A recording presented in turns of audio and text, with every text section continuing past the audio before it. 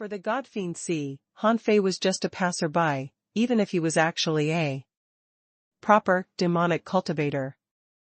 However, in this world, the so-called demonic path was actually just a different path. In essence, it was no different from those super forces.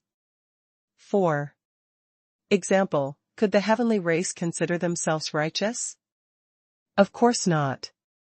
Many things they did might be even worse than the demonic cultivators. After leaving the God-fiend sea, Han Fei didn't choose to leave immediately. Because he didn't know if anyone was ambushing him in the infinite mining area. He had so many trump cards, so he shouldn't waste them in the infinite mining area. Although he knew that the source of the chase was the divine beasts, with his current strength and capital, he was not qualified to directly challenge the divine beasts. He would return to the infinite mining area soon, but definitely not now. Han Fei ignored Lu Qianxi. In the past 6 months in the God-fiend sea, he had basically never left his hand because Lu Qianxi had no ability to stay in the God-fiend sea alone. Otherwise, he would have been mutated. At this moment, after the seal was lifted, Lu Qianxi could finally speak. Then he looked at Han Fei in shock. Aren't you a god? Han Fei said, shit. If I were a god, would I accept you? There are countless strong masters following me every day, trying to follow me. Although Lu Qianxi hadn't spoken in the past 6 months, he was not unconscious. He had actually seen what he should see. This was the first time in his life that he had seen so many strong masters. He had even seen a real god. At this moment, Lu Qianxi seemed to understand why Han Fei had encountered so many pursuers along the way. It was probably related to the god hidden in Han Fei's body. Lu Qianxi asked, then are we still going back to the infinite mining area? Han Fei thought for a moment. I won't go back for the time being. Wait here. I'll go to my origin star first. Lu Qianxi nodded. Okay. At this moment, Han Fei was not afraid that Lu Qianxi would run away, and Lu Qianxi did not dare to run either, not just because of the contract. This was because Lu Qianxi knew that Han Fei had a functional godly weapon that could point to directions, and he also knew that Han Fei could now completely kill him independently. More importantly, he knew too many secrets of Han Fei. If he dared to run at this time, he would definitely be found and ruthlessly killed. Buzz. When Han Fei's figure appeared in his origin star, his eyelids twitched and he gaped in shock. Is this my origin star? Yes, Han Fei was dumbfounded. Countless towering trees appeared on his natal star, and clusters of spiritual fruits could be seen everywhere in the ground. The immortal qi, chaotic qi, and spiritual energy here were unbelievably rich. Furthermore, the energy here was richer than any paradise or cultivation holy land he had seen so far. Han Fei glanced at the ground under his feet. This was no longer the ordinary land of the past. At this moment, there wasn't even mystic yellow soil on his origin star. It was all chaotic spiritual soil. Huh? Han Fei was dumbfounded. He couldn't even cover this place with the mystic yellow soil, let alone the chaotic spiritual soil. He couldn't help but recall that the demon god gave him an opportunity. During the 3 years when he condensed the Tao locks, his origin star seemed to have been reigning. Could it be because of that? That's not right. Han Fei suddenly remembered that the rain shouldn't strengthen his origin star into this. However, the universe vast soil that Li Tiangong gave him definitely played a decisive role. It was said that it could directly increase the strength of his origin star, by 1 level. When he read the information about the universe's vast soil, although he was shocked, he didn't expect it to be so effective. This was the first time Han Fei had returned to his origin star in years. He looked at the chaotic spiritual soil under his feet and the spiritual fruits and towering trees everywhere. At the orchard he had opened earlier, Han Fei saw Wang Lanlan, Wang Xiaojiu, and the others. However, these guys were not secretly eating, but sitting cross-legged and cultivating. The reason was that the emperor sparrow was standing on the branch of a fruit tree, making these guys like primary school students, not daring to move at all. Apart from cultivating, they didn't dare to do anything else. At this moment, the emperor sparrow glanced in Han Fei's direction. Is it over? Since Han Fei could enter the intrinsic star, the emperor sparrow knew that Han Fei should be safe for now. Han Fei asked, "Well, are you cultivating?" The emperor sparrow nodded. "Your origin star has changed too much in the past few years. It's not good to improve so quickly, so I asked them to work hard to devour the resources in your origin star and cultivate. So far, the effect is not bad." No wonder. No wonder he hadn't completely felt that the first Tao lock was about to explode. It turned out that these guys were helping him digest it. Han Fei was quite happy with it. Sometimes, it was not a good thing to gain too many opportunities. Han Fei said, "Continue to cultivate." At this moment, Han Fei looked at Little Black and Little White. They were swimming in the lake of spiritual energy in the form of a yin-yang pattern. But they hadn't woken up for the time being. It seemed that their last slumber wasn't over yet. However, judging from the flickering light on their bodies, now and then, it was obvious that they were about to wake up. Han Fei strode to the place where Wang Xiaojiu and the others were cultivating. Then, Han Fei said, "Wang Xiaojiu and Huang Ergu, come out with me." Hearing this, Wang Xiaojiu's eyes immediately lit up, and tears almost fell. Hearing this, Wang Lanlan quickly winked at Han Fei, and Han Fei snorted coldly. "You haven't condensed 4 Tao locks even though you've been here for almost 400 years and have plenty of resources?" With that, Han Fei looked at the king sparrow. "When did she condense the 3rd Tao lock?" The emperor sparrow said indifferently, 1 year after she started to cultivate here. Han Fei immediately sneered. "I knew it." Immediately, Han Fei snapped, "Wang Lanlan, you can't stop cultivating until you condense your 5th Tao lock." Wang Lanlan.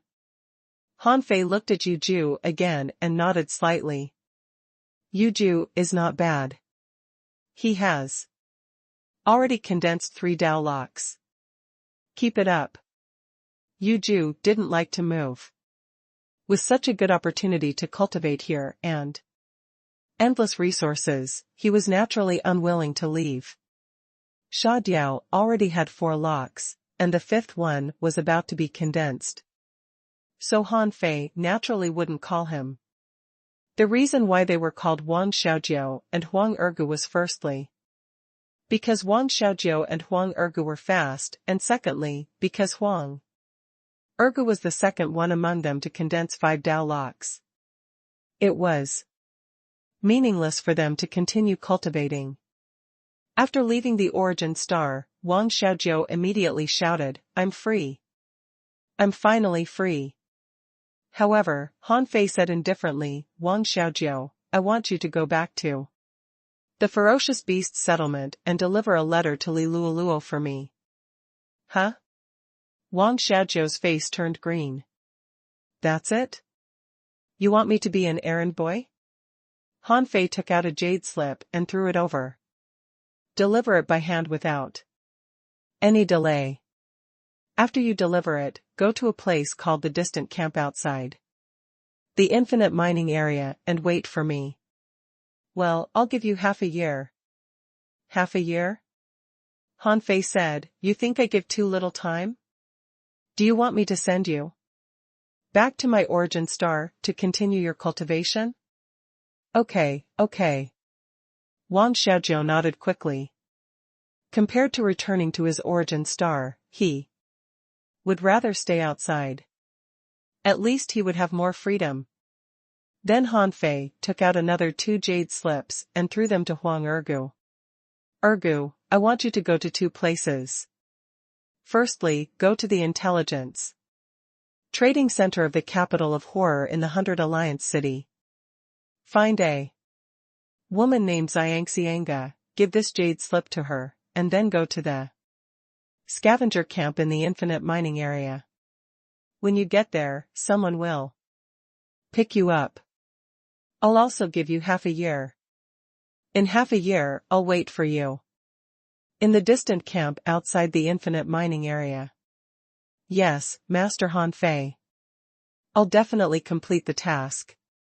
Only a month after Wang Xiaojiao and the others left, Han Fei was walking along the edge of the God-Fiend Sea to the periphery of the infinite mining area. Suddenly, a voice appeared in his mind. Little junior brother, today is the time for the gathering of the Void Temple. Feng Yu has proved Dao. Is it convenient for you to participate now? Han Fei's heart stirred. He had been waiting for this day for a long time. Han Fei quickly responded, yes, I'll be there right away, eldest senior brother. Even if it was inconvenient, he had to create an opportunity. It was said that eldest senior brother was going to give them gifts this time. After a while, when the bronze door of the Void Temple appeared, Han Fei pushed it open and entered without hesitation. Han Fei thought that he had come fast enough, but when he came in, he heard Feng Yu chattering. I didn't know that I would feel so powerful as a monarch. 5th senior brother, you said before that when I became a monarch, you would specially forge a godly weapon for me. I remember that. 5th senior brother smiled and said, of course. In fact, I've already prepared for it. Otherwise, what do you think I've been doing these past few years? Thank you, 5th senior brother. Han Fei happened to see this scene when he came in. When Feng Yu saw Han Fei, she immediately waved her little hand and said, little junior brother, I've already proved Dao. Let me tell you, proving Dao is too dangerous. If it weren't for the flame of life you gave me last time, I almost couldn't make it. Han Fei hurriedly said, congratulations, senior sister, but how could your family lack the resources for you to prove Dao? Feng Yu said, this has nothing to do with the amount of resources. It depends on compatibility. Hey, let me tell you, from the perfected star transformation realm to the Dao proving realm, your strength has at least 3 times the growth space. Furthermore, the level of the soul and power has changed, and you'll be more and more resonant with the world. Blah, blah. Han Fei chuckled and said, just a 3-time increase in strength? Feng Yu, I'm talking about ordinary people. Based on my growth, my strength has increased by 5 times. But this is because I haven't completely consolidated my realm. When I completely consolidate my realm, my strength will be 30% stronger than now. Han Fei couldn't help but ask in surprise, can you become so much stronger? Feng Yu said, that's me. Other people don't have such a great increase. According to my past experience, when a perfected star transformation realm cultivator reaches the Dao proving realm, their strength usually increases by 3 times, or at most 4 times. I'm an exception because I'm talented. Of course, how much one's strength can increase depends on his bloodline, Dao. Bones, flesh, and soul. Han Fei calculated in his heart. Feng Yu hadn't taken the Dao of extreme balance, so even if Feng Yu's strength was the same as his, when she reached the perfected star transformation realm, her basic strength and soul were only 300,000, and it was almost impossible for her to exceed the limit of 300,000. Increasing by 5 times was naturally a one-time thing. It was an intrinsic increase after crossing a major realm. 5 times meant 1.5 million. This growth could only be described as terrifying. If she completely stabilized her realm and her strength increased by another 30%, it would be a terrifying combat power close to 2 million. This was no longer the combat power of ordinary Dao provers. Even people who had proved Dao for thousands of years or even hundreds of thousands of years might not be stronger than Feng Yu. However, he was different from Feng Yu. After embarking on the Dao of extreme balance, his basic strength and soul were 600,000. The power expansion brought by the Dao locks was meaningless for Dao proving and wouldn't be counted. Even if his strength only increased by 3 times after proving Dao, he would still have 1.8 million points of strength. If he could steadily grow after stabilizing his realm, it would be easy for him to exceed 2 million points. At that time, in addition to a huge increase in basic combat power, the level of his bloodline, the strength of his soul, and the hardness of his body would all increase by another level. Coupled with his control of laws, not to mention there was an insurmountable gap with sky openers, even with ordinary Dao provers, there would be an insurmountable gap. At this time, Lei Heng and senior sister Dark Shadow arrived. When the two of them saw Feng Yu, they said, "Congratulations, junior sister." Feng Yu bowed to the two of them happily. "Greetings, senior sister Dark Shadow and senior brother Lei Heng." At this moment, senior sister Dark Shadow said, Eldest senior brother informed us, but why hasn't he arrived yet?" Han Fei also realized that this was the first time he had encountered such a situation. Just now, he was so focused on listening to Feng Yu that he forgot about it. Swish! Senior brother 6 God arrived, along with senior sister Red Lotus and senior sister Green Lotus. Before Han Fei and the others greeted them, eldest senior brother, senior sister Shenlu, senior brother Undead, and senior brother Azure Dragon appeared almost at the same time. As soon as the eldest senior brother arrived, everyone stopped exchanging pleasantries and bowed to him. "Greetings, eldest senior brother." Eldest senior brother grunted and then said, "Congratulations, Feng Yu." Feng Yu bowed and replied, "Thank you, eldest senior brother." The eldest senior brother said, casually, "Now that everyone is here, let's start the preaching." Sure enough, proving Dao was not a big deal for eldest senior brother. Preaching was still first. Celebrations could only be ranked after preaching. Han Fei and the others took their places one after another. The eldest senior brother remained as still as a mountain, and his voice was like a mystic voice from the 9 heavens, refreshing. The Dao fuses with the heavens, and the Dao evolves into myriad techniques. When the eldest senior brother spoke, Han Fei's heart trembled. He seemed to see all his great Daos. These great Daos runes were circulating, one by one, displaying their power. However, under the power of these great Daos, Han Fei clearly felt some special great Dao changes. For example, he felt the genesis of the world and the separation of yin and yang. He felt the heat of light and the coldness of darkness. He felt the power to shake the world and the growth of all things. He felt the vicissitudes of time, the rise and fall of all things, and the destruction of the endless sky. At that moment, Han Fei seemed to see more clever uses of his various great Daos, but he didn't completely understand these clever uses. However, he saw more changes in the great Tao power. Han Fei seemed to perceive that this might be a manifestation of the law. Although this manifestation wasn't very obvious. Soon, these insights disappeared. When Han Fei opened his eyes again, the preaching was over.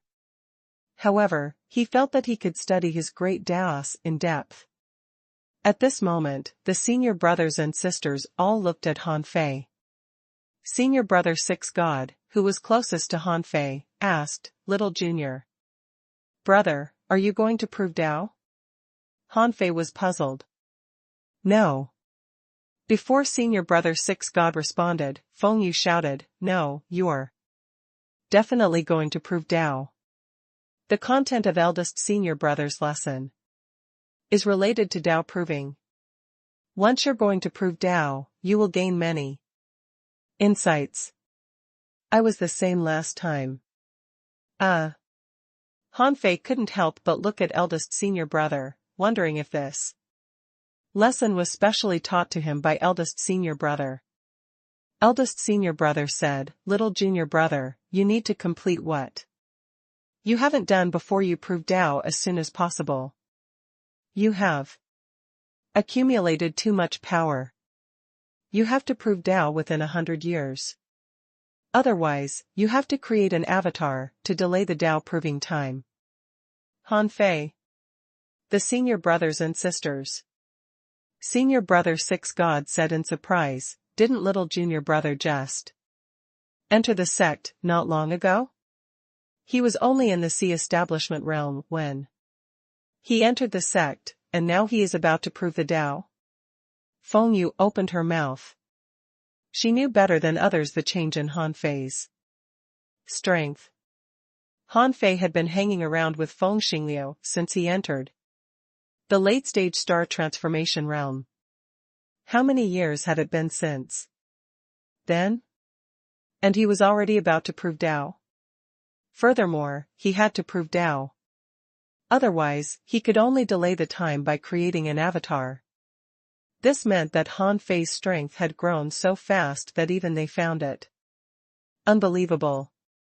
Fifth senior brother couldn't help but say, "Well, it seems that I'm going to be busy again. Junior brother, shall I build a weapon for you later?" Han Fei thought for a moment and said, "Thank you, fifth senior brother. However, even I didn't expect myself to prove Tao in 100 years. Senior sister Shunlu said, "Little junior brother, eldest senior brother. Can't be wrong, so if there's anything unfinished, you need to complete it as soon as possible. If these things are difficult, you can use the mark of the Void Temple." Han Fei smiled bitterly. "Thank you for your concern, senior sister Shunlu. I'll try my best to take care of these matters within 100 years. If I really have to use the necessary means, I won't hesitate." Senior brother Azure Dragon nodded. "Yes. Little junior brother, remember that the spring of life of the heavenly race is very useful at critical moments." Han Fei said, "Thank you for your reminder, senior brother Azure Dragon." Senior sister Green Lotus and senior sister Red Lotus said, "Alas, little junior brother will definitely know what to do. It won't be too late to ask at the next gathering. Today, since Feng Yu has proved Tao, we sisters have prepared some spiritual fruits for everyone. We dug them out of the chaotic river." Senior sister Dark Shadow said coldly, "I'm curious." Feng Yu asked, "What fruits are they, senior sister Green Lotus and senior sister Red Lotus?" "I heard about the chaotic river from books. Is it fun over there?" Are there treasures everywhere? Senior sister Red Lotus giggled. Feng Yu, the chaotic river is not a fun place. Where there is opportunity, there is danger. When you reach the carefree level, I can consider bringing you there to play. Lei Heng asked, so, senior sisters, what fruit did you get? Han Fei was also looking forward to it. He had come to get some fruits, but he didn't expect that he would get some fruits after listening to his exclusive lesson. Senior sister Green Lotus waved her hand, and 9 spiritual fruits flew towards Han Fei through the air. Yes, although senior sister Green Lotus's strength couldn't keep up with that of eldest senior brother or senior sister Shenlu, she could still share the spiritual fruits with them. Han Fei thought to himself, I'm afraid it's throwing a brick to attract jade. In the next moment, a small green and red grape-like fruit appeared in front of Han Fei. Information popped up in Han Fei's eyes. Name, Divine Blood Bodhi. Introduction, the blood of gods is scattered in the chaos. Because of the long-time enhancement of the power of chaos, it gave birth to the divine blood Bodhi. There is an extremely low probability that the divine blood Bodhi can illuminate one's original divine path. After swallowing it, it will have a trace of the will of a god and can withstand a basic divine tribulation. The divine blood Bodhi can also give birth to infinite vitality and extend the life of a monarch by 100,000 years. It can also strengthen the bloodline and increase the power of the soul. Level, chaotic spiritual treasure. Quality ordinary. Chaotic Qi contained 526,384 points. Effect, it can illuminate one's original divine path and help him learn the will of the gods. It can also extend life and strengthen bloodline and soul. Oh my God! A chaotic spiritual treasure. As expected of his dear senior sister. Senior sister Green Lotus said, little junior brother, you'd better not eat this fruit for the time being.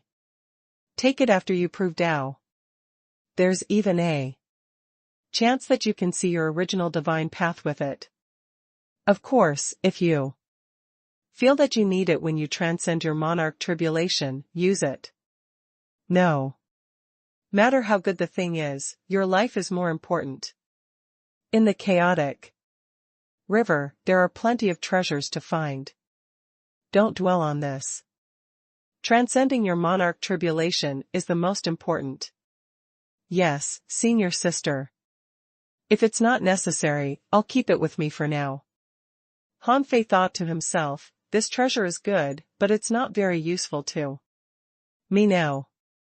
Illuminate my original divine path? Feng Yu and the others voiced their doubts, and in the next moment, Senior Sister Shenlu explained, this fruit is called the divine blood Bodhi. It's a spiritual fruit born from the blood of a god. There's a certain chance that it can illuminate one's original divine path. Green Lotus and Red Lotus took out 9 at once. If I remember correctly, there can't be a cluster of 9 divine blood Bodhi. It seems that you found at least 3 pools of divine blood? Hee hee. Senior sister Red Lotus smiled and said, alas, senior sister Shenlu, it's not a big deal. No matter how many pools of divine blood there are, they're all one-time gains. But eldest senior brother, I heard that you're going to lose a fortune this time. The eldest senior brother smiled. Lose a fortune? The eldest senior brother looked at senior sister Shenlu with a smile, and Shenlu turned her head away. Alas! Don't look at me. As the eldest senior brother, of course you have to take out good things. Only when your junior brothers and junior sisters become stronger can they help you in the future. The eldest senior brother's voice was still gentle, but he said, "Fine, thank you." Seeing this scene, everyone thought to themselves, so eldest senior brother doesn't know that he is going to give them gifts? However, this made everyone realize that senior sister Shenlu could actually make decisions for the eldest senior brother, as expected of the second-ranked senior sister in the Void Temple. From what she said, it seemed that eldest senior brother had something good in his hands. If this thing was good for eldest senior brother and senior sister Shenlu, it must be superb for them. After a pause, the eldest senior brother still said in a gentle voice, "Junior brothers and sisters, I've refined some divine tribulations before, so I'll give each of you one. But you have to know that all external treasures are actually not a manifestation of your strength. You can't have too many treasures, or you will lose your ambition to advance in crises." The so-called divine tribulation was a mark. The mark passed through the void and landed in the palm of its owner. In the end, a mysterious dark red lightning pattern appeared on the palm.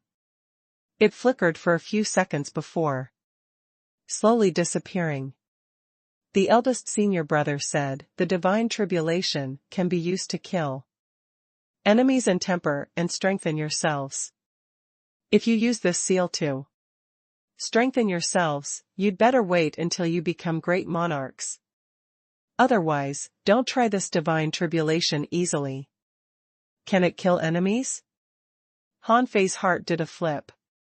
This was the divine tribulation that a great monarch had to transcend when he fused with the heavenly Tao. How many people could withstand the power of that tribulation? From what the eldest senior brother said, even the disciples of the Void Temple couldn't easily temper themselves with the divine tribulation if they weren't great monarchs. Then, wouldn't the power of this tribulation be able to shake a great monarch? At this moment, only senior sister Shenlu said, "The divine tribulation isn't as simple as a heavenly tribulation. In this tribulation, it contains the essence of the fusion of 10,000 techniques. It can temper the body, the soul, the law, and the Tao heart. It has infinite uses. I sense that the sea realm might be in chaos soon. At that time, the three temples might reappear. In this chaotic world, senior brothers and senior sisters can't help you much. Most of it will be up to you to deal with. However, at that time, don't disgrace the reputation of our Void Temple." Everybody was shocked. Senior brother 6 God added, "So my guess is correct. Is the sea realm going to be in chaos?" Feng Yu asked, curiously, "Why is the sea realm in chaos? Isn't it peaceful now?" Senior brother 6 God said, "The West Wilderness is in turmoil, the East Wilderness is at war, the South Wilderness is contending for power, and the North Wilderness has recovered its strength. It's said that there seems to be some secret in the Central Sea divine realm. This is indeed a sign of chaotic times." Lei Hing said, "Well, interesting. That's great. I can go to the Star Sea later." Senior brother 6 God, "After this matter is over, shouldn't you get out of there?" "I'll come to you then." Senior brother 6 God said, "Yes. Wait, let's wait until the chaotic situation begins." Han Fei was dumbfounded. Eldest senior brother's gift had been gained, and it should be time for everyone to exchange information. Speaking of the turmoil in the sea realm, Han Fei thought for a moment and said, "There might be a group of demons appearing in the East Sea divine realm. At that time, a large number of immortal level or even great monarch level powerhouses might appear." "Oh?" For a moment, everyone couldn't help but look at Han Fei. Han Fei said, "The demon god in the East Sea divine realm I mentioned last time is not dead. And he may return soon." "Huh?" Senior Sister Red Lotus said, "He's really not dead? Then is he a god?" Han Fei nodded. "Yes." Senior Sister Dark Shadow said, "In that case, this should be the first god reappearing in the sea realm." Fifth Senior Brother laughed and said, "Little Junior Brother, did you really find this guy? You're really bold. You even dare to find a god." "TSK, tisk." Han Fei said, "Fifth Senior Brother, you provided accurate information, so I went to look for opportunities." Everyone couldn't help but think of the warning that their eldest senior brother had given Han Fei. He had to prove Tao within 100 years. It seemed that Han Fei had gained a lot of opportunities this time. Han Fei wanted to see the senior brothers and senior sisters' attitude towards the demon god, but their reaction was calm. Even when he mentioned that a god was about to reappear, they didn't react much as if they had expected it. Han Fei thought to himself, "It seems that my understanding of the sea realm is still not enough. Or is it true that, as the god of war said, not all the gods have disappeared, but some of them, like the demon god, are actually just dormant?" The gathering of the Void Temple ended and they returned to reality. Han Fei stood still and pondered for a while. So far, he had done everything he could. In terms of strength, he already had 5 Dao locks. The Emperor Sparrow also had 5 Dao locks, and Little Black and Little White were coming soon. He had gotten a lot of treasures, and his karma with old Yuan was almost over. In the infinite mining area, Zhang Beihai was already under his control, and the city of origin was no longer a threat. He had consumed a large number of strong masters from these 2 cities during the northern expedition. These powerhouses were even stronger than the power they had shown in the chaotic wasteland. After all, in the chaotic wasteland, on the surface, there were only a few perfected star transformation realm cultivators. Half a year later, in the hero tavern of the distant camp, Qin Xiong, the owner of the camp, was mixing liquor casually. It was crowded in the tavern. Someone said, "Hey, have you heard of it? It's said that a carefree realm powerhouse of the Central Sea Divine Realm's Fist sect died on the way to hunt down the human butcher." Someone sighed. "Really? Is your information accurate? Didn't they say that only Dao-proving level powerhouses died?" The man said, "So our distant camp is a bit far from the 8 camps.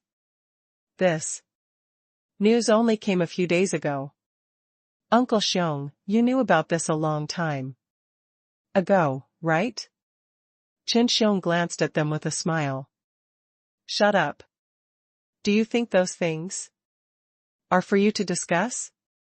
Don't blame me for not reminding you. Don't ask around. Many forces in the infinite mining area are very wary of this matter." The man laughed. "That's for sure. We'll just talk about it in the hero tavern. Who would ask around? It has nothing to do with us." Amidst the laughter, Qin Xiong lowered his head with a hint of helplessness in his eyes. He didn't expect that the young man would be so powerful. He had thought that the other party was a strong heavenly talent and it was fine to destroy the Black Wind pirates. There were many people who could do this. However, only after several years, there were more and more shocking rumors about the young man. At this moment, he thought that he must not let others know that he had made a deal with this person. Fortunately, when the Black Wind pirates were destroyed, this person didn't call himself the Human Emperor, let alone the 7-kill army. But even so, he didn't dare to be negligent. Because more than a month ago, there were 2 more people here, 2 extremely powerful existences. These 2 people would sit in a strange manner, and their behavior was occasionally abnormal. This confirmed to Qin Xiong that these 2 were not ordinary sea demons. After a sea demon transformed into a human, they would learn the behavior of humanoid creatures to better adapt to such a living state. However, these 2 people were very unfamiliar with this. Besides, Qin Xiong often saw that these 2 people would accidentally show their furry tails and wag them. Qin Xiong, who had seen a lot of things, was very sure that they were not sea demons at all, but divine beasts or ferocious beasts. It was not impossible for divine beasts and ferocious beasts to appear in the outer camp of the infinite mining area, but they were very rare. These 2 people had been eating and drinking here for a month. Occasionally, one of them would often ask about the human butcher, but he was not very willing to pay. This made Qin Xiong vigilant. He had been on tenterhooks for a month, fearing that the 2 would find out that he had been in contact with human butcher. Creak. The door of the Hero Tavern was pushed open and a young man walked in, looking like an ordinary customer. However, the moment Qin Xiong saw this person, his pupils were constricted and his heart stopped beating for a moment. Seeing the young man walking towards him, Qin Xiong was speechless, but he didn't dare to show it. After the young man sat opposite him, he pushed the wine he had just mixed over. "Old Chen, long time no see." Qin Xiong said, "It's been a long time. You're like the sun in the sky now. Why are you here? You have to know that the information about you is very valuable now." Gulp. Ah. Han Fei picked up the glass of wine and drank it in one gulp. Then, he said indifferently, "There are some things that started here, so they have to end here." Qin Xiong couldn't have felt more awful. Did Han Fei mean that he was going to destroy the distant camp? Qin Xiong knew that Han Fei had this ability. The puppet army of Puppet City could easily crush the distant camp. However, Han Fei put down the wine cup and chuckled. "Old Chen, it's never safe near the Godfiend Sea. It's time to move to your distant camp." Snap. Putting down the wine cup, Han Fei got up and was about to leave. Qin Xiong was taken aback for a moment, but then he suddenly thought of something. It seemed that Han Fei had searched for information about the Godfiend Sea when he was here. What did Han Fei mean by that? Wait a minute. Qin Xiong hurriedly called out. Han Fei looked back, only to hear Qin Xiong transmitting a message to him, "Be careful. 2 people seem to be following you." Han Fei smiled and left without looking back. The 2 people Qin Xiong mentioned were Wang Xiaojiu and Huang Ergu. They had planned to get up after Han Fei came in, but Han Fei went to talk to the tavern owner. Now that Han Fei was gone, they certainly had to follow him. However, this scene surprised many people in the tavern. Those who could survive in the infinite mining area were not stupid. These 2 strangers had been here for a month. How could they not attract the attention of some people? At this moment, the 2 of them left following a stranger, one on the left and one on the right, which surprised them. As soon as Han Fei and the others left the camp, someone asked, "Old Chen. Uncle Xiong, who is this? Why is he so mysterious?" Qin Xiong, "Oh. I don't know. Don't you know the rules of the island? Don't ask what you shouldn't ask." After making these people give up the idea of getting information from him, Qin Xiong carefully considered what Han Fei told him. In fact, he didn't have to talk to him. They were just passers-by to each other. However, he didn't think Han Fei was teasing him by saying that. Was there any point in teasing him?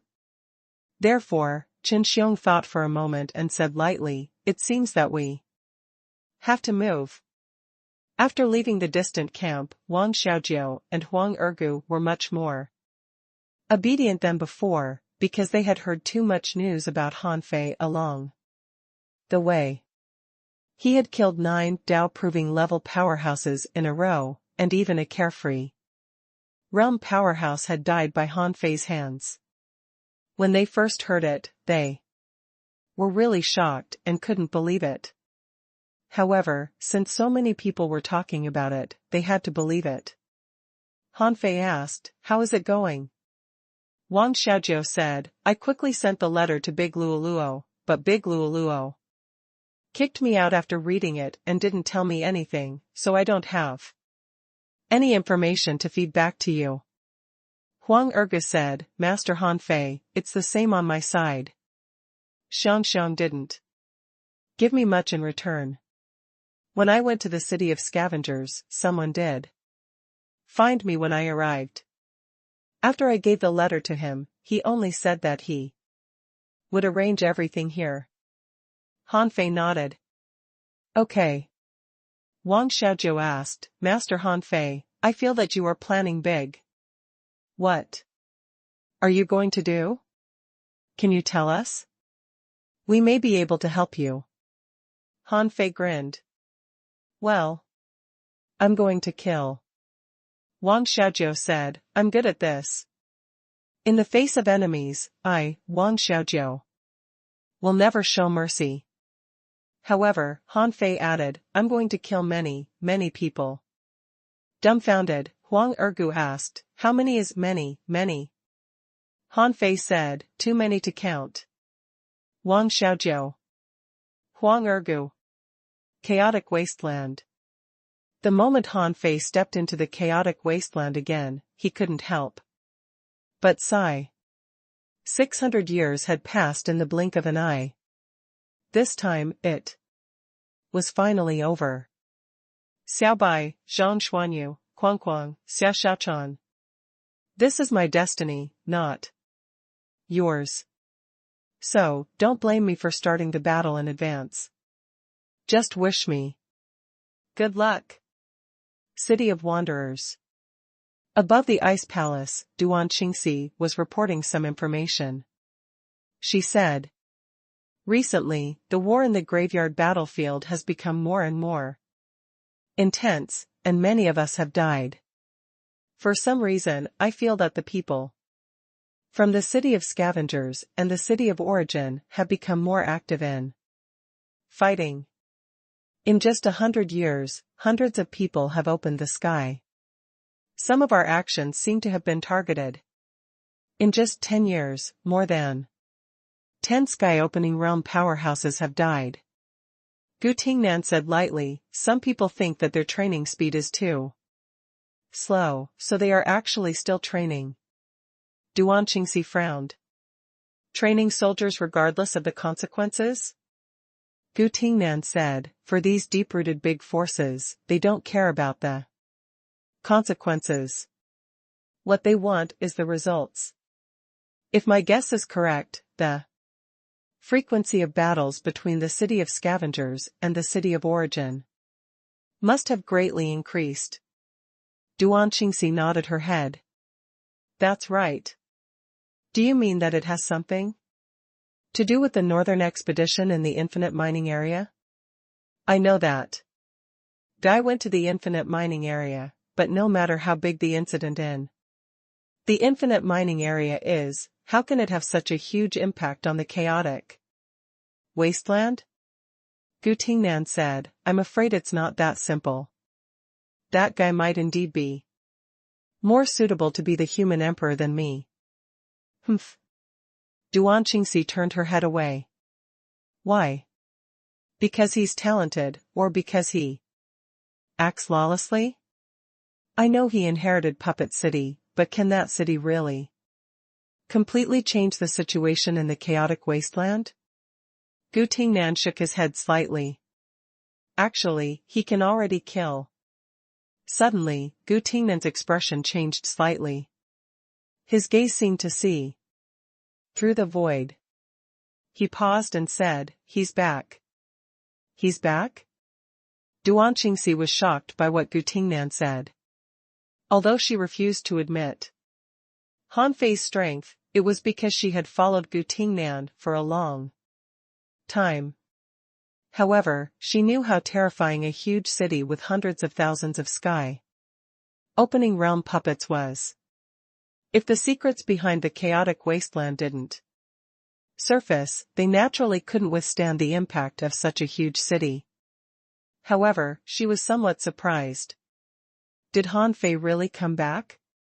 He didn't even know the secrets behind the chaotic wasteland. Gu Tingnan's leisure voice seemed to penetrate the endless sky.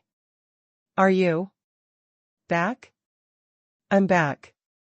In the next moment, someone stepped tens of thousands of kilometers away and quietly appeared outside the ice palace, avoiding the perception of almost everyone, including Duan Qingxi. Huh? Duan Qingxi's face changed greatly, because she found that she could no longer see through Han Fei's strength.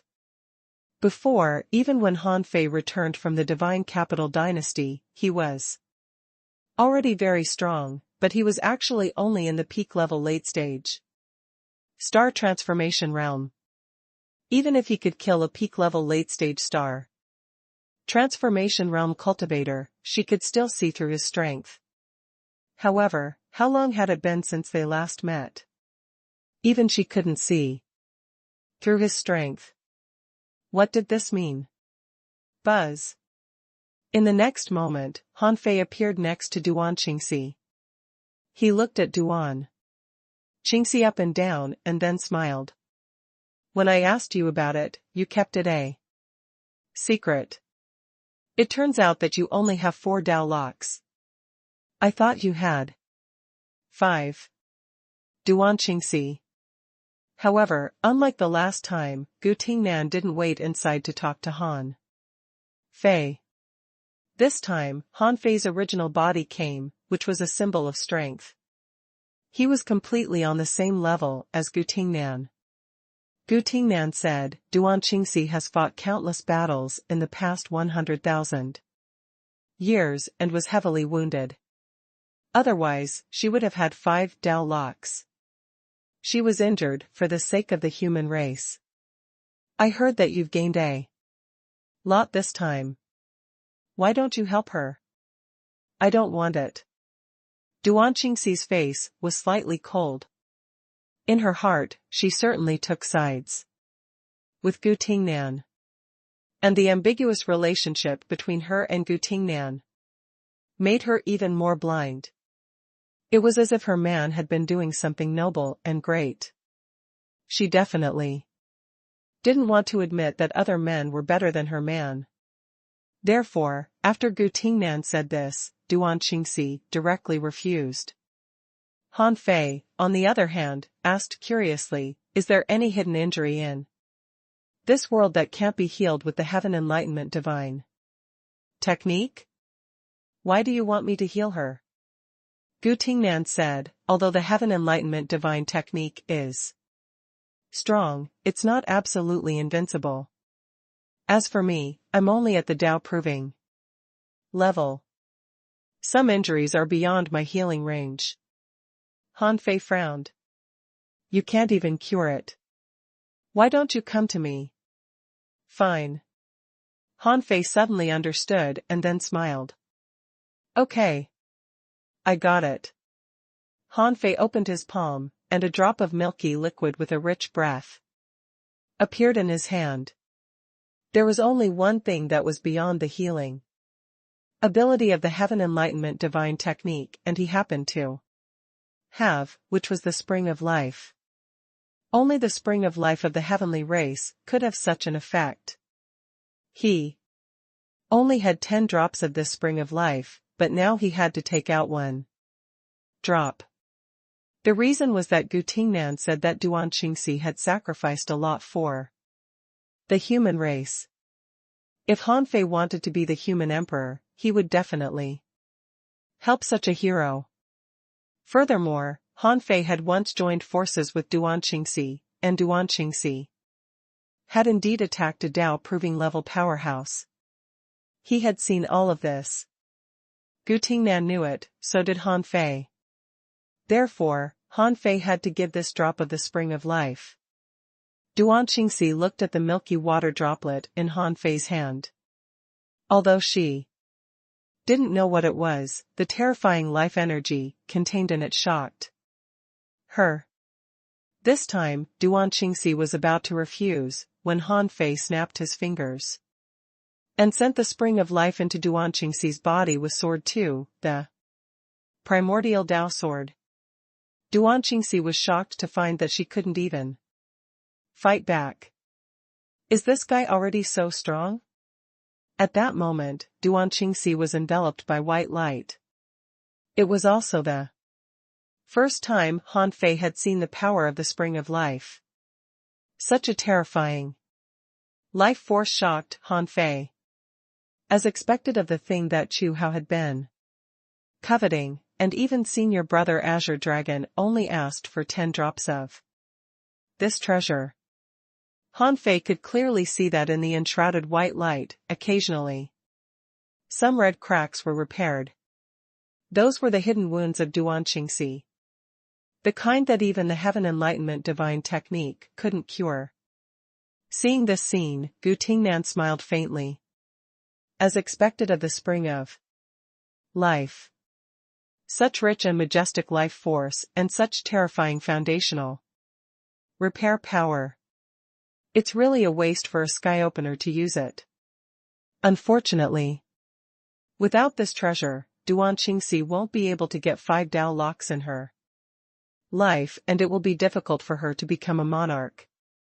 Han Fei said, she doesn't have to have 5 Dao locks to prove Dao. Gu Tingnan raised his hand and made an inviting gesture as he said, that's true, but a heavy injury to her foundation will definitely affect her Dao. Proving. Ignoring Duan Qingxi, who was recovering, the two of them came into the room and sat opposite each other. Gu Tingnan glanced at the rod in Han Fei's hand and said, he wants to listen. Too? Well, it's fine. Han Fei loosened his hand and nodded slightly. Lu Qianxi turned into a humanoid tree and stood behind Han Fei. As a Dao-proving level cultivator, she was not interested in Gu Tingnan, but Han Fei asked him to pretend to be a stick along the way. Gu Tingnan looked at Lu Qianxi up and down and then said, ask away. Even if it's for the sake of this favor, I will answer all your questions this time. Han Fei didn't ask directly.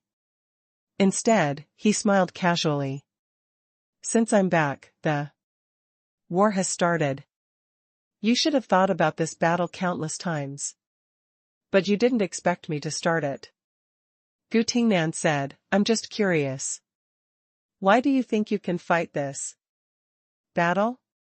Han Fei said, I'll have to ask you some questions before I know if I can fight this battle.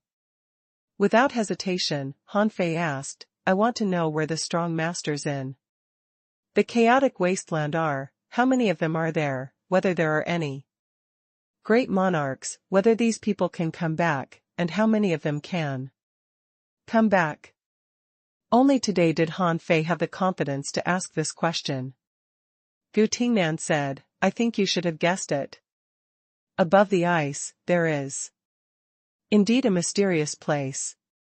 It's not easy to go to that place, nor is it easy to return. The condition to go there is that one has to at least enter the star transformation realm before there's a 30% chance of getting there.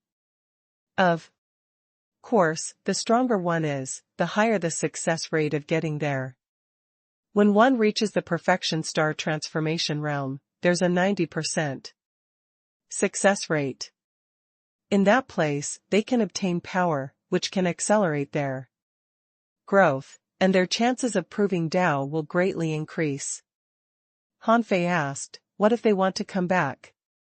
Gu Tingnan said, it's not easy to come back.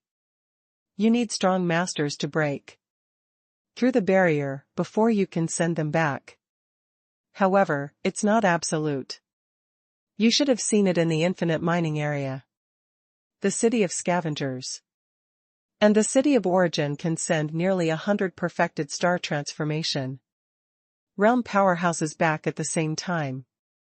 This means that the strong masters there are strong enough to break through the barrier. One of the reasons why our city of wanderers can survive here is that they need a force to train their soldiers. Han Fei said, that's not all, is it? There must be a strong master behind the city of wanderers, right? This person must exist, but I don't know how strong he is. I guess you must have pledged allegiance to that person. Otherwise, the city of scavengers and the city of origin can also train each other's soldiers. There's no need for the city of wanderers to appear and create a tripartite situation. Gu Tingnan smiled. Yes, this person does exist. The city of wanderers exists. Because in the place above the ice, it's also a tripartite situation.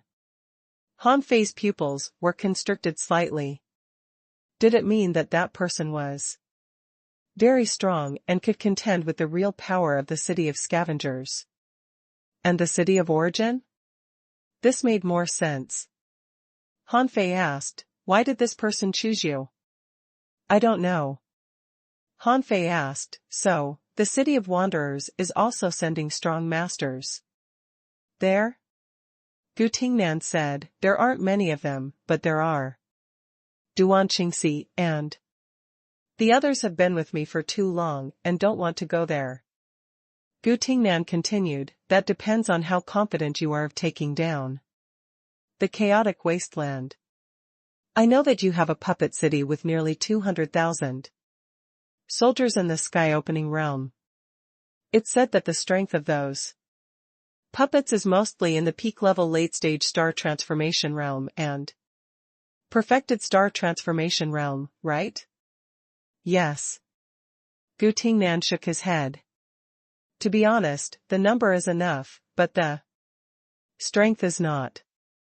Han Fei frowned. So I need to know the level of strength over there.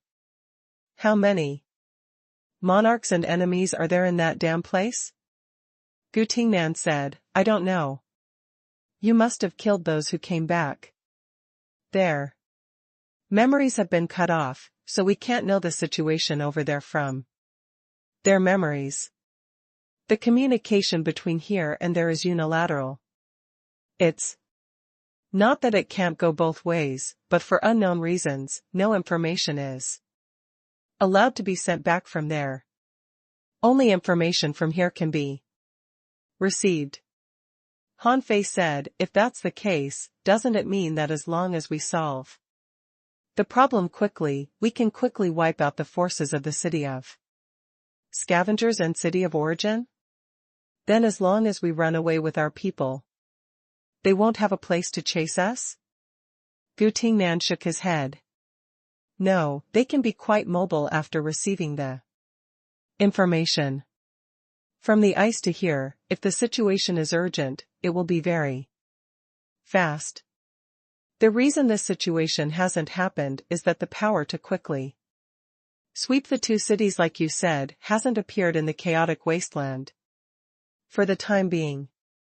If they know of your existence now, a war will immediately break out in the chaotic wasteland, and the destruction of the city of wanderers will almost be inevitable. This is because they won't allow such a power to exist. Han Fei asked, so, you don't know what kind of power the other party has? Gu Tingnan said, no, but I have some guesses.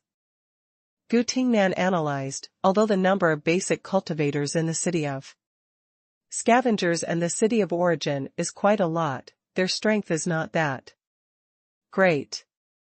Otherwise, even if they develop some primitive graveyard battlefields, our city of wanderers won't be able to cope with them. In the past 100,000 years, I've been secretly investigating the birth rate of their powerhouses. On average, about 5,000 sea establishers are born every 100 years. 80% of them won't appear on the surface, according to the probability of death after various trials. The success rate of Tao proving is between 30% and 40%. The success rate of going to the place above the ice is between 30% and 40%. The survival rate of sky openers is 80%. In the end, I came up with a number. In the past 100,000 years, at least 350,000 sky-opening realm powerhouses have gone to the place above the ice. 350,000? Hanfei couldn't help but be shocked. Are you kidding me? This was much more than he had expected. According to this estimation, his previous estimation was a complete joke. Gu Tingnan continued, even above the ice, there will be some special training, and some people will die, but there are super strong masters there. So the survival rate will definitely be greatly improved. Therefore, I predict that in the city of scavengers in the past 100,000 years, at least 280,000 to 320,000 sky-opening realm powerhouses are still alive. Hanfei asked, is your estimation accurate? Gu Tingnan said, I'm not sure, but it should be about the same. Otherwise, wouldn't I have wasted these 100,000 years for nothing? Hanfei frowned. If there are so many strong masters in a city of scavengers, what about the city of origin? Gu Tingnan said, the city of origin may have more hidden strong masters than the city of scavengers. Hanfei was speechless. In the 100,000-year grand competition of the divine capital dynasty, only 800,000 people at the sky-opening realm participated. Gu Tingnan said, but those who can go to the 100,000-year competition are already very powerful among the sky-opening realm powerhouses. If all the sky-opening realm powerhouses in the entire East Sea Divine Realm go to the divine capital dynasty, the number will increase by more than 10 times. So, do you think you can still fight now? Hanfei's heart was heavy. If 1,000,000 sky-opening realm powerhouses appeared at once, even if he had an army of 200,000 puppets, he might not be able to withstand them. Hanfei suddenly thought of something and asked, isn't it said that one needs at least the strength of the star transformation realm to go to the top of the ice? Then where did the people who haven't entered the star transformation realm go? These people have to go somewhere, right? Gu Tingnan nodded. Of course. On the ice, on the way to the mysterious place, there is a transit zone. It's not that cold, and it's an extremely resourceful place that's very suitable for cultivation. Before Hanfei asked, Gu Tingnan continued, I once wanted to enter that place to take a look, but outsiders are forbidden from entering it. Once you enter it's impossible for you to return unless a strong master opens a channel after you reach that mysterious place and sends you back. There is a reason that the chaotic wasteland can be listed as a forbidden area in the East Sea Divine Realm. But the power there has never been revealed to the outside world. If you want to sweep through the chaotic wasteland, you don't have to worry about the cultivators who are still in the transit zone, but how many people have reached that mysterious place? I haven't been able to estimate this number. It might be 100,000, 150,000, but it shouldn't exceed 200,000. After all, it's not easy for sky openers to enter the star transformation realm. Unfortunately, without an accurate number, everything is unknown. Hanfei was slightly relieved. It was good that it was not 300,000 strong. Masters. Otherwise, this battle would be really difficult to fight. However, even if the other party only came back with 100,000 and 150,000 soldiers, it wouldn't be easy to fight this battle. This was only the basic military strength and didn't include the strong masters. Among the hundreds of thousands of sky openers, how many had proved Dao? How many were at the carefree level? How many were at the immortal level? Did the other party have any great monarch realm masters? But Hanfei was still solemn. 100,000 years ago, the city of scavengers and the city of origin were already like this, right? Gu Tingnan nodded. That's right. However, the Age of Doom was only 130,000 years ago when the city of scavengers was founded. Therefore, even if they had already sent talents to that place in advance, the number wouldn't be much. However, it's hard to say about the city of origin. The city of origin is the local power of the chaotic wastelands. It was here before the Age of Doom, so it's impossible to know their true strength. Hanfei said, so, if I attack the city of scavengers, I can still fight, but I can't take down the city of scavengers and the city of origin at the same time. Gu Tingnan said, if the city of scavengers is really destroyed, the city of origin won't sit by and do nothing. But in the early stages, they will most likely sit by and watch the tigers fight. You have a puppet army, so your combat power might not be inferior to the city of scavengers. But the problem is that you can't be sure how many monarchs there are in the city of scavengers. Besides, you can't predict the attitude of the city of origin after the war starts. Click, click, click. Hanfei's fingers gently tapped the ice table, his heart full of complicated thoughts. He had thought that the trouble he caused in the infinite mining area, killing nearly 100 perfected star transformation realm powerhouses of the city of scavengers and the city of origin, would be enough to hurt these two powers. But from the looks of it, it might be insignificant to them. Even the city of scavengers and the city of origin might not be taken seriously by the existence above the ice in terms of combat power.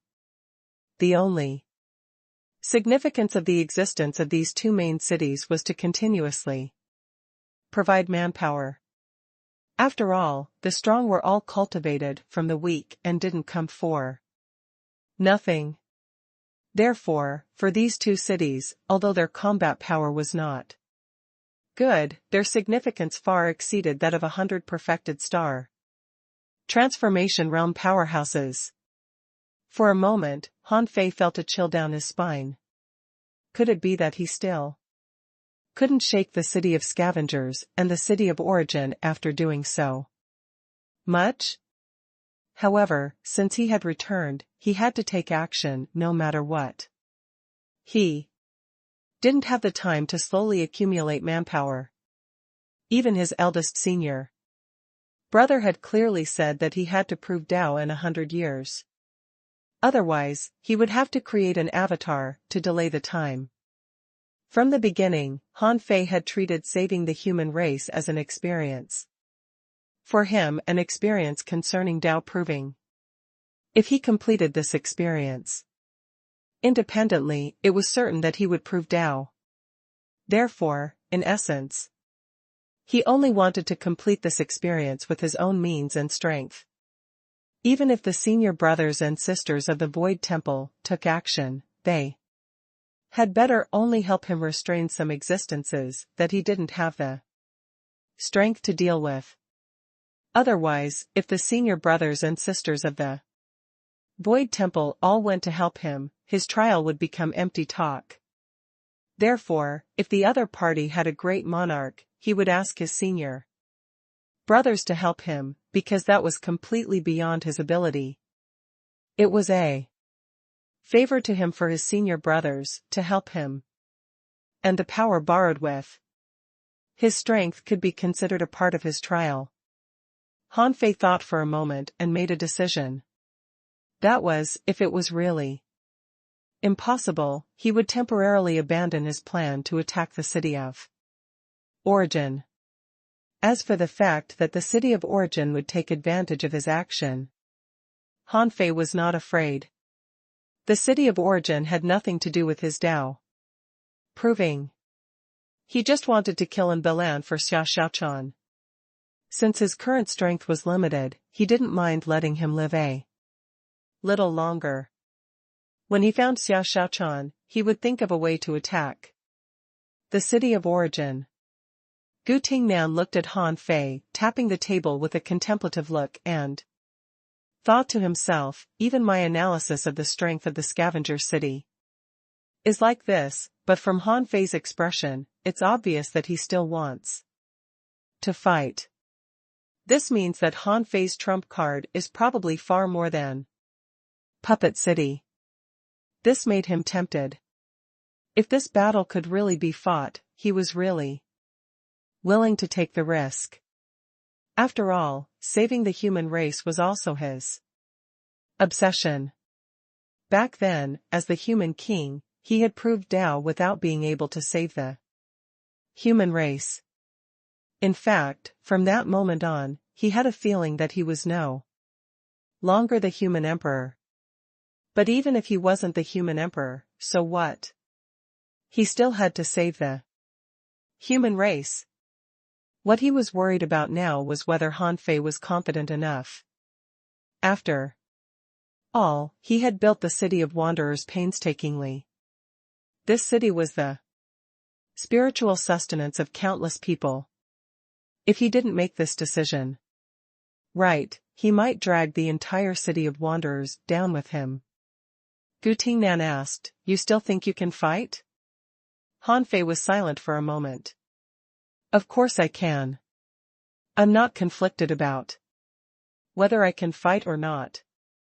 "Why, you don't want to fight?"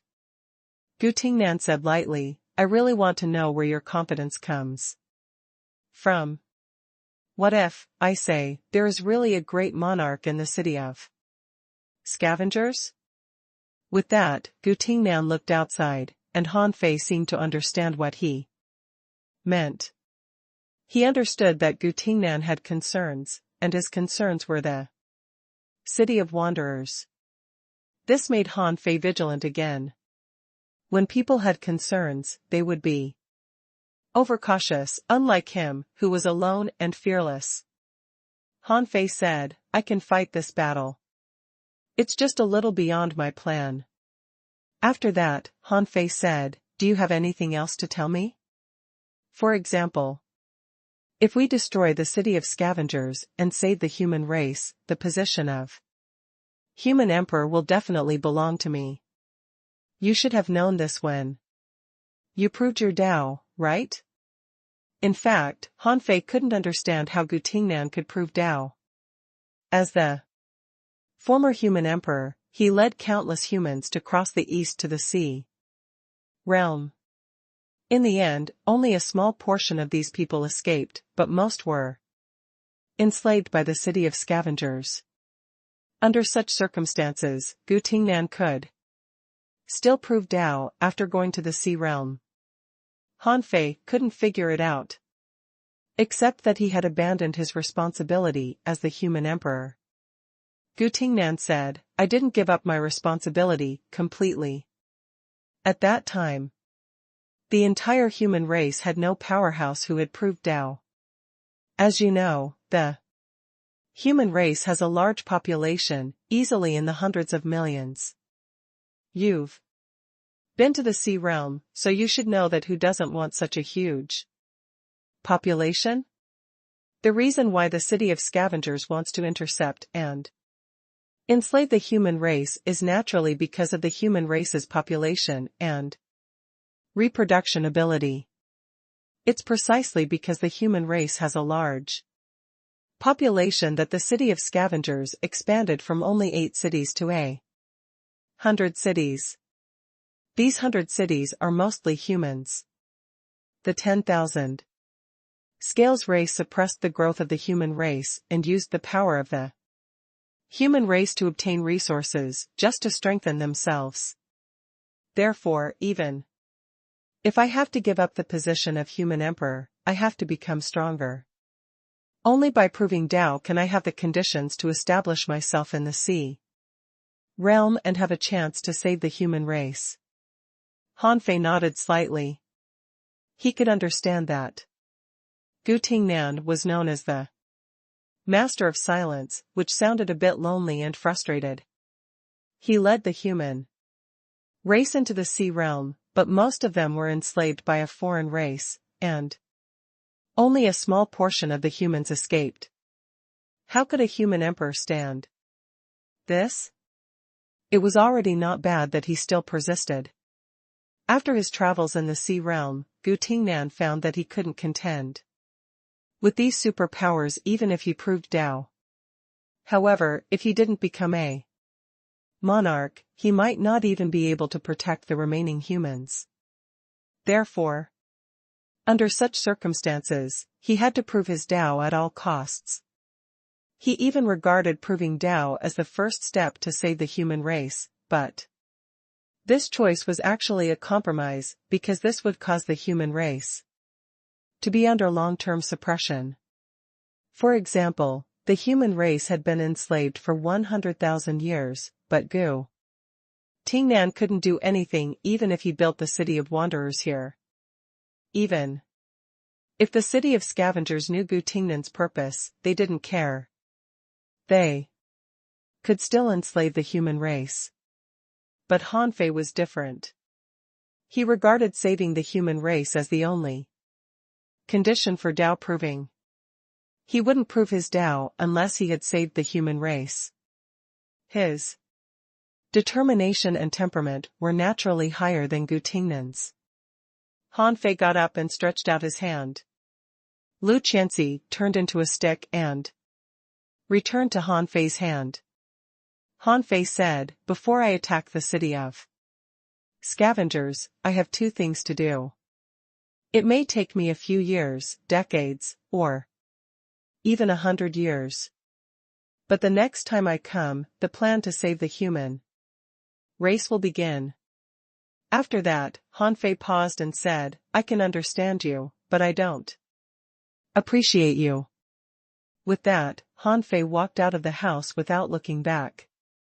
When he passed by Duan Qingxi, she seemed to be struggling. Han Fei felt that her vitality was escaping. Even her power was expanding. If he guessed right, the next time he saw Duan Qingxi, she would have 5 Tao locks. Swish. Watching Han Fei leave, Gu Tingnan didn't get up, but said lightly, "How many people in the world can save the human race to prove his Tao? How much luck do you have?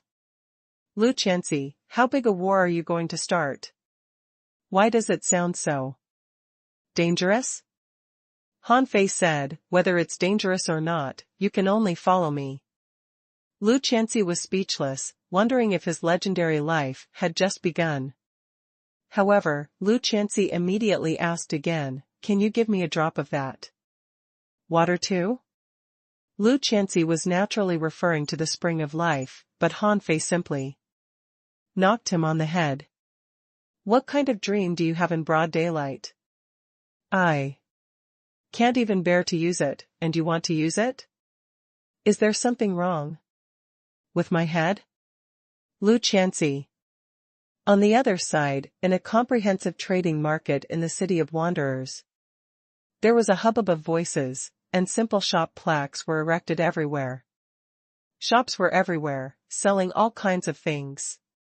There were also some teenagers running around, as well as those fruit spirits that looked like pill furnaces.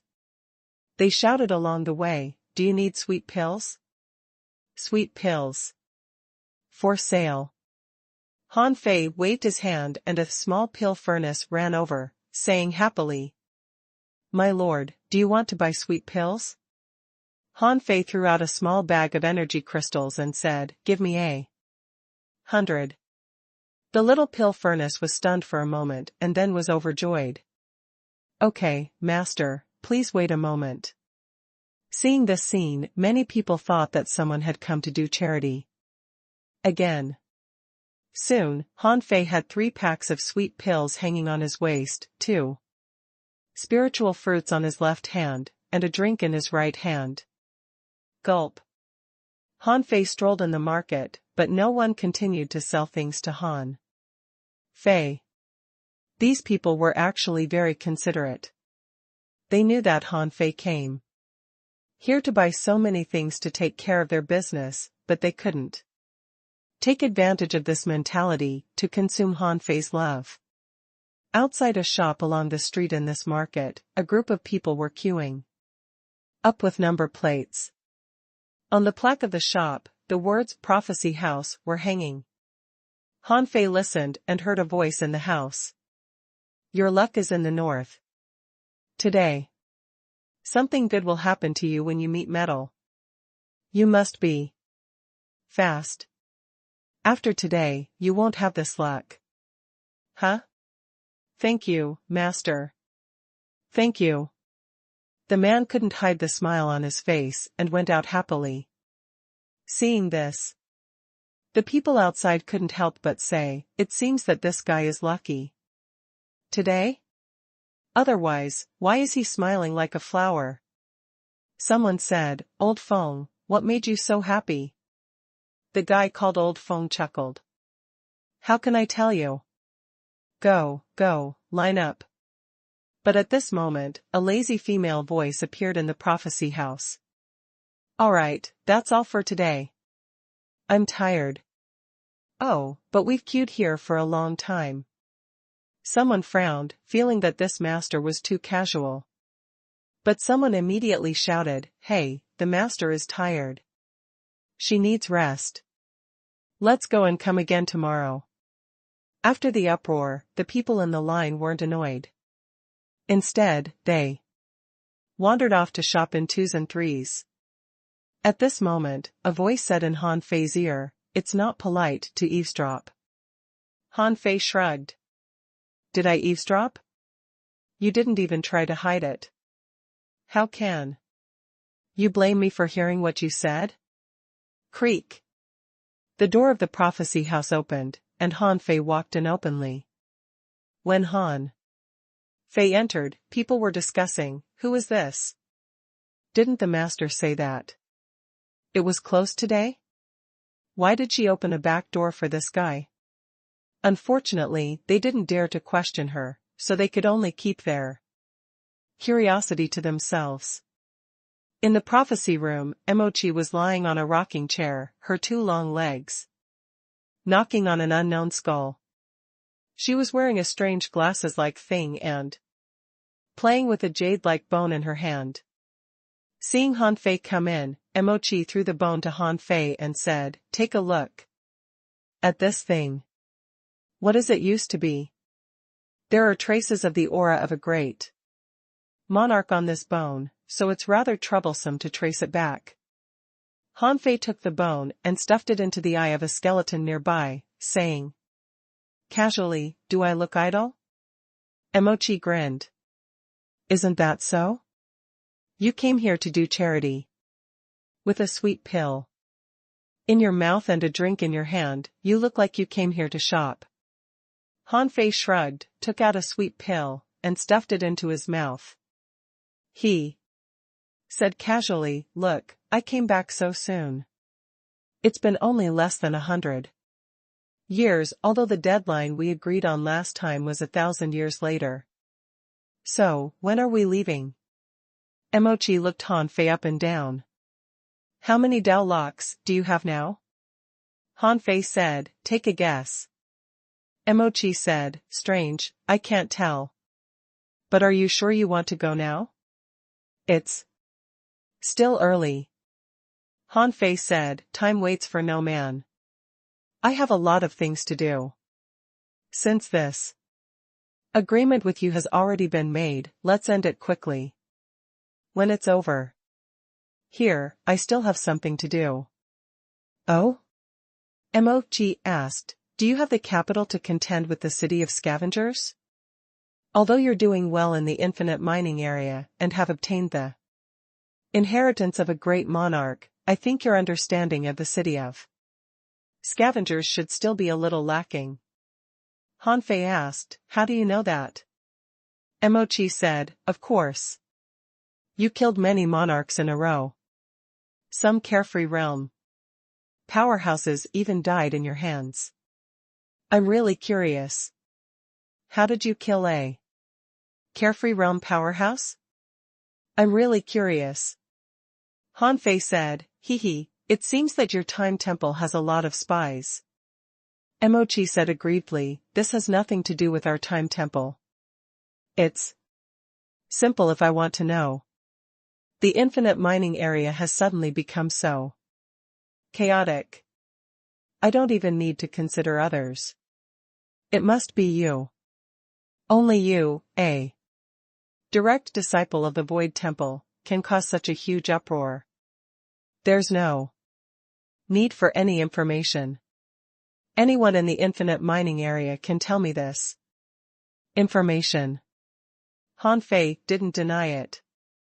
These things might be able to be hidden from others, but definitely not from Mo-chi. Han Fei didn't waste time talking to Mo-chi. Instead, he said, if you have the time to talk to me, why don't you tell me about the palace? Since you've already investigated it, you should have entered it and proved Dao.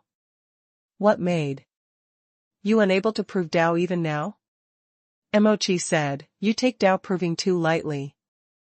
If it's so easy, why did you spend so much effort to personally destroy the city of scavengers? My path isn't as difficult as you think, but it's not that simple. To be honest, that palace is a palace left behind by our time temple. In addition to exploring the significance of this palace's existence, I also have to kill a real ominous creature suppressed inside. A real ominous creature? Han Fei's heart trembled. What was the meaning of the three temples' existence? It was to resist the ominous, the so-called ominous creatures in the chaotic wasteland were all polluted by the ominous power. They couldn't be considered real ominous creatures. Therefore, when Mo-chi mentioned the real ominous creatures, Han Fei was immediately curious. He wanted to see what the so-called ominous creatures were like. Han Fei immediately asked, have you seen it? Mo-chi said, no, but I've once fought it remotely with the great Tao of time. I was surprised to discover that all my strength seemed to have been seen through by it. I couldn't shake it at all. There were even several times when I suffered the backlash of time and had to recuperate. Han Fei said, if that's the case, you could have cooperated with the 10,000 scale race. Why did you wait for me to appear? Mo-chi said, do you think I didn't?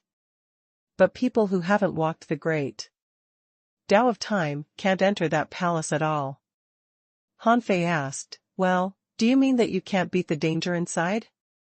Mo-chi said, not exactly.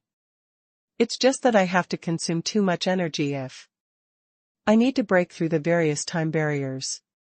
Furthermore, that ominous creature seems to be very proficient in the great Tao of time, so I suffered a disadvantage.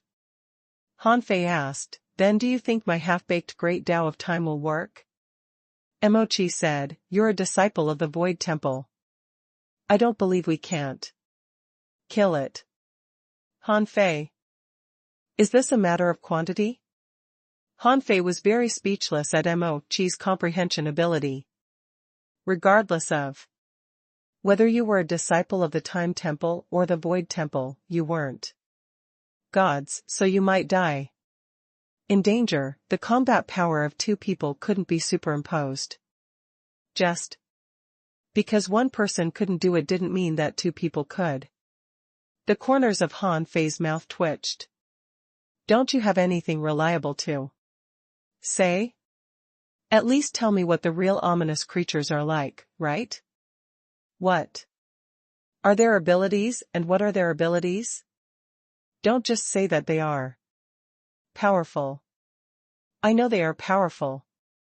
If they aren't powerful, how can they be suppressed by a palace? Emochi said, He seems to have mastered the great Tao of time. Han Fei raised his eyebrows.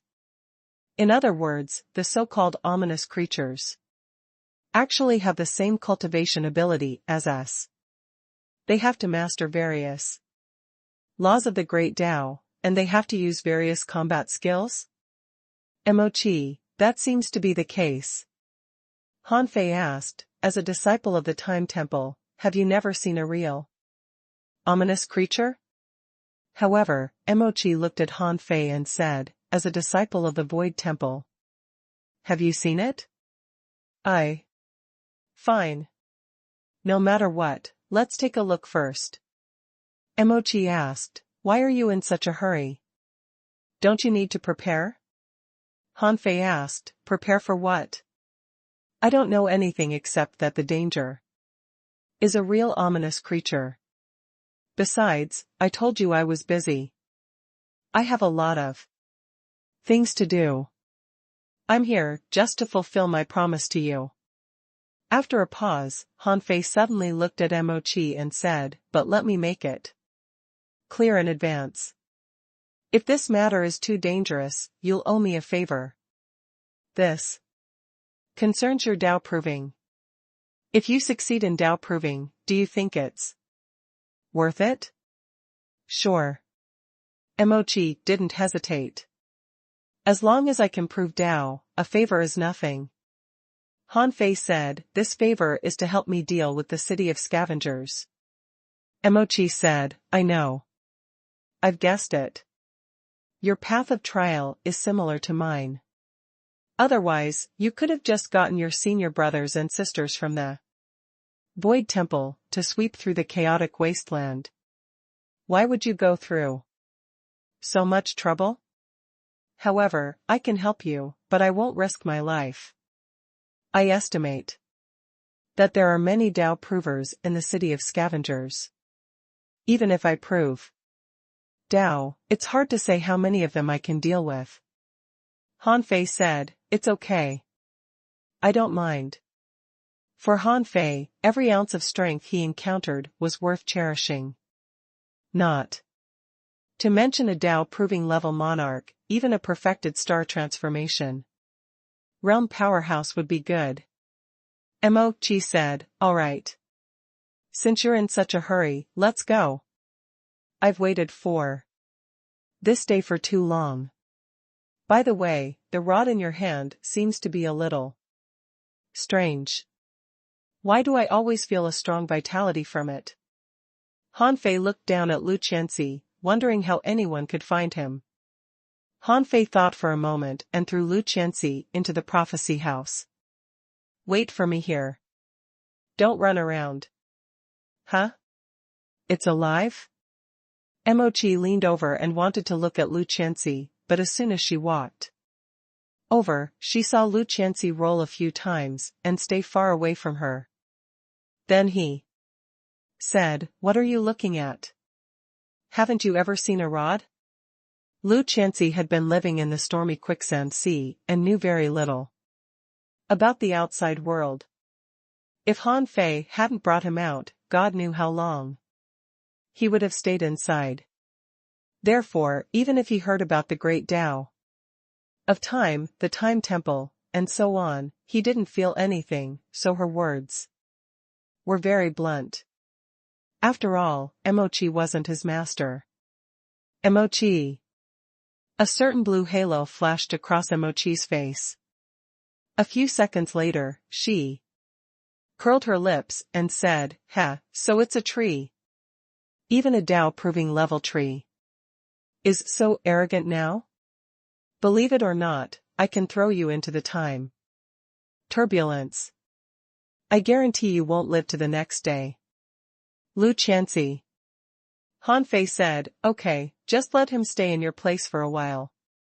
If this trip involves the great Tao of time, it will be inconvenient for him to go. Lu Chancy pointed at Lu Chancy. Will he run away? Do you want me to throw him into another timeline and fish him out when you come back? Lu Chancy couldn't have felt worse. Hey, woman, I'm at the Tao proving level. You, a mere perfected star transformation realm cultivator, want to mess with me? Emochi giggled. Your master can cross realms to kill Tao provers. Do you think I can't? Lu Chancy immediately shut up. What kind of person is this? Kill Tao provers?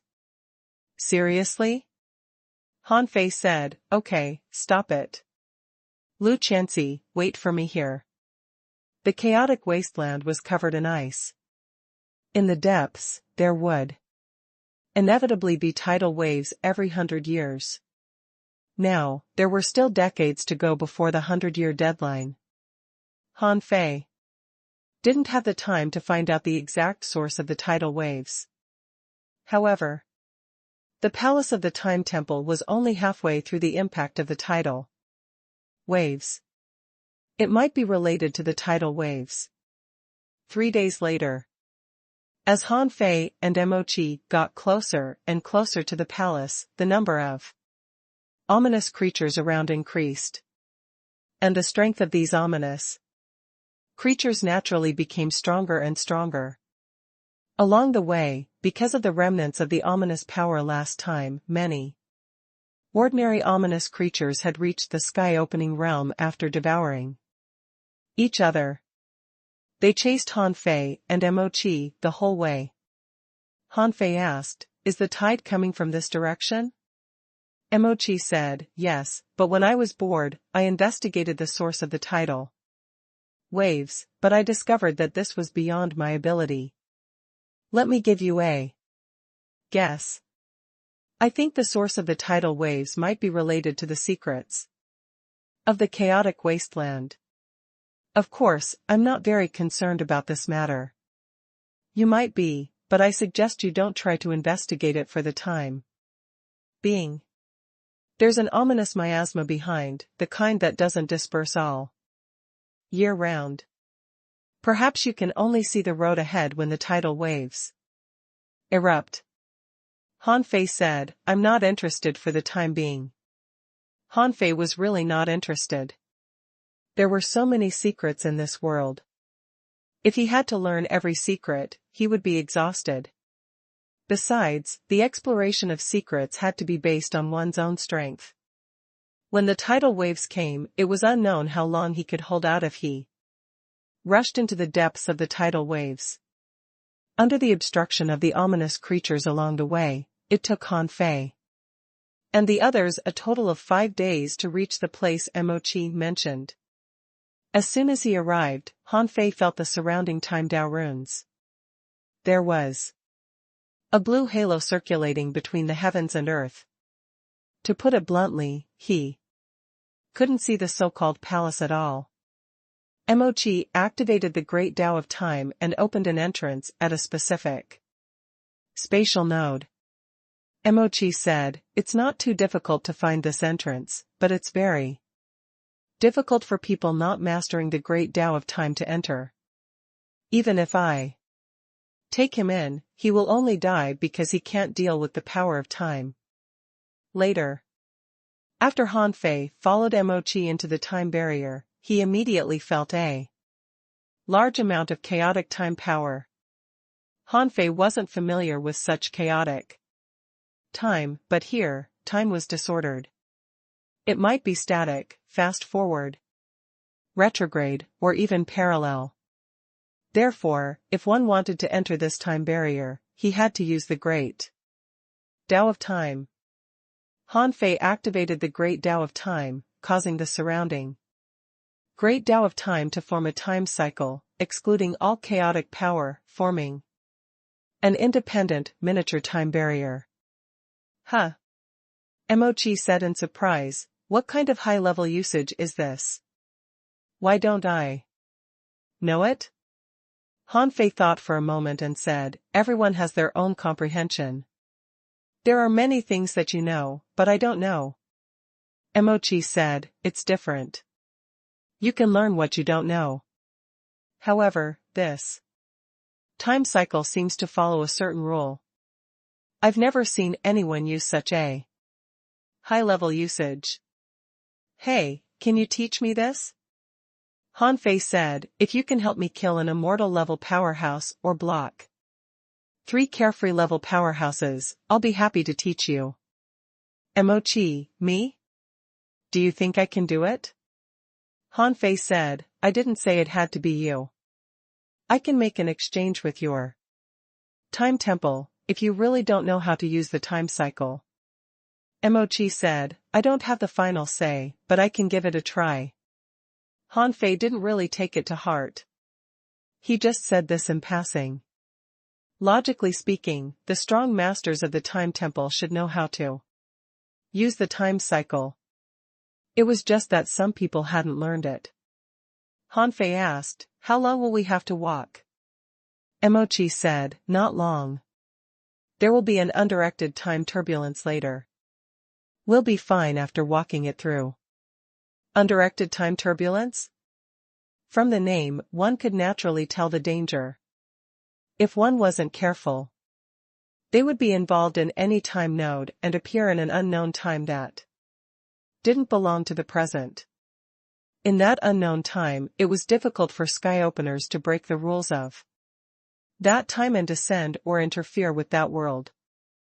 This made those caught up in it have to fumble and search back and forth in the turbulence of time to find the way back. Of course, it was also possible that they might never be able to return. After a while, when Hanfei saw a river-like time turbulence, his first reaction was that wasn't this the river of time? However, Mochi reminded him, time turbulence is different from the river of time. Although there are also paths to follow, this river is filled with time turbulence and chaotic time nodes. Especially those time nodes, don't be swept by them. With that, Mochi didn't worry that Hanfei wouldn't be able to keep up and stepped into it first. Hanfei followed closely behind. The two of them were like two little worms in the time turbulence. The time cycle barrier around Hanfei was immediately impacted by the violent time turbulence. Although it wasn't dispersed by the impact, it formed a ring-like circle around Hanfei. It was as if Hanfei had become a star with gravity, and the blue halos surrounding him were chaotic time and time nodes. Mochi immediately exclaimed, "Stay away from me. How can you gather time with the power of the time cycle?" Hanfei was a little stunned himself, but his reaction was not slow. Because under the strong impact of the time turbulence, the cycle power around him was like a spinning wheel, reordering the chaotic time into orderly time, resulting in the current situation. Hanfei even thought that if he could freeze the time turbulence at this moment, he would have the ability to return to different nodes. Unfortunately, Hanfei didn't have the ability to freeze the time turbulence yet. Bang! When Hanfei got out of this time turbulence, he even brought out some time nodes, but they were sucked back by the time turbulence. Mochi looked at Hanfei strangely. Although you don't seem to have walked very far on the Great Tao of Time, your grasp of the Great Tao of Time is very unique.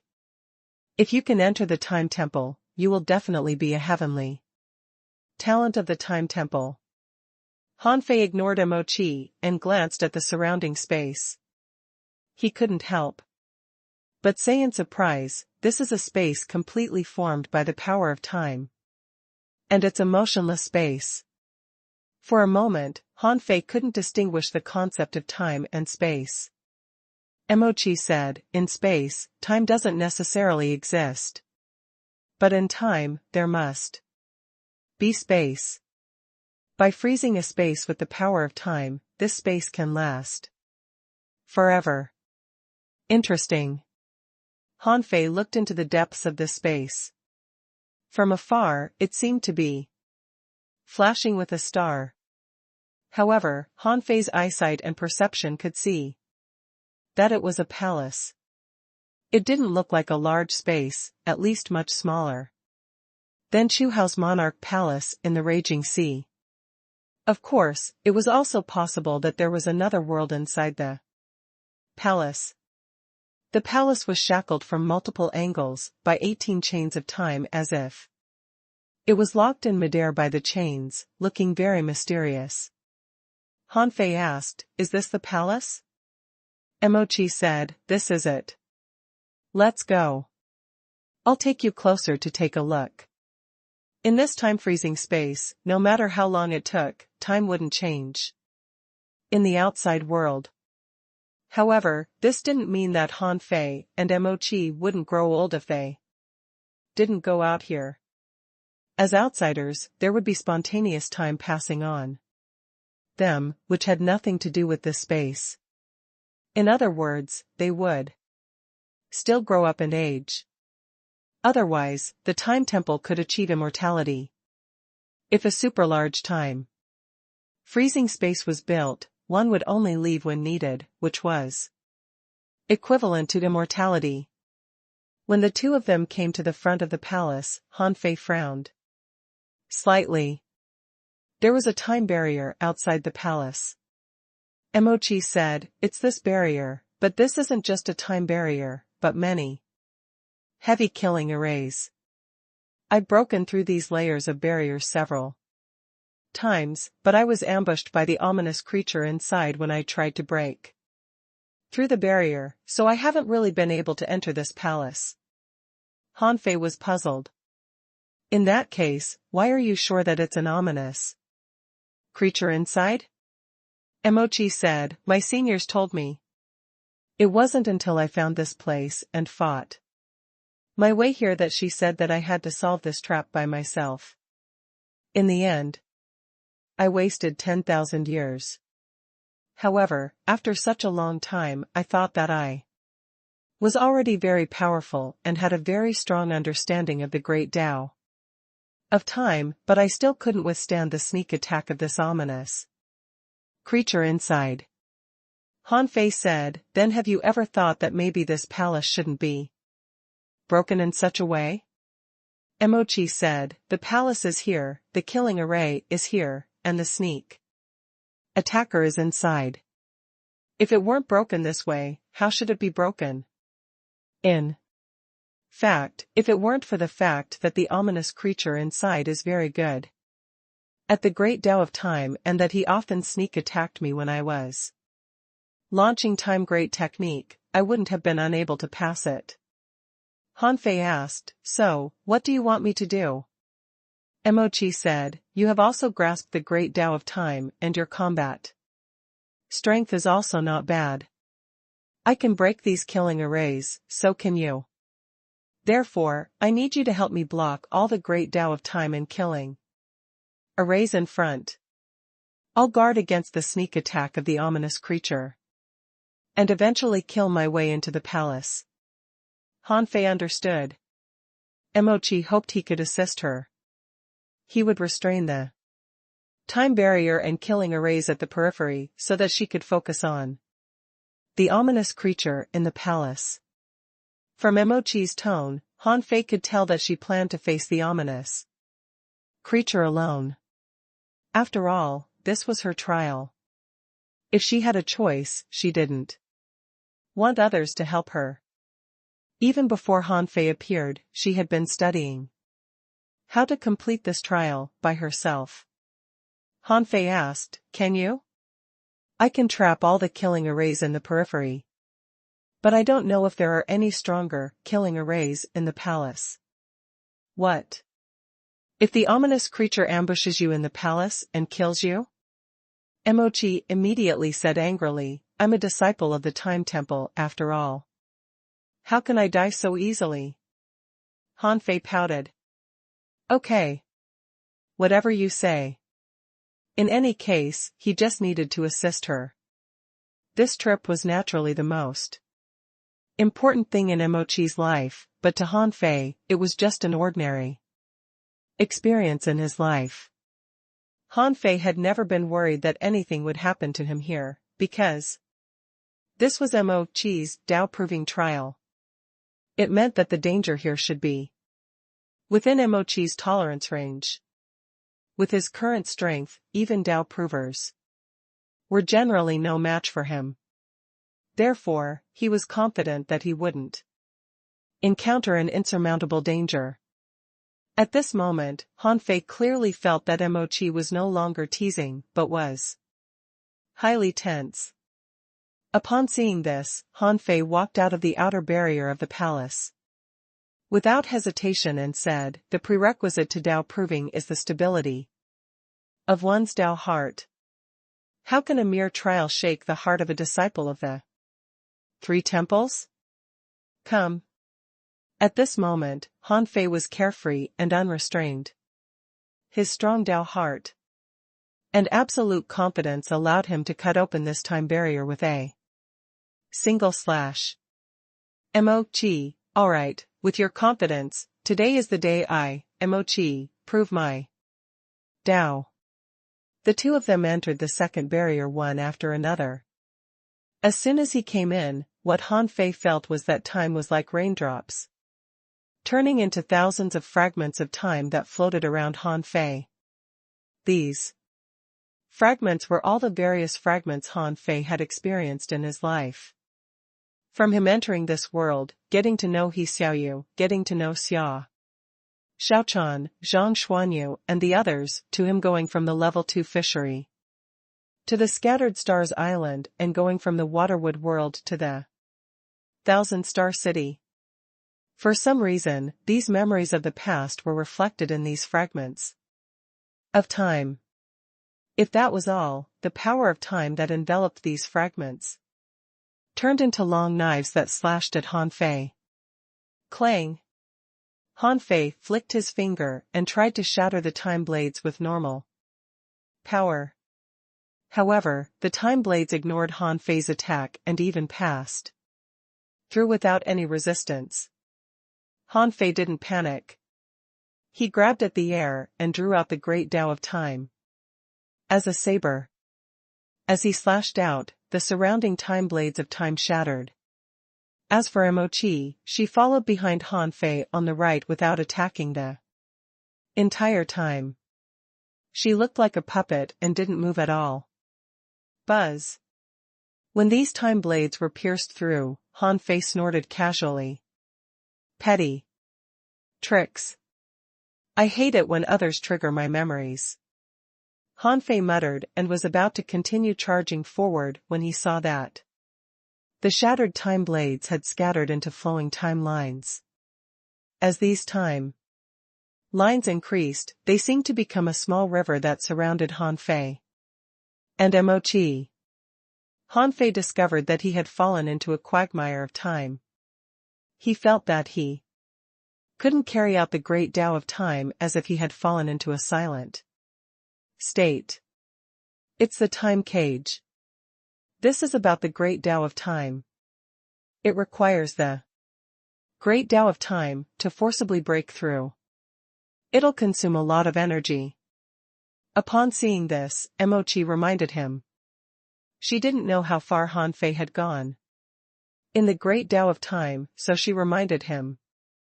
This was because this was the earliest time the time cage had burst out. Swish. The moment Emochi reminded Hanfei, a time explosion suddenly appeared where Emochi was.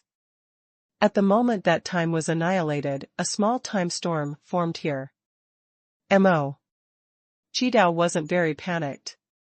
She formed seals with both hands. Time stop. Annihilate. Han Fei saw the annihilation of a space within a very small range.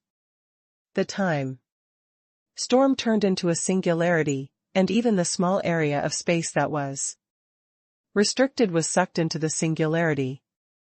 After fending off the surprise attack of an unknown force, Emochi heaved a sigh of relief and quickly looked at Han Fei. Han Fei raised his hands, and a pair of scimitars appeared in his hands. Rip. Without using the great Tao of time to resist this cage-like river of time, Han Fei only summoned the Blade of Hope. He didn't use many of these double knives, but the Blade of Hope was a godly weapon that could cross the river of time. They were not affected by time and could even exist for endless years in the river of time. Therefore, shaking off the time cage with this knife was the most energy-saving way.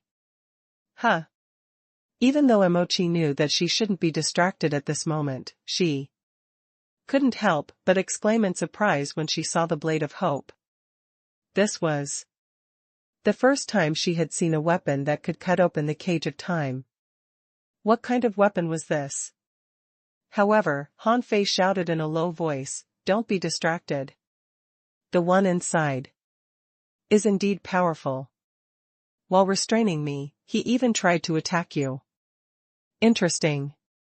Han Fei smiled. The killing arrays here were all killing arrays related to the Great Tao of Time.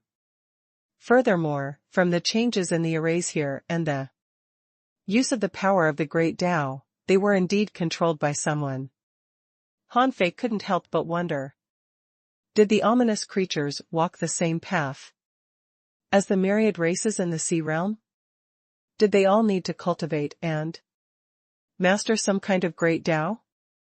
If so, what was the difference between the ominous creatures and the myriad races in the sea realm? Just now, it was because he was trapped in the cage of time that Han Fei thought of the powerful power of the Blade of Hope. But now he suddenly realized that the Blade of Hope seemed to be a little resistant to the Great Tao of Time. Later, when he encountered a dozen kinds of arrays and powers in a row, Han Fei used the Blade of Hope to break all of them. This made it almost impossible to use these time-killing arrays to besiege him and Emochi. This was because the ominous creature needed to constantly change its tricks, and Han Fei only needed to kill it with one slash. Seeing that the palace was getting clearer and clearer in the eyes of the two of them, Han Fei even teased, "I thought this ominous creature was very strong. It seems that he only knows the Great Tao of Time. He's very unfamiliar with great techniques, weapons, and combat skills." Suddenly, in Han Fei and Emochi's vision, the two of them saw a huge scorpion. It had heavy blue armor that was shiny and had 7 hooks on its tail. How is that possible? Han Fei was surprised. How can there be any creatures in this damn place? Han Fei was shocked. Did he encounter a creature that lived in the river of time like the time dragon carp? If it was that kind of creature, it would be really dangerous. Such creatures were usually very strange and unpredictable. But in the next moment, Han Fei discovered that no information appeared in his eyes. Is it fake? Swish. Swish. Swish. The 7 long hooks of the scorpion tail seemed to burst out at a speed that Han Fei didn't have time to block. Han Fei only had time to slash with the Blade of Hope, thinking that if this thing was formed from the Great Tao of Time, the Blade of Hope should be able to break it with one slash. Bang!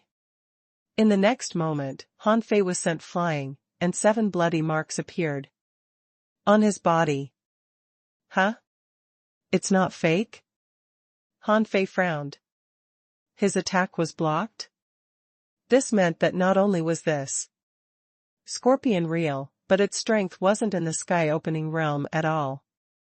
Since It wasn't at the sky-opening realm, it could only be at the Tao-proving realm. However, why couldn't the demon purification pot see the other parties? Information? Similarly, a swift phantom swept past Mochi. Han Fei found that Mochi's combat technique was a little abnormal. She actually took out a palm-sized turtle shell. As soon as the turtle shell was thrown out, it turned into a huge silver armored turtle with a whoosh. Mochi stood on the silver armored turtle, wearing a silver battle suit.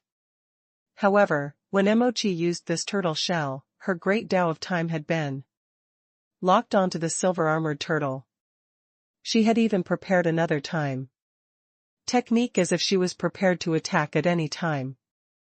Clang! The stream of light bounced away, and Mochi said, "This technique is one of the 6 great divine techniques of the Time Temple. It's called the Time Resurrection Technique. It can trace the remains of a powerful creature and resurrect it for a very short time." Han Fei gaped in shock and asked, "Really?" There were many marvelous techniques in this world, but this was the first time Han Fei had seen such a technique that could resurrect powerful creatures to make them fight for the user. This technique was even more powerful than Han Fei's time fishing technique.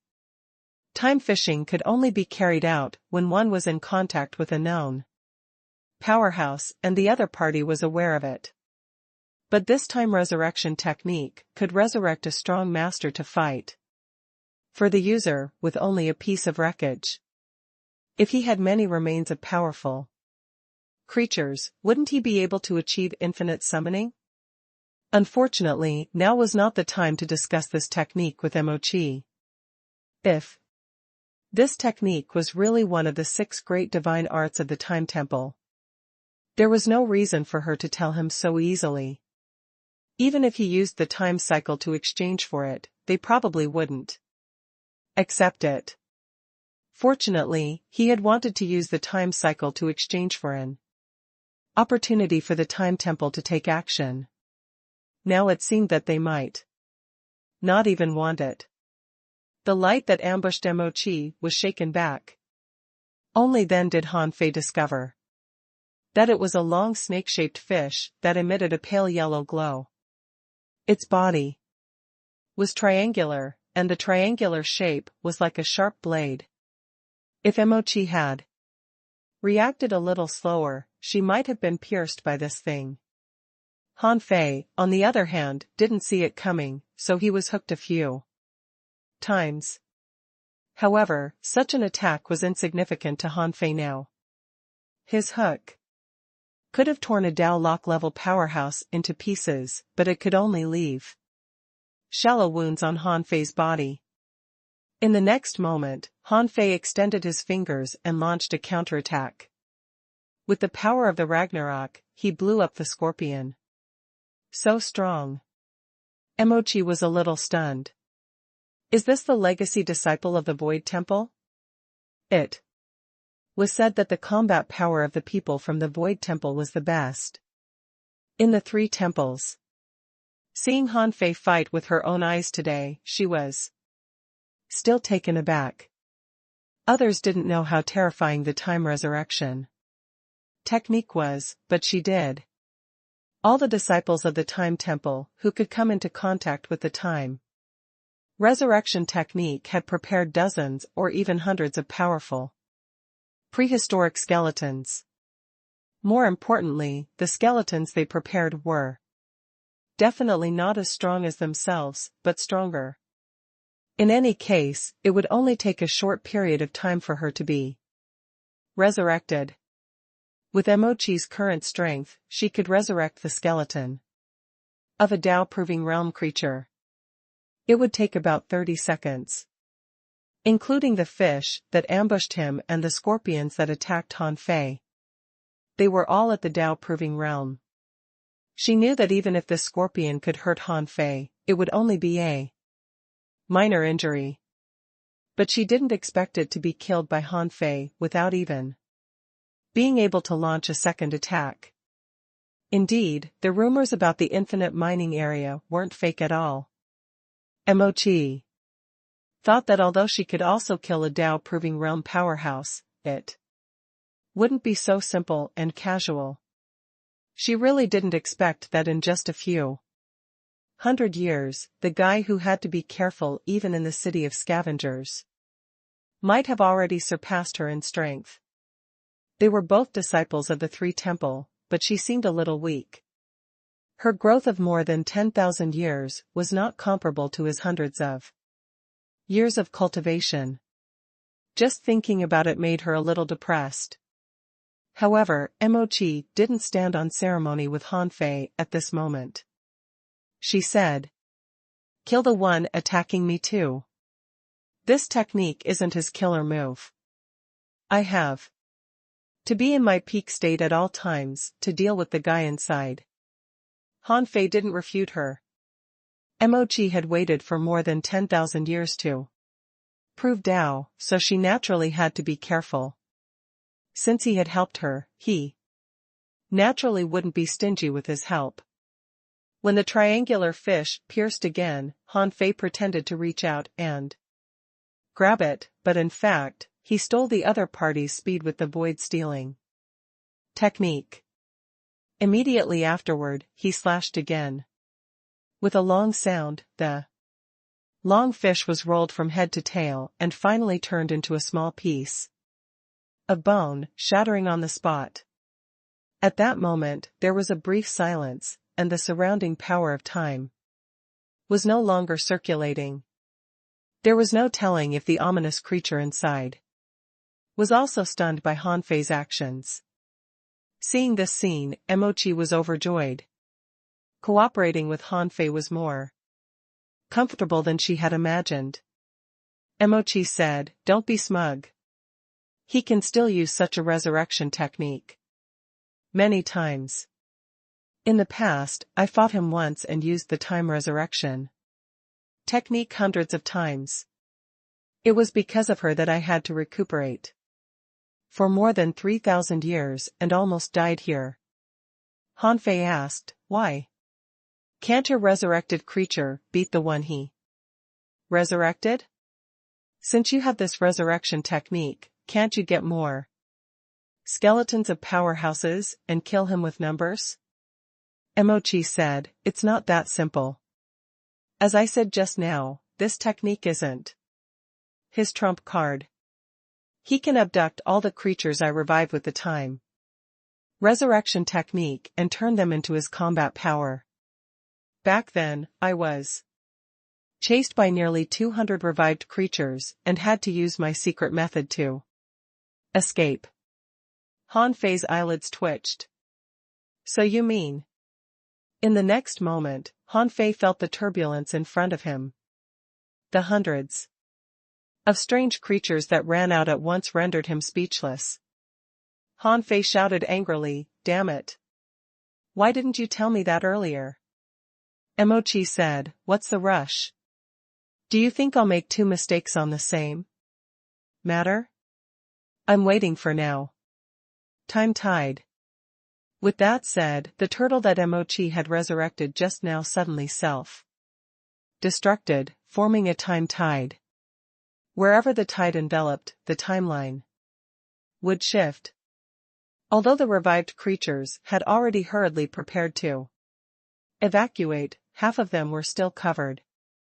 All the creatures caught in the time tide disappeared without a trace. In the next moment, Emochi laughed. "Haha, you've been tricked. I've been tricking people since I was a child. Who do you think you are?" Hanfei seemed to get to know Emochi again. It turned out that this guy was already prepared. No wonder when she took out the turtle shell just now, she seemed very nervous, as if she was prepared to do something at any time. It turned out that she resurrected the turtle on purpose. She was so careful because she was afraid that the turtle would be taken away by that person.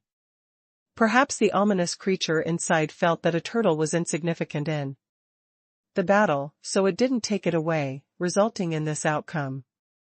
In this space, time was clearly static, but Emochi could use the turtle to establish a channel between here and the outside world, tricking so many revived creatures. Hanfei didn't discover this at all. Perhaps Emochi had been setting up a trap since a long time ago, but she didn't use it until this moment. However, no matter what, the methods of the Time Temple were indeed a little terrifying. Dozens of Tao-proving realm creatures were sent to another timeline. This was much easier than killing dozens of Tao-proving realm powerhouses. Otherwise, if there were really so many Tao-proving realm powerhouses chasing them, Hanfei and Emochi would have to escape. However, Hanfei said, Hey, don't be smug yet. There are still a dozen or so people who haven't been dealt with. Emochi said, there will always be fish that escape the net. Otherwise, I wouldn't have been able to invite you here. But don't panic. As long as you last for more than 10 seconds, these resurrected creatures will annihilate themselves. I can't escape the pursuit of 200 resurrected creatures, but I can certainly deal with more than a dozen resurrected creatures. Besides, you're here, aren't you? Hanfei. Yes, Emochi went on strike again. She regained her previous cautious state. Hanfei said, Hey, will the ominous creature inside keep some remains of the creature, waiting to resurrect them to continue to fight you? Hanfei felt that the ominous creature inside was quite strange. It had all kinds of tricks and was determined to stop Emochi outside the palace. As for Emochi, she seemed to be in a passive position, but her heart was actually filled with schemes. There was no telling what she was thinking. Emochi said, Let's get through this first. At this moment, the remaining 16 revived creatures at the Tao-proving realm attacked Hanfei and the others.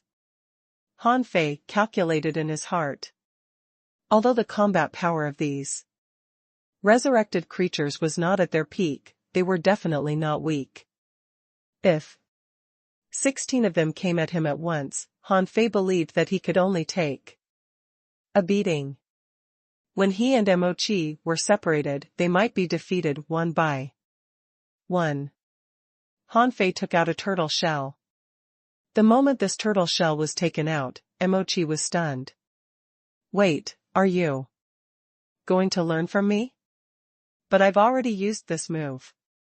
However, even though the move had been used, the resurrected creature stopped one after another.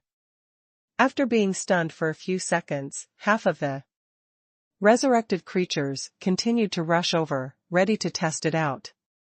Obviously, the one inside was afraid that he would be tricked by the same move, so he only let half of the resurrected creatures rush up. However, Hanfei wasn't Emochi. Although he often schemed against others, that was under the rules he had set, not on someone else's home ground, and in this strange environment. Turtle shell sky ceiling technique. Buzz. In a dark void, Hanfei shouted, Come here. Okay. Emochi swooshed into the turtle shell sky ceiling technique. Then she heaved a sigh of relief and said, You scared me. I thought you also knew the time resurrection technique. However, what level is your turtle shell?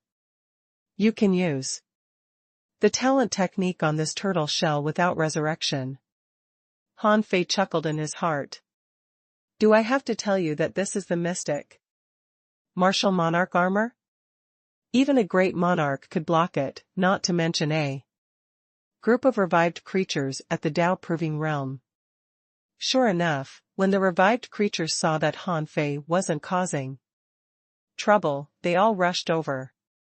However, the dozen or so resurrected creatures crazily attacked the turtle shell sky ceiling technique, but they couldn't shake it at all. At this moment, Hanfei was like a bug He shouldn't have appeared in Mochi's trial, but he happened to come and became a bug. After looking at the super strong defense power of the turtle shell ceiling. Heaven array, Mochi said thoughtfully, if you have this treasure, doesn't it mean that you can directly take me into the palace? What's the point of my trial? No, when this wave of revived creatures is gone, you'd better remove this thing. Han Fei shrugged. Of course. Otherwise, it will ruin your trial. But are you sure you can enter the palace by yourself? I think the person inside is also an old fox. Mochi said, of course. It's precisely because the guy inside is unscrupulous that my trial is difficult. Otherwise, I would have proved Dao long ago. Han Fei said, hey. Are you sure that the one inside is an ominous creature? Why do I feel that he's from your time temple? That time Dao is as good as yours. Mochi said, my elders said that it's an ominous creature, so it must be an ominous creature. They won't lie to me about my Dao proving. Therefore, I'm also very curious about what the ominous creature inside is like and why he's so familiar with the great Dao of time. 20 seconds later, the resurrected creatures outside all dispersed on their own. Han Fei waved his hand and the mystic martial monarch armor returned to his body. This time, there was no obstruction around, and the killing array regarding the great Dao of time no longer existed. It seemed that the person inside had also realized that the helper Mochi had brought this time and Mochi's small methods had dodged most of his methods. Since then, the second time barrier had been officially broken. All that was left was the palace itself. It was not until here that Han Fei finally saw the palace clearly. There were no windows, and it was shaped like a princess's castle. The red and pink decorations on the outside made it look a little lively. There was only one door in the palace, which was not big, only 2 meters square. The gray and green bronze door was incompatible with the tall palace itself. Seeing this palace, Han Fei crossed his arms. Then go. It's up to you whether you can come out alive or not. I'll wait for you for a while, but not long. Or, you can leave me a life tablet. Mochi snorted coldly. I won't die. Han Fei asked, what if there are hundreds of revived creatures waiting for you inside? Mochi said, that's impossible. If this place is so dangerous, it's impossible for the elders in my family to let me complete this trial independently. More than 10,000 years is long enough. I still have to settle scores with them when I go back. If I'm killed, humph, let's see if my master will turn the time temple upside down. Han Fei shrugged. Okay, in that case, you can go now. Swish. Mochi took a step forward, preparing to go to the entrance of the palace. But in the next moment, she saw a stream of time swords sweep past. She had only taken half a step when she was beaten back. When Mochi stood still, the power of time activated on her body, setting up a time shield around her. You're out? Mochi frowned because she saw a person with a strong ominous aura blocking her path. Han Fei was also stunned. As a third party, he felt a sense of familiarity when he saw this person. This seems to be Mochi herself. Yes, Han Fei was instantly refreshed.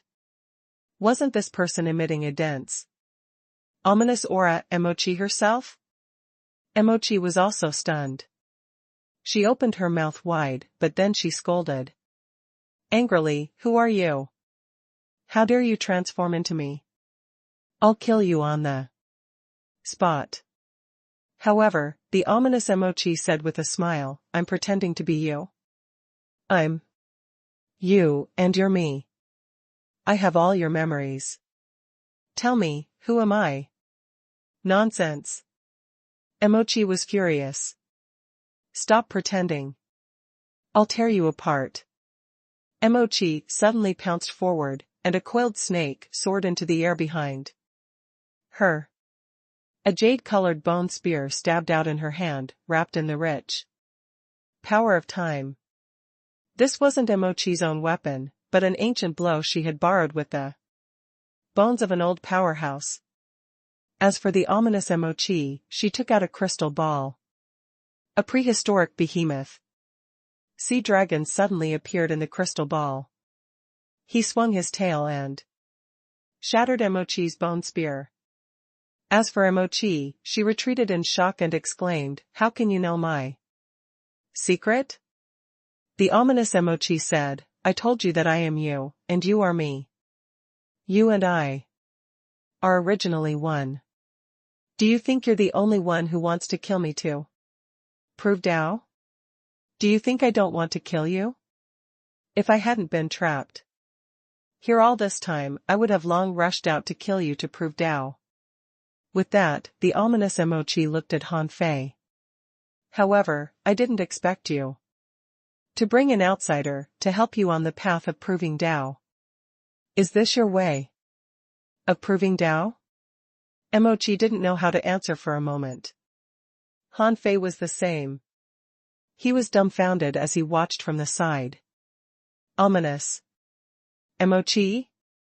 No wonder she was so proficient in the great Tao of time. He had wondered why ominous creatures could play the great Tao of time so well. It turned out that this so-called ominous creature was actually Emochi herself.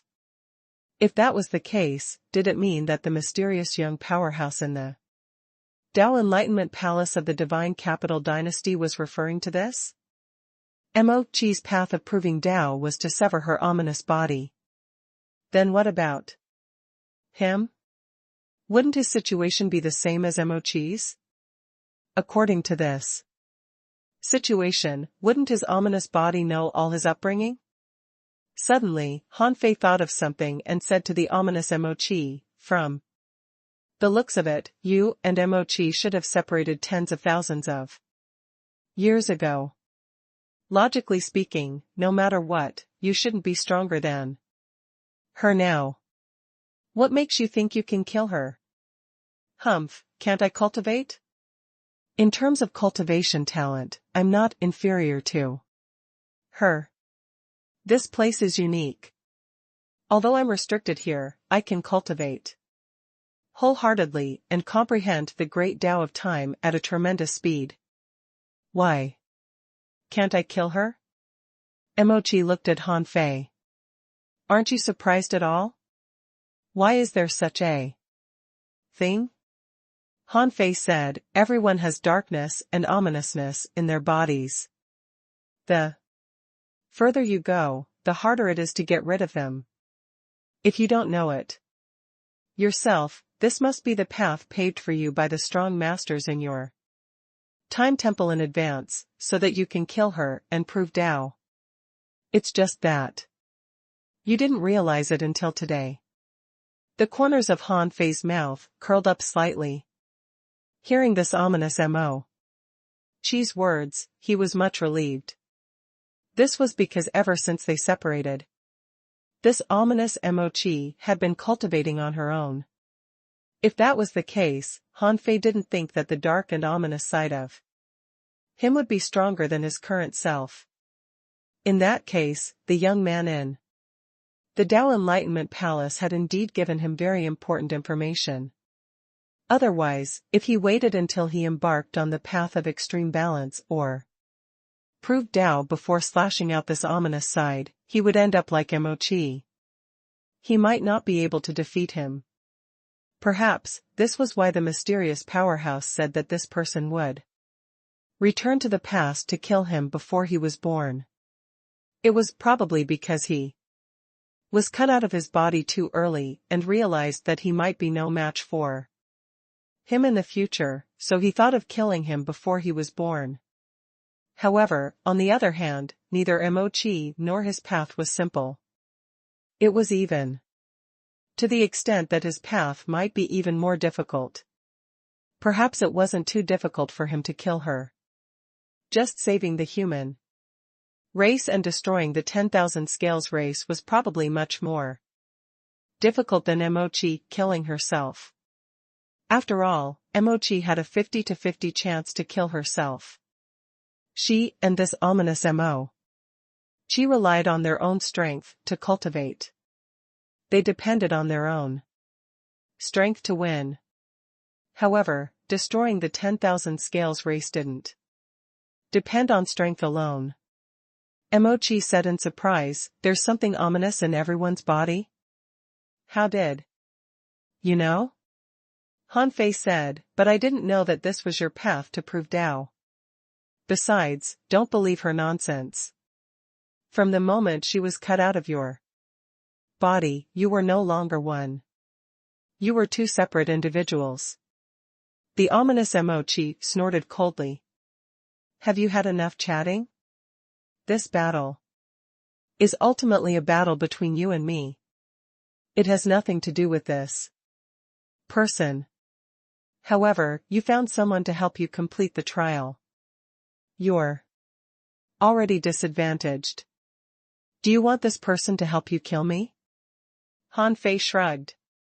"I won't participate. You can fight by yourselves. However, you are an ominous creature. Even if you win, I will kill you." "Kill me?" "You might not know this, but I haven't completely become ominous yet. If I can kill her now, I'll have a chance to replace her. At that time, what right do you have to kill me? Do you think this is just her trial of Tao proving? No, this is also my trial of Tao proving." "Hanfei? Imochi?" Hanfei rubbed his head. "You want to replace her? Then where will the ominous be going?" The ominous Imochi said, "From the looks of it, you haven't completed the process of slaying yourself.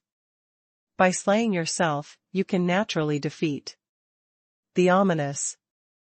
However, the monarch-level tribulation can also purify the ominous. If I replace her now, I can prove Tao normally. As long as I use the monarch-level tribulation to purify the ominous, I can still become a normal person." Well. Hanfei didn't know that there was such a thing. But she had already become ominous. Why did she still want to return to being a normal person? Was it logical? It seemed that he had to get to the bottom of this matter when he returned. Imochi scoffed. "Humph. Dream on. I don't care what you are. You really think you're human?" Buzz.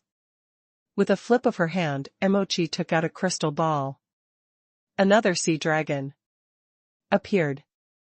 This was the trump card she had left for herself a long time ago. But it didn't mean that she didn't have other trump cards. She wanted to test the strength of this ominous Imochi first. Hanfei retreated a distance, only to see two sea dragons rolling and slapping in front of the palace, biting and fighting fiercely. All kinds of time techniques emerged one after another. In the ripples of the great Tao of time, the two of them appeared and disappeared. Hanfei could roughly understand why the ominous Imochi said so much to him. She was probably still worried that he would attack unreasonably. If that was the case, regardless of whether she could win or not, she would be dead meat. Therefore, she hoped to make Hanfei drop the idea of killing her by saying that she could still be a normal person. Of course, Imochi wouldn't let Hanfei interfere in her battle of Tao proving. Therefore, as long as she could win and Hanfei wouldn't attack her, she would win this round. And Hanfei was also considering this question. What if this ominous mochi? 1. Since it was ominous and negative, how could it transform into positive? Could it be that there was the saying of putting down the butcher's knife and immediately becoming a Buddha? Hanfei was puzzled. He felt that this theory didn't work at all. However, he didn't know enough about this aspect and didn't know why it didn't make sense. But Hanfei still had someone to ask. This person was the Emperor Sparrow. As the incarnation of the ominous and the ancestor of the negative, the Emperor Sparrow had a lot of inherited memories. He hadn't discussed with the Emperor Sparrow about slaying self to prove Tao, but the latter should know something about it. Hanfei said, Emperor Sparrow, let me ask you something. In his origin star, the Emperor Sparrow responded, what's the matter? Hanfei asked, do you know that everyone has the ominous in their bodies? Yes, but in fact, this saying is not completely correct. The correct saying is that there is an ominous seed in everyone's body. We can call it the negative. An ominous seed? The Emperor Sparrow said, do you remember that the 9-giant god turtle told you that the ominous can be divided into 4 levels? The second level is birth. He can silently plant an ominous seed in people's hearts, which will unknowingly strengthen itself until one day, the seed begins to bite back. In fact, in the blood of countless races in the sea realm, there is such a seed. But most people die before they can cultivate to a high realm, so this seed has no chance of backlash. Wait a minute, according to what you said, doesn't it mean that the ominous have already spread throughout the sea realm? You can understand it that way. But as I said before, this statement is not entirely correct. We can call the seed without the ability to backfire the negative. The negative is not completely the ominous, but if it is not controlled, it will be given enough opportunity to eventually return to the ominous. Hanfei asked, what do you mean? What do you mean by give enough opportunities? The Emperor Sparrow said, for example, you are one with the negative. You actually grew up together. You are him, and he is you. The stronger you are, the stronger he will be. In theory, you two are inseparable. Only when you're proving Tao will there be a possibility of backlash from the negative in the monarch level tribulation. Because at that time, he will have a chance to suppress the positive consciousness of the original body. To put it bluntly, you can actually understand it as the inner demon tribulation in the heavenly tribulation or the sky fiend tribulation. However, in the monarch level tribulation, it's called the self-severing tribulation. If you can't survive this tribulation, then you will probably think that you'll be dead. In fact, that's not true. What dies is actually your positive side, not your negative side. Your negative side will return to the ominous. As for how it will exactly happen, I don't know. Hiss. Hanfei's eyes immediately lit up. He knew that this ominous emochi wasn't telling the truth. Replacing emochi? What the hell did she mean by replacing Chi? It turned out that she was fooling him so that he wouldn't take action. Looking at the two people who were still fighting, Hanfei was not in a hurry. But continued, what if I get rid of my negative side in advance? The Emperor Sparrow said, there are strong masters who can cut out their negative side in advance. However, the cutout negative is not completely the ominous. He is still the self-severing tribulation, but this tribulation has been cut out in advance. Before proving Tao, if he can kill the negative in advance, then when he is proving Tao, the self-severing tribulation won't exist. Others have 9 tribulations, but you'll only have 8. This will greatly increase the success rate of Tao proving. 8 tribulations? Really? Generally speaking, only a very small number of people with very powerful talent and potential will sever the negative in advance when they estimate they can't survive the monarch-level tribulation. This way, it can greatly reduce the probability of their death when they prove Tao. Most people actually still use the conventional method of proving Tao. They will only face the self-severing tribulation when they prove Tao. Estimate they can't survive the monarch-level tribulation?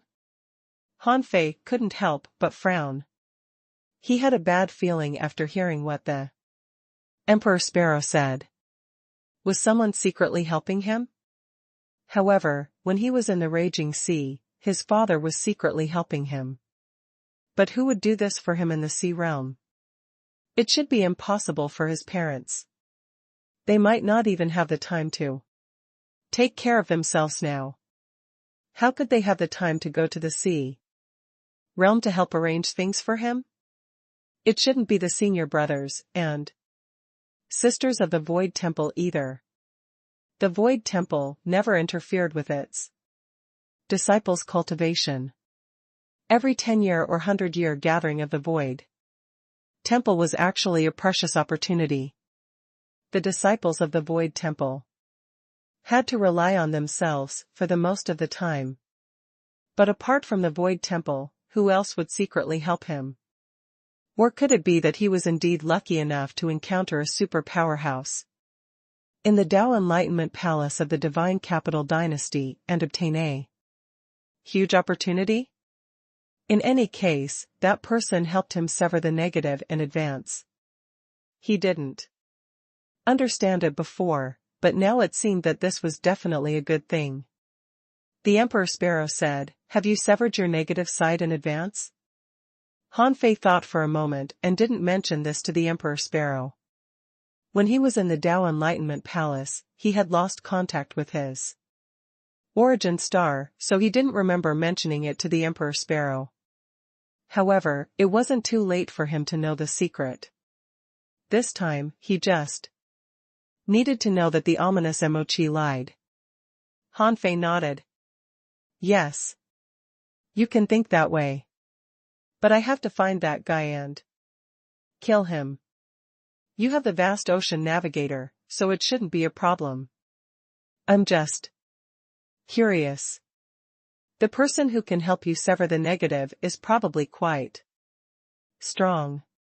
He has to be at least a great monarch. Without this strength, it's impossible for him to help others sever the negative. Thinking that the person's back had been facing him from the beginning to the end, Han Fei didn't see his appearance clearly, so he couldn't tell if he knew him or not. However, Han Fei estimated that he probably didn't know him. So far, he had only seen a handful of great monarchs.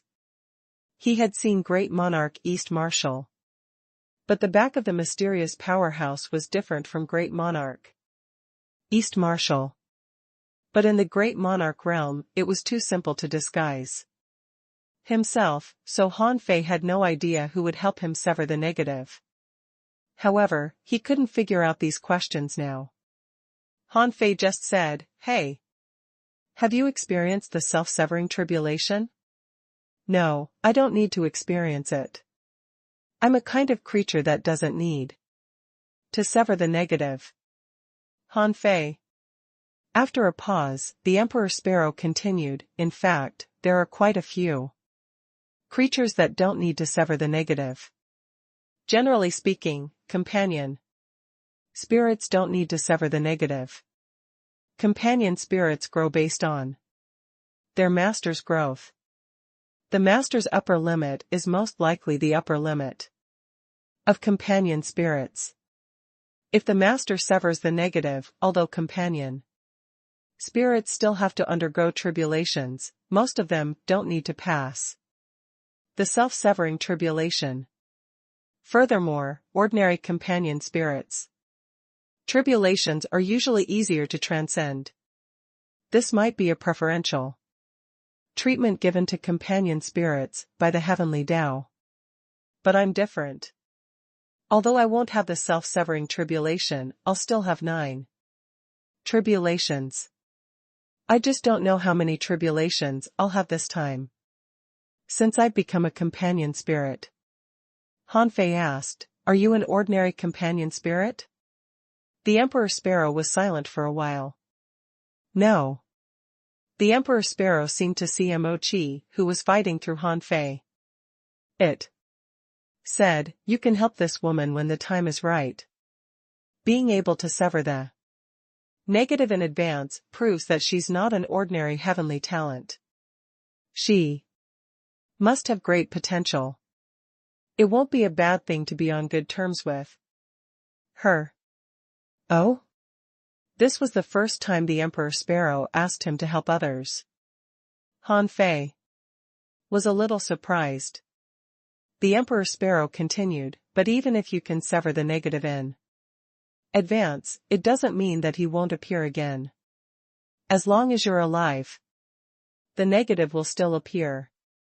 But after severing the negative, even if the new negative is born, it's impossible for him to contend with you unless in special circumstances." Han Fei frowned. "In other words, he will still appear. Will I still have to face this tribulation during the divine tribulation?" The Emperor Sparrow said, "I guess not. Just the monarch realm isn't enough for you to grow to the point where the negative can contend with you. Unless you're corroded by the ominous and accelerate the growth of the negative or something. In short, you have to be careful when dealing with the ominous, but for now, this seems to be far away from you." Han Fei said, "Heh. It's not far away. I often hear that now." Suddenly, just as Han Fei was chatting happily with the Arch Sparrow, he saw a Dharmakaya rising from the ground where the two of them were fighting in front of the palace. This Dharmakaya had a human face and a snake body. Its eyes were pitch black, and black flames were spewing out of its body. Han Fei felt that this Dharmakaya looked strange enough, and the Emperor Sparrow said, "It's the Candle Dragon Dharmakaya, a powerful Dharmakaya that once ranked among the top 10 Dharmakaya. I don't know where it ranks right now." This Candle Dragon Dharmakaya was summoned by Mochi. It wasn't an inevitable process to advance from a Dharmakaya to a Dharma idol. A Dharma idol didn't necessarily crush a Dharmakaya. Anyway, at this moment, Mochi summoned her Dharmakaya and shouted, "You ominous deserve to be killed. You can copy my memories, but can you copy my Dharmakaya? I obtained this 8,000 years ago. If I've guessed right, what you have is only the green snake Dharmakaya." Ominous Mochi's face changed drastically, and she seemed to be a little panicked. Han Fei did see a green snake Dharmakaya descend. One dragon and one snake were entangled. Almost in the blink of an eye, the body of the green snake Dharmakaya became much weaker. The impact of the two collided, rolling up the power of time, containing the power of time corrosion. Even Han Fei couldn't help but activate the great Tao of time to condense a time barrier. On the other side, Mochi couldn't help but smile. "I've long eliminated the green snake Dharmakaya. Let's see how you can stop me." However, Han Fei frowned slightly. This green snake Dharmakaya seemed to be different. Look at its fading shadow. Suddenly, Han Fei shouted, "Mochi, that's not a green snake Dharmakaya, but a Dharma idol." Mochi was still feeling smug when she was shocked by Han Fei's words. But on second thought, so what? The green snake Dharma idol was originally outside the top 100. Even if it fused with the ominous Mochi and condensed a Dharma idol, it wouldn't surpass the candle dragon Dharmakaya. However, the ominous Mochi glanced at Hanfei coldly. In the next moment, she screamed, "Dragon swallowing!" Buzz! The green snake Dharmakaya completely disappeared. With the protection of the great Tao of time, it transformed into a huge green snake that was tens of thousands of feet long and swallowed the candle dragon Dharmakaya into its stomach.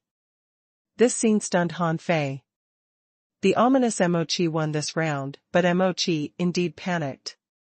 How could she have expected her candle dragon Dharmakaya to be swallowed just like that?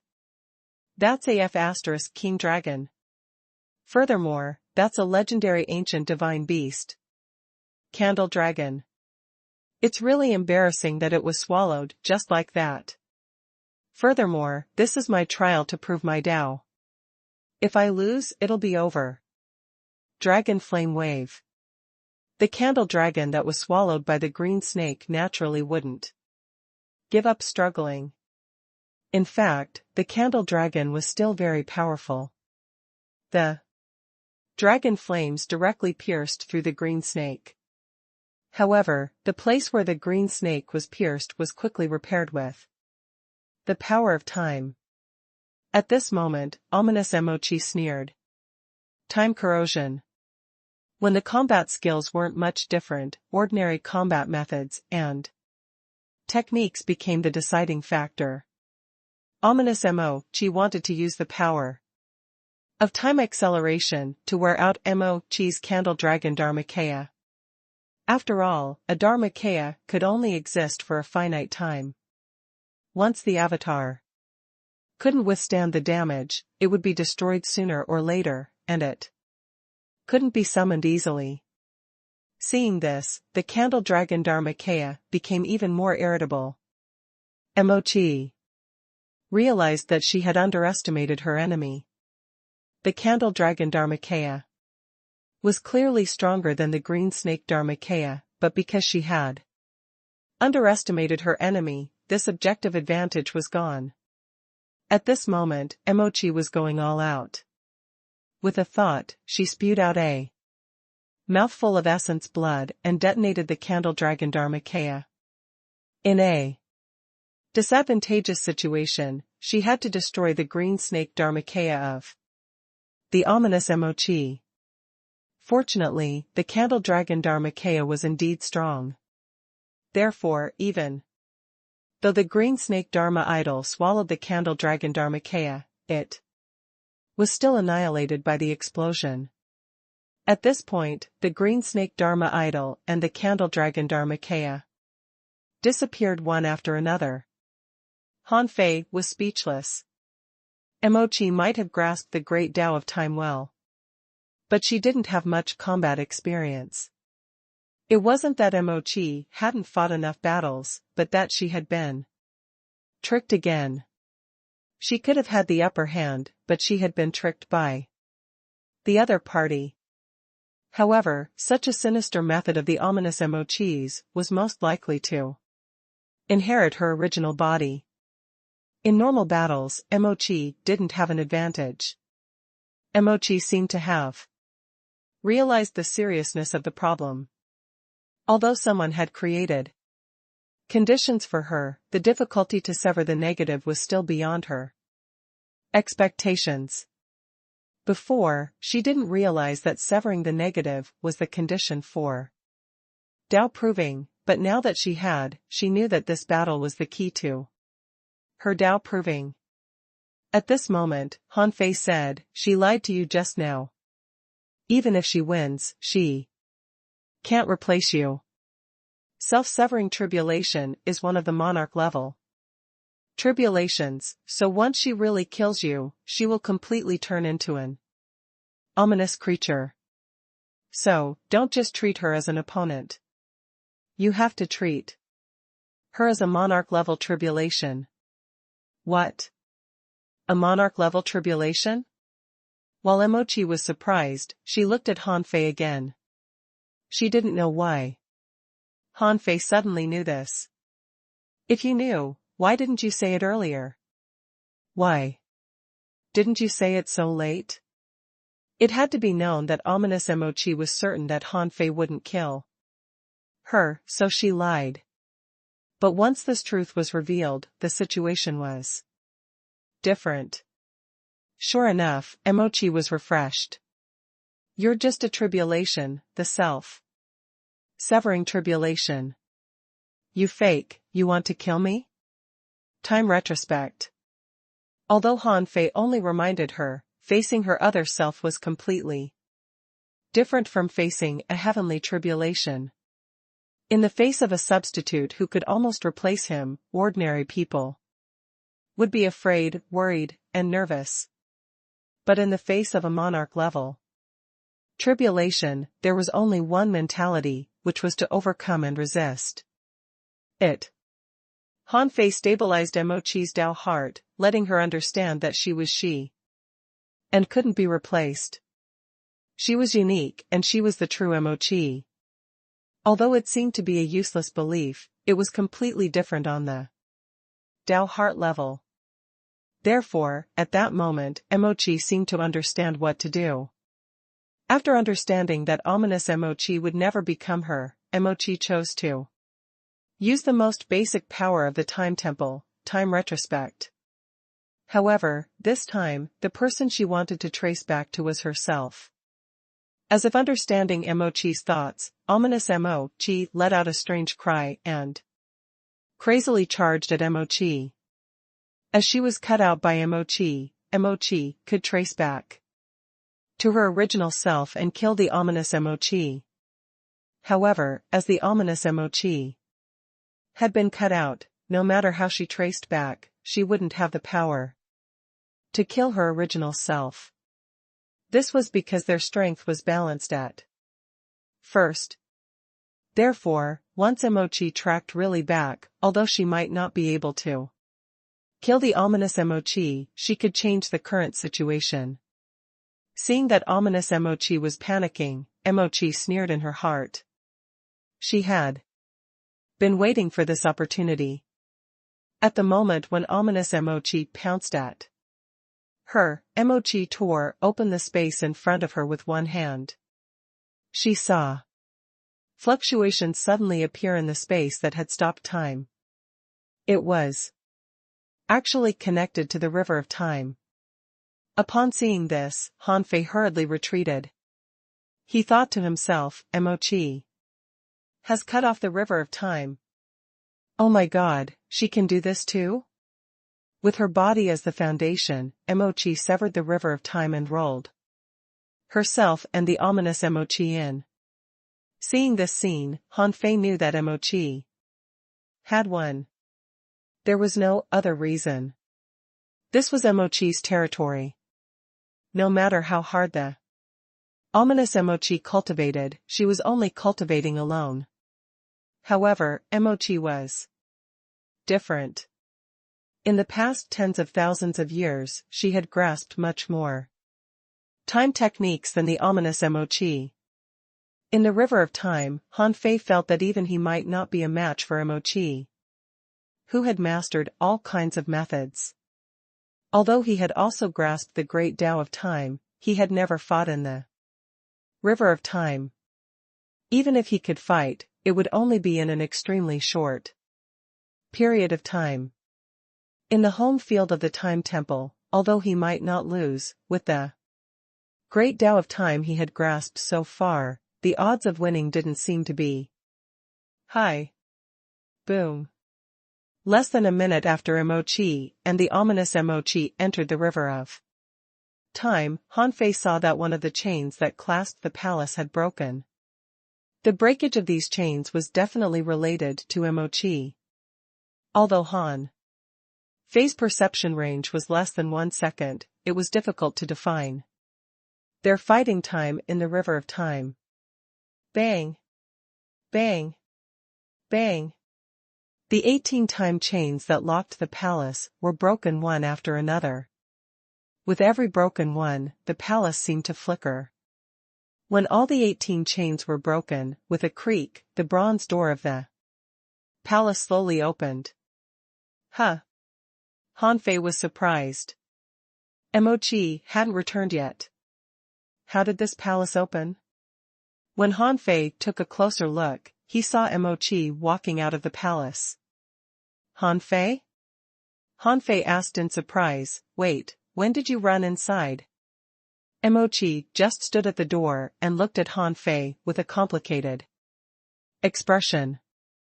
It's a long story. It's not until now that I understand. What the? Time chain's shackle is not the palace, but my own path. I'm about to prove. Tao, right here and now. But I might have to go back on my word. I'm afraid I won't be able to help you deal with the city of scavengers. Now that my master will come personally, I won't have a chance to stay here anymore. Hanfei couldn't help but frown. What? How long will it take for you to prove? Dao? Mochi shook her head. You don't understand. But you'll understand sooner or later. Hanfei was lost for words. Wait, what do you mean? Why should I understand it? I'm not from the Temple of Time. You owe me a favor. I've helped you a lot. On this journey, haven't I? You're leaving just like that? Mochi said, tell me the way of time cycle, plus the favor I owe you, and I'll give you the time resurrection technique in exchange. Is that okay? Hanfei shivered and said without thinking, okay. Hanfei was about to burst into fury a second earlier, wondering why the girl was so untrustworthy. The next second, he got such a good offer. How could he refuse to trade for such a good thing? Only a fool would refuse to trade for one of the 6 great techniques of the Time Temple.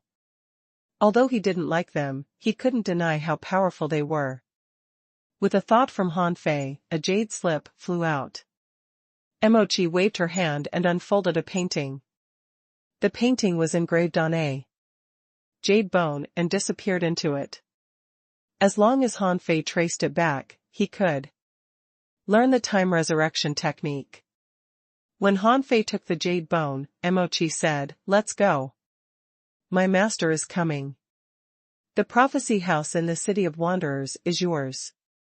Mochi wanted to say something, but hesitated.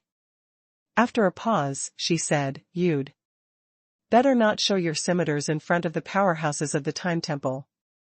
The consequences will be very serious. Huh? Hanfei was about to ask something when the power of time here had already disappeared. When Hanfei looked again, there was no palace here. He had been sent out of this area by Mochi. This time Node disappeared, and he appeared in the chaotic wasteland again. Her master is coming? It seems that Mochi is the disciple of a powerful figure from the Time Temple. Hanfei thought that if what the Emperor Sparrow said was true, it was also a huge opportunity for Mochi to sever the negative in advance. Ordinary people wouldn't be able to obtain such an opportunity. It could be seen that Mochi's master was definitely a very powerful existence. Don't show the blade of hope? Then he remembered that the blade of hope could easily cut through time. Did this mean that he could suppress the great Tao of time with the blade of hope? Now, he could suppress the great Tao of time. In the future, would he use this to suppress the powerful figures of the Time Temple? Therefore, Mochi reminded him. Buzz. Hanfei turned around and left without looking back. The powerhouse of the Time Temple had arrived. If anything was seen through by him, wouldn't he be in danger? If he attacked him, wouldn't he have to call eldest senior brother for help? That would waste a void mark. So, the best choice was to run. Another moment later. At a certain time a valiant woman appeared in front of Emochi. This woman looked at Emochi for a long time and said indifferently, "I made you guard here alone for 13,000 years. Isn't it hard?" Emochi cupped her hands. "Master, it's not hard." The woman looked back with blue light flashing in her eyes as if she was tracing back at something. In the end, she said indifferently, "I'll guard you. Now prove your Tao." After Han Fei returned to the city of wanderers, he stayed a few more days. While studying the things in the prophecy house, he wanted to see if there were any special changes in the raging sea. There should be some special astronomical phenomenon if someone proved Tao. However, from the looks of it, there didn't seem to be any special changes.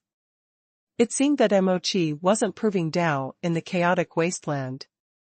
Or rather, the location of the palace wasn't in the chaotic wasteland, but in a time gap. There was no telling where she was. However, since Emochi's master was here, Emochi's Tao proving should be completed. After all, she had already passed the self-severing tribulation and had a powerful existence protecting her. In the prophecy house, Lu Qianxi said, "Master Han Fei, what's so interesting about these junk?" Han Fei didn't respond but said, "Put a sign outside the prophecy house. Tell them that I've gone to travel and the return date is unknown. Now I have something to tend to." Half a day later, Han Fei came out of Gu Tingnan's ice palace and left with Lu Qianxi and Han Fei threw all the messy things in the prophecy house into his origin star. These things didn't have many special treasures. The only advantage was that 3 or 5 of them were still useful as the bones of prehistoric creatures in the Tao proving realm. The others were mostly junk. He could only see some special creatures and deeds from ancient times. After leaving the city of wanderers, Han Fei issued an order in his heart and the 7-kill army reappeared. In fact, they had been staying in Han Fei's origin star for a long time. Due to the problem of strength, there were some things that they couldn't participate in at first. For a moment, Hong Yu, Jiang Ye, Yingyue, Su Meng, and the others were a little excited because they discovered that they had returned to the chaotic wasteland again. What did this mean? It meant that the human emperor was about to attack the chaotic wasteland. Hong Yu was rather enlightened. "Master Human Emperor, are you going to?" Han Fei nodded slightly. "It's almost time." Hong Yu and the others were shocked. Sure enough, the human emperor was going to take action. Only Zhou Jingjing and the others didn't know much about Han Fei's ambition. But she knew that a big war was about to begin. Han Fei looked around. Now, there were more than 68,000 people in the 7-kill army, a total of 432 strong masters in the sky-opening realm. A third of them were recruited later, but after such a long time of polishing, they had completely submitted. Among these 432 people, only half of them were star transformation powerhouses, including only 10 perfected star transformation realm cultivators, but no one had reached the perfected star transformation realm. This was actually the best Han Fei could do for now. As for the rest, except for the children, all the 7-kill army had already established the sea. If the hidden power of the city of scavengers was excluded, the 7-kill army controlled by Han Fei alone might be able to conquer the city of scavengers. Of course, the top combatants were definitely not as strong as theirs. There was no doubt about this. They might be able to compete with the number of sea establishers. After all, there were not many sea establishers in the cultivation fields of the cities governed by the city of scavengers. Basically, in those farms, except for the top 50 farms, there were only a few dozen sea establishment realm powerhouses, so there were about 4 or 5 sea establishers in each of the tens of thousands of towns under their jurisdiction. In any case, there were no more than 10 sea establishers. In fact, most of them were human beings. Without sea establishers guarding them, it was too difficult for those small villages and towns to contend with the tide every 100 years.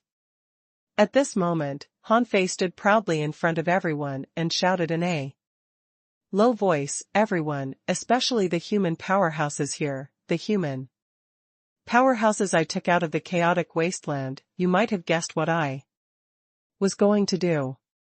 Yes, we are going to launch a counterattack." Boom.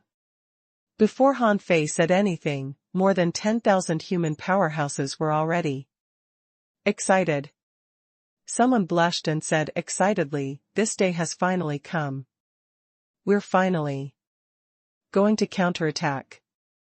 They were the first batch of living forces to liberate the human race. No one knew better than them the suffering of the human race in the chaotic wasteland. Some people had tears in their eyes, and all their hatred flashed in front of their eyes. Their ancestors, wives, children, relatives, and friends had all died in front of their eyes. All of this was a sin of the 10,000 scaled race. Finally, they would start their revenge and become the pioneers of the liberation of the human race. This kind of mentality and this kind of glory made them, as sea establishers, shed tears. Someone shouted, "Destroy the 10,000 scale race and save the human race." One person shouted, and tens of thousands of people followed him. Their blood and chi soared to the sky, making the people who joined the 7-kill army and the people in the former giant whale fortress feel inexplicably shocked. They believed that if they were faced with such a ferocious race, they probably wouldn't even have the courage to resist. Hanfei said, "Everyone, listen up. From today onwards, you will no longer enter my origin star to cultivate. The following battle will also be the cruelest trial in your lives. I need you to split up and hide under all the cities of the 10,000 scale race in the mining towns. Before the war starts, you need to lie low and endure. Even if you die, you can't expose our plan. Remember, hide in those towns. Don't take the risk to enter the cities. We can't afford failure." With a wave of Hanfei's hand, more than 60,000 flying daggers flew out. These flying daggers were all ultra-quality divine weapons. They were mainly made of the life metals of the star sea metal swallowing ants and were engraved with array patterns engraved with the great Tao of time. Hanfei said, "Although what I'm going to say next is not what I want. Everyone, this is a war between races, a decisive battle to free billions of human beings. We can't be negligent. Therefore, I have to say that this knife is called sacrifice. Once you know that your plan has been exposed and you can't escape, you can die with this knife. Even if a venerable comes in person, he won't be able to learn our plan from your broken souls." Hiss. Apart from the human race, there were actually many people, especially those who had been recruited near the infinite mining area. Their hearts skipped a beat. Was this knife so powerful? However, when they looked at the human powerhouses, they all looked satisfied and approving. That kind of fanaticism horrified them.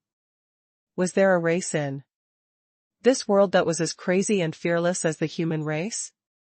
These self-destruction knives were refined by Hanfei in the years after the Northern Expedition. In those years, except for going out to collect the origin stars of the deceased every day, he had basically been refining these self-destruction knives. At this moment, he scattered these knives, but there was one thing he didn't say.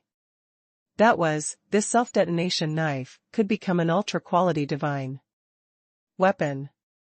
Han Fei not only set up time patterns on the knife to shatter the soul of the deceased so that others couldn't detect it, but he also secretly set up some small mechanisms. Once he refined this knife, if anyone wanted to rebel, the knife would explode. In Han Fei's opinion, it was difficult for non-human beings to empathize with the humans in the chaotic wasteland. Once someone tried to rebel and revealed their plan, the consequences would be very serious. Therefore, refining the sacrifice knife required essence blood, and the sacrifice knife was a knife specially hidden in the soul. When the essence blood fused with the soul, it could achieve control over a person. What Han Fei wanted was a foolproof method. Then Han Fei looked at the sky openers and also took out flying knives, but they were not ultra-quality godly weapons, but low-quality godly weapons. Han Fei said, "These are also your sabers of self-destruction. You need to refine them on the spot." Yes, Master Human Emperor. The sky openers were even more determined than the sea establishers. In fact, they wouldn't betray Han Fei, because such a grand victory was also their opportunity. Following Han Fei was the best choice in their lives. There were too many benefits. All kinds of resources and techniques directly piled their realms up. If Han Fei could win this battle, they would be heroes, and the return would be huge. Immediately, the 70,000 people began to refine the self-destruction knife in front of Han Fei. After they were done, Han Fei tested them with the vast ocean navigator to see if anyone had a way to avoid the monitoring of the self-destruction knife. However, the vast ocean navigator didn't find such a person. Perhaps there were many talented people in this world, but most of them were ordinary people. Being able to avoid the sabers meant that this person was extremely extraordinary. After making sure that no one could avoid the power of the self-destruction knife, Han Fei said, "Han Yu." Yes. Han Fei flipped his hand and threw out a jade slip. The plan for sky openers is different from that for sea establishers. This is for you. From today on, you will be responsible for the sneaking in of sky openers. Refreshed, Hong Yu shouted, "Yes, Master Human Emperor. I'll complete the mission with my life." Then Han Fei said again, "Ingyue, Su Meng, Jiang Ye, Ling Ran, Jiang Liuyu." Yes. Han Fei threw out a jade slip each and said, "This is the information of all the cities in the city of scavengers and the mines in the villages and towns under their jurisdiction. You need to arrange for each human cultivator to form a small team with 4 non-human cultivators and sneak over. You have to be extremely careful while you're lurking." Yes, Master Human Emperor. We'll complete the mission with our lives. In fact, Han Fei wasn't worried about them lurking. This was because the 7 Kill Army were all sea establishers. For ordinary villages and towns, the strongest were only sea establishers. As long as they didn't take the initiative to enter the city, the probability of being discovered wasn't high. Even if the scavengers met them by chance in the wild, with the strength of a team of 5, they could probably annihilate those scavengers. After all, the soldiers of the 7 Kill Army were not ordinary sea establishers. These were all strong masters who had practiced many of Han Fei's techniques. Their real strength was higher than their realms. If anything happened, it couldn't be helped. There was no perfect plan in the world. But as long as the plan of action wasn't exposed, it wouldn't be a big problem. As for the villages and towns under the jurisdiction of the city of scavengers, although they had some guesses about the sudden appearance of the few strong masters, the strength of the 5C establishers was enough to control them. Furthermore, Han Fei's plan for them was to lay low, not let them occupy the city. They were not fools. No one would show their identity as strong masters to everyone in a high-profile manner. In order to be absolutely safe on this trip, Han Fei had already taught them the heaven-deceiving technique, which was a high-quality C establishment realm technique, so Han Fei was confident they wouldn't be discovered. After the selection of various personnel was finished in half a month and the various teams left, Han Fei heaved a sigh of relief. Although his action against the 10,000 scale race seemed fast, it didn't mean that it was rushed. He had to make the necessary plans. In addition, this operation to liberate the human race was actually trying to catch the enemy off guard. The scavenger city was at most guarding against the city of wanderers. Who would have expected that there was someone like Han Fei in the dark? If Zhang Beihai hadn't died, he might have been able to send back some information for the 10,000 scale race to take more precautions. But the power of the Zhang Beihai in the infinite mining area had completely been destroyed, and the information they told the chaotic wasteland here had long been fabricated. After making these arrangements, Han Fei knew that it was time for him to return to the Raging Sea. Before carrying out the final operation, Han Fei had a few things to do. 1. Was to sever the negative. The mysterious powerhouse in the Tao Enlightenment Palace of the Divine Capital Dynasty said that he only had 800 years. Less than 100 years had passed. No matter how much the ominous Han Fei had grown, he shouldn't be Han Fei's match. The reason why Han Fei might have a chance to kill Han Fei was that he had mastered the great Tao of time. Although Han Fei had never really tried to enter the river of time to change some of the things that had happened in the past, he knew that with his current strength, he could travel through the river of time. If that ominous Han Fei's growth ability was like Han Fei, he should have the strength of a perfected star transformation realm cultivator by now. After all, if nothing unexpected happened, the ominous Han Fei had already embarked on the path of the supreme divine technique, so it was only natural for him to become stronger. But compared to Han Fei's original self, the ominous Han Fei still lacked too many opportunities, so even if he had already condensed 5 Tao locks, he couldn't be stronger than his current self. Besides, with the supreme divine technique alone, it was impossible for Han Fei to condense 5 Tao locks. He should be hovering between the perfected star transformation realm and 1 Tao lock. Han Fei was the only one who knew the way back to the Raging Sea. Although scavengers occasionally broke in, they were all killed and couldn't reveal the location of the Raging Sea. The city of origin had been coveting the Raging Sea for too long and had broken into the Raging Sea several times with the god's arrival technique, but unfortunately, they were blocked and killed by the Beast King. Although these people couldn't escape from the Raging Sea, once the number of times increased, the city of origin could probably find out the approximate location of the Raging Sea from their whereabouts.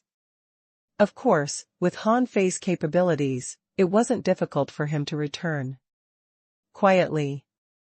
After only 7 or 8 days, Han Fei found himself in the dark mist outside the Raging Sea again. He had covered this place with the turtle shell sky.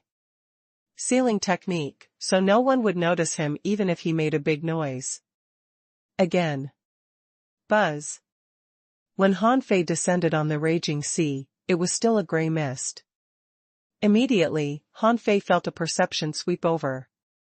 Teacher, it's me. Little Wang Han? Buzz. The Beast King appeared beside Han Fei with a swish. When Han Fei saw the Beast King, he was taken aback at first, but then his heart suddenly did a flip and he instantly retreated thousands of kilometers. A fist mark blasted out close to his body. Before Han Fei said anything, the Beast King snorted coldly. How dare you pretend to be my disciple? Kill. With a beast roar, the world rumbled and 10,000 beasts roared. The terrifying soul power directly impacted Han Fei's soul. With a thought, Han Fei activated his Dharma idol. His huge golden body completely withstood the soul attack. Han Fei shouted, Sir, are you crazy? It's me. Don't call me teacher. I don't have a teacher like you. Oh no, I don't have a disciple like you. How dare you pretend to be my disciple? I'll kill you. The Beast King held a godly weapon-level iron rod in his hand, and Han Fei seemed to see stars flashing. The law of strength shattered layers of the void and was about to slash at Han Fei. Han Fei was speechless. What's wrong with the Beast King? Why doesn't it recognize me? However, he couldn't just take the beating passively. Immediately, he activated the Ragnarok and extended his finger. The great Tao in one burst out and cut through the flashing star scar rod. However, the Beast King cursed, what a thief. You're only in the sky opening realm, but you can break the power of my law. Take another blow from me. Han Fei was lost for words. Teacher, are you crazy? You don't even recognize me? I'm Han Fei, Wang Han. F***ck off. My disciple returned more than 60 years ago. Who do you think you are? How dare you lie to me? Watch my sky-raising Beast King slash. Whoosh. The Beast King soared into the sky, as resplendent as the sun, augmented by the infinite power of the heavenly Tao. Han Fei was somewhat surprised to find that the Beast King seemed to be fused with the heavenly Tao of the raging sea. This blow exceeded the strength of an ordinary Tao-proving realm cultivator. Han Fei didn't have time to explain. He clenched his fist, roared, and punched at the sky. However, when Han Fei used the World Destruction Fist, a great Tao chain appeared and grabbed at Han Fei. **T. Han Fei didn't expect this situation. Why was the Beast King fine when he launched such a powerful attack? Seeing this, Han Fei used the turtle shell sky sealing technique again. Boom. The heavenly Tao chain shattered the world annihilation fist, but Han Fei stopped in time, so the heavenly Tao chain didn't continue to lock onto Han Fei. The Beast King's rod had already struck down. When the blow hit the turtle shell sky sealing technique, it set off a monstrous wave, and the surging ripples spread out millions of kilometers. **T. The Beast King cursed, is this the power a sky opener is supposed to have? B****, who are you? Han Fei was annoyed too. He shouted, Teacher, are you stupid? The one who came back before was fake. Didn't you see that he exuded the ominous power? Hey, teacher, do you know the ominous? This question is very complicated to explain to you. Anyway, he is fake, a negative power cut out of my body. The Beast King said, that's bull's**it. Everything was normal when my disciple returned. Also, you are the negative. He expected you to come after me, and here you are. In the turtle shell sky sealing technique, Han Fei was already cursing. This fucking ominous is really hateful. Han Fei said, why do you believe him and not me? The Beast King said, he knows everything about the past. I know all your experiences. Han Fei was lost for words. Of course, he was cut out of me. How could he not? No? Come on, ask me if I know everything. Do you forget that among the monarch-level tribulations, there's one called the self-severing tribulation? Since you've proven Tao, you should know what the self-severing tribulation is. However, a powerhouse helped me cut out this tribulation in advance. With that, Han Fei removed the turtle shell sky sealing technique and waved his hand, and a long stick appeared in his hand. Look, this is the stick you personally forged for me back then. Then, Han Fei turned his hand and summoned the 9 palace luck ruler. Han Fei said, my father gave me this functional godly weapon. Does he have it? Then, Han Fei reached out and grabbed 9 drops of water that were full of terrifying vitality. This is the spring of life I got from the heavenly race. It's for Chu Hao to recover. Does he have it? I can guarantee that the fake Han Fei is definitely not in the sea realm now. He is going to enter the river of time, return to before I was born, and kill me. Hiss. The Beast King was a little stunned. From the moment Han Fei took out the rod he had made, he seemed to have realized something. Yes, when the last Han Fei returned, it was too abrupt. He only said that Han Fei was chasing him. He needed to enter the river of time here and kill the ominous from the source. At that time, he had revealed some things to prove his identity, but what he revealed was the vast ocean navigator. The Beast King knew what it was. It was a functional godly weapon that ordinary people couldn't have, and Han Fei happened to have one. It was for this reason that the Beast King believed him, but that Han Fei didn't go to see Chu Hao, nor did he show any treasures like the spring of life. He just recounted the series of events that happened in the outside world and various memories of the past. Self-severing tribulation? The Beast King couldn't help but say, he has also shown some things else, including the dual fish jade pendant and the vast ocean navigator. *T. Han Fei's face changed greatly, and he cursed, son of AB *TCH. Han Fei extended his hand and grabbed his fishing rod. The great Tao of time burst out, and he casually hooked the vast ocean navigator out. Teacher, did he show it to you like this? The Beast King, yes. Han Fei was lost for words. Teacher, these things belong to me. Why did I have to fish with a fishing pole? With a thought from Han Fei, the yin-yang pendants and the vast ocean navigator appeared one after another. The Beast King said, I did. He said that it was a time divine technique. Han Fei frowned and said helplessly, how can you believe such nonsense? This is the time fishing technique. You can fish out anything that you've come into contact with recently from the past. Han Fei casually cast the hook and pulled it out, fishing Hong Yu out. Han Fei said, this is Hong Yu, from the 36 mystic worlds. We just separated not long ago, so even if we are not in the same space, I can still fish him out. Do you understand now? The Beast King.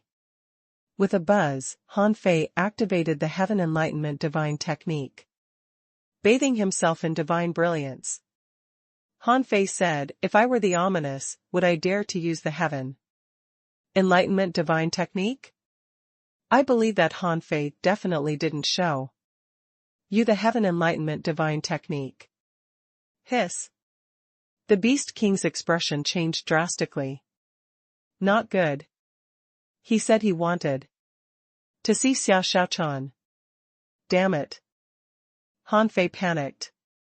The ominous Han Fei returned to the raging sea ahead of him and visited Xiao Shaochan decades ago. What did he want to do? Han Fei immediately realized the reason. This guy wanted to threaten him with Xiao Shaochan. The ominous Han Fei, his negative side, must be very different from his authenticity. He could fool the Beast King, but he could also fool Xiao Hongzhu into taking Xiao Shaochan away. Han Fei even suspected that this guy might have gone to the Thug Academy, the Nine Palace World, or even attacked his sister, Ener. Thinking of this, Han Fei almost fell apart. The Beast King seemed to have realized that something was wrong. As Han Fei said, he knew about the Heaven Enlightenment divine technique, which could purify the ominous. Han Fei could use the Heaven Enlightenment divine technique. So he was almost certain that this was the real Han Fei. The Beast King said, "Little Wang Han, it's useless to be anxious now. It's been 50 or 60 years. What should have happened has definitely happened. This is not the time to be anxious.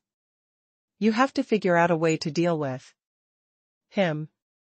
Han Fei's eyes were a little red. He took a few deep breaths in a row and said, "I'll just kill him. If I've guessed right, his strength is much weaker than mine. Otherwise, he wouldn't have resorted to all means." The Beast King said, "Although I've been guarding here all these years, I'm also taking care of the raging sea. Don't you have the spring of life? If Chu Hao recovers, his abilities should be greater. He will probably help, right?" Han Fei shook his head. "If my guess is correct, these 9 drops of the spring of life shouldn't be able to completely revive him. Besides, the ominous Han Fei must have entered the river of time at this moment. Even if Chu Hao revives, it's hard to say if he can cross hundreds of thousands of years and help me in that time. This is my own tribulation and I have to resolve it myself. As for Chu Hao, I can only meet him when I return." Han Fei wasn't afraid that Chu Hao would attack him. Chu Hao shouldn't be so stupid as to make things difficult for a disciple of the Void Temple. However, there was no need to meet Chu Hao now, because he couldn't help much. Han Fei calmed down again and said solemnly, "Master, one of my purposes for returning this time is to resolve the self-severing tribulation, and the other is to take everyone into the sea realm." "Enter the sea realm? Now?" The Beast King was stunned. From the battle just now, he already knew how powerful Han Fei was. But even so, wouldn't it be too risky to bring people from the raging sea into the sea realm? Han Fei said, "Master, let's talk about this when I finish the self-severing tribulation and return. By the way, I have a question. Why didn't the heavenly Dao chains attack you just now?" The Beast King said, "That's simple, because I proved Dao here. Logically speaking, it's impossible to prove Dao here, but the place I'm in seems to be partly connected to the sea realm. In addition, I'm actually related to the world origin of the raging sea, so the laws here won't attack me." "The world origin?" The Beast King said, "Yes, although the raging sea is not in the sea realm, it's still a world. It might have been a very powerful place in the past. The world origin here can give the raging sea such vitality, so it's naturally extraordinary. I borrowed some power from the world origin and the heavenly Dao to prove my Dao."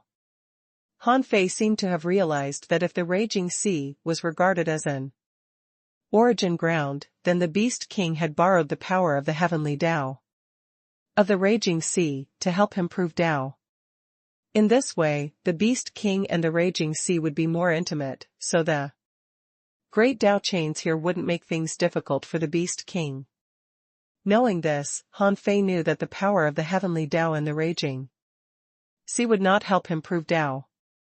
If he needed to prove Tao, he would probably have to use the origin ground in his hand. However, now was not the time to think about this. Han Fei said, "Teacher, it's an urgent matter. I can't be at ease if I don't pass the self-severing tribulation. Don't worry about me. I'm going to the Merman royal family." The Beast King also asked solemnly, "What can I do for you?" Han Fei said without looking back, "Some things can be helped, but some things can't." As the Beast King said, now that it had happened, it was useless for Han Fei to panic. He tested his speed in the raging sea, and found that once his speed exceeded 5 times the speed of light, the heavenly Tao chains would be drawn out. Under such a speed restriction, it was useless for Han Fei to go to the Merman royal family as soon as possible. The old snail, from the line of giant beasts, was in the same situation. However, in the raging sea, 5 times the speed of light was already very fast. It took Han Fei 13 days to come to the Merman royal family from the edge of the raging sea. When Han Fei reached the Merman royal family, he spread out his perception and found that the number of the strong masters of the Merman royal family had increased. There seemed to be a few more sky openers, a lot more sea establishers, and the comprehensive strength of the bottom level seemed to have increased. Secondly, there was a significant increase in the number of royal mermen and mermaids. Along the way, he saw some mermaids in trials whose trial targets were all sea demons. Anyway, everything looked prosperous. Han Fei wasn't surprised. Even if Han Fei wanted to take Xia Xiaochan away, he wouldn't do it openly. Otherwise, once it attracted the attention of the Beast King, the Beast King wouldn't just stand by and watch. Not only the Merman royal family, but the human race should be the same. The only ones who might have a problem were the Thug Academy and the 9 Palace world. At this moment, Han Fei was already very strong. Even Xia Hongzhu couldn't detect his perception.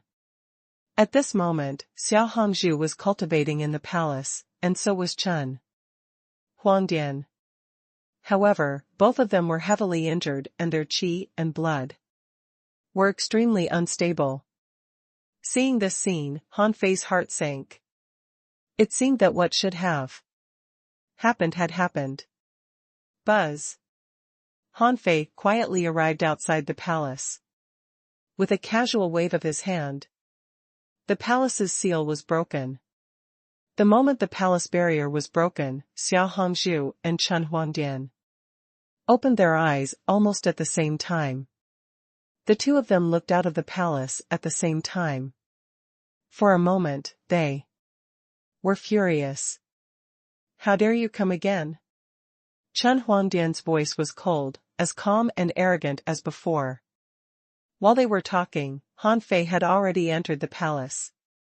At the same time, Chen Huangdian stopped in front of Han Fei and activated the seal on the entire palace.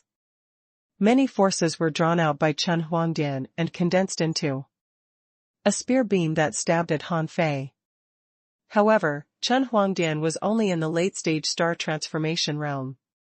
Although he was making fast progress, such an attack was nothing to Han Fei. Han Fei simply extended his finger and pointed at the spear light.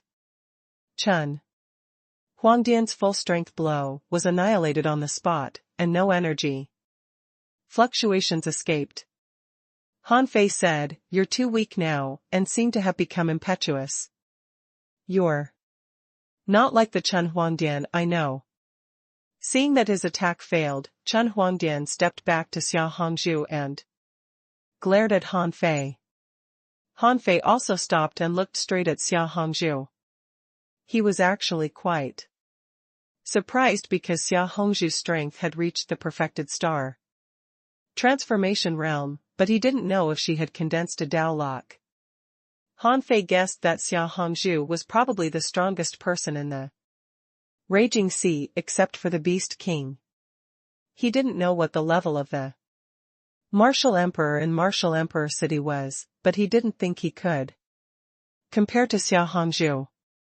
After all, Xia Hongzhu was a god's child. Han Fei asked, "Where is Xia Xiaochan?" Xia Hongzhu stared at Han Fei coldly. "You took Xiaochan away, and you're asking me?" Hearing Xia Hongzhu's answer with his own ears, Han Fei frowned deeply. Although this was within his expectations, he couldn't help but be a little angry to hear a definitive answer. However, anger couldn't solve the problem. Han Fei tried to calm down and said, "The Han Fei you saw before wasn't mine. That is my negative side, which can be called my ominous body. I returned to the Raging Sea to kill him, but I was still a step too late." "Your ominous body?" Xia Hongzhu also frowned. "Ominous body? The kind of creature in the title. Waves in the chaotic wasteland?" Xia Hongzhu and Chen Huangdian had actually been to the sea realm, so they knew that it was ominous, but they only knew the ominous creatures in the tides and didn't know much about the real ominous. Han Fei shook his head. "No, creatures of that level aren't the ominous in the true sense. When you're passing the monarch-level tribulations, one of the tribulations is called self-severing tribulation. What's going to be killed is this ominous body. Mother-in-law, you will understand what I'm talking about when you prove Dao in the future. But now, since Xia Xiaochan has been taken away, I'll bring her back." Xia Hongzhu frowned. She accepted Han Fei's explanation immediately because she didn't understand why Han Fei took Xia Xiaochan away. At first, she thought that Han Fei was here to wake Xia Xiaochan up, but Han Fei just said that he would take Xia Xiaochan out and wake her up in the sea realm. At that time, Xia Hongzhu felt that something was wrong. The reason why Han Fei left Xia Xiaochan here was to ensure that Xia Xiaochan wouldn't be implicated. But now, Han Fei wanted to take Xia Xiaochan away before the enemy was eliminated. What kind of reason was this? She didn't think that only the outside world could wake Xia Xiaochan up. Xia Hongzhu felt that she owed Xia Xiaochan, so how could she let Xia Xiaochan go on an adventure with Han Fei? It wasn't until this moment that she realized that the previous one wasn't the real Han Fei. Xia Hongzhu said, "In any case, you brought danger back to the Raging Sea." Han Fei nodded slightly. "That's right. I'll solve my own problems." After a moment of silence, Xia Hongzhu said, "He can't open the coffin of the ancient tree of life. Since you've returned, you might still have a chance." "Huh?" Han Fei was refreshed. This was a rare piece of good news. Now that he thought about it, the coffin of the ancient life tree that sealed Xia Xiaochan was given to him by his eldest senior brother. It was normal that the ominous Han Fei couldn't open it. Han Fei was slightly relieved and suddenly said, "Mother-in-law, you seem to be seriously injured. Let me help you." Buzz. Two pillars of healing divine light descended from the sky, enveloping Xia Hongzhu and Chen Huangdian. Then, Xia Hongzhu and Chen Huangdian both sensed that their wounds were disappearing at an unbelievable speed. Their bodies were even emitting thick black smoke. This was not surprising to Han Fei. After fighting with the ominous Han Fei, his body had probably been secretly contaminated by the ominous power. Han Fei didn't talk much with the two of them. He simply said, "Take a little rest. Your injuries will heal in a year at most." Xiao Hongzhu's expression was complicated. "Have you proved Dao?" Han Fei shook his head. "No, but your wounds are not serious. Don't worry." Then, Han Fei looked at Chen Huangdian and said, "As much as I hate you, you were injured while protecting Xia Xiaochan, so I won't hold you accountable for our past grudges." Chen Huangdian's lips curled and he snorted. He was indeed no match for Han Fei at this moment. Even his full-strength attack was meaningless to Han Fei. Han Fei sneered. This is probably how humans are. When facing an opponent weaker than them, they will always show their pride and strength. In fact, they are nothing. Buzz. Han Fei disappeared from the Merman royal family. Xia Hongzhu and Chen Huangdian scanned the area with their perceptions and found that Han Fei was nowhere to be seen. In the palace, Chen Huangdian came back to himself after a long time. How strong is he now? Xia Hongzhu thought for a moment and slowly said, "He should be in the same realm as me, but the strength he showed is stronger than mine." But in the same realm, there are the strong and the weak. Before, we couldn't shake Han Fei. I think it's impossible to measure his strength with the realm. After leaving the Mermaid Royal City, Han Fei's first stop was the Thug Academy. Since the unification of the human race 600 years ago, the human world had been divided into two worlds. The heavenly palaces hung high in the sky, which was to give ordinary people a goal, and at the same time, to prevent too many strong masters from interfering with the growth of ordinary people. However, the Thug Academy was definitely in the human world. The Thug Academy didn't care about one's identity or background when accepting disciples. It only cared about one's talent. If one kept staying in the heavenly realm, it wouldn't be beneficial to their development. The Thug Academy had an exclusive island in the human world. The island was full of plantations, and the real entrance of the Thug Academy was only less than 1,000th of the island. In the plantation, there were a few dilapidated houses. Two old men were drinking on a stone platform beside an open-air kitchen. There was a plate of peanuts, a pot of braised pork, and a row of barbecue grills. Gulp ah. Jiang Daqian was slightly tipsy. He took a sip and said, "The heavenly realm has a sky ladder competition to select talents. The Thug Academy can't just do nothing. Why don't we get Chu Jinnan to organize a talent audition in the human world for the Thug Academy?" Old Bai snorted. The Thug Academy recruits people based on quality, not quantity. Daji and the others already have some potential and have to bring them back before the Sky Ladder competition. Don't worry. Aren't you babysitting your grandson? Jiang Qin and Yang Xia are too much. They just ignored their son and are wandering around in the raging sea. How many opportunities can they find in the current raging sea? Jiang Daqian scoffed. Heh. Babysitting my grandson. That brat hangs around in the heavenly realm all day long. I heard that he follows Han Yiner around and calls her aunt all day long. This brat is useless. Han Fei's perception swept across.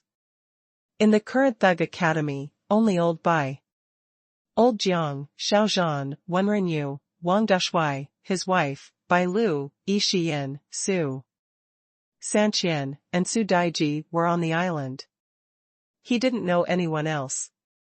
There were more than 100 people in the Thug Academy on the island, but there were still so few people in the Thug Academy. It seemed that the Thug Academy's recruitment standards had been very strict all these years. Han Fei thought for a moment and felt that he should show up. Buzz. When Jiang Daqian was about to put a peanut into his mouth, Han Fei suddenly appeared beside them. *T. Han Fei? You are back? Old Jiang was taken aback, but Old Bai still reacted normally. He looked at Han Fei in shock, a little dumbfounded and a little excited. Why did Han Fei suddenly come back?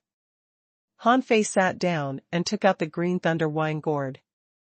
He hadn't used this calabash for a long time. Now the wine inside had become the 10,000-year longevity wine, which had extraordinary effects. The Green Thunder wine gourd flew in the air and automatically poured a bowl for each of them. At that moment, the fragrance of the wine overflowed, and Old Jiang and Old Bai were refreshed by the smell. Jiang Daqian said in shock, "Good wine. What kind of wine is this?" Han Fei said, "It's none of your business. Just drink it." Old Bai asked, "Why are you back? Did you come back alone? How is it outside?" Han Fei thought for a moment and said, "President Bai, no hurry. I'll tell you about it later. I have something to ask you now. About 50 or 60 years ago, did I come back?"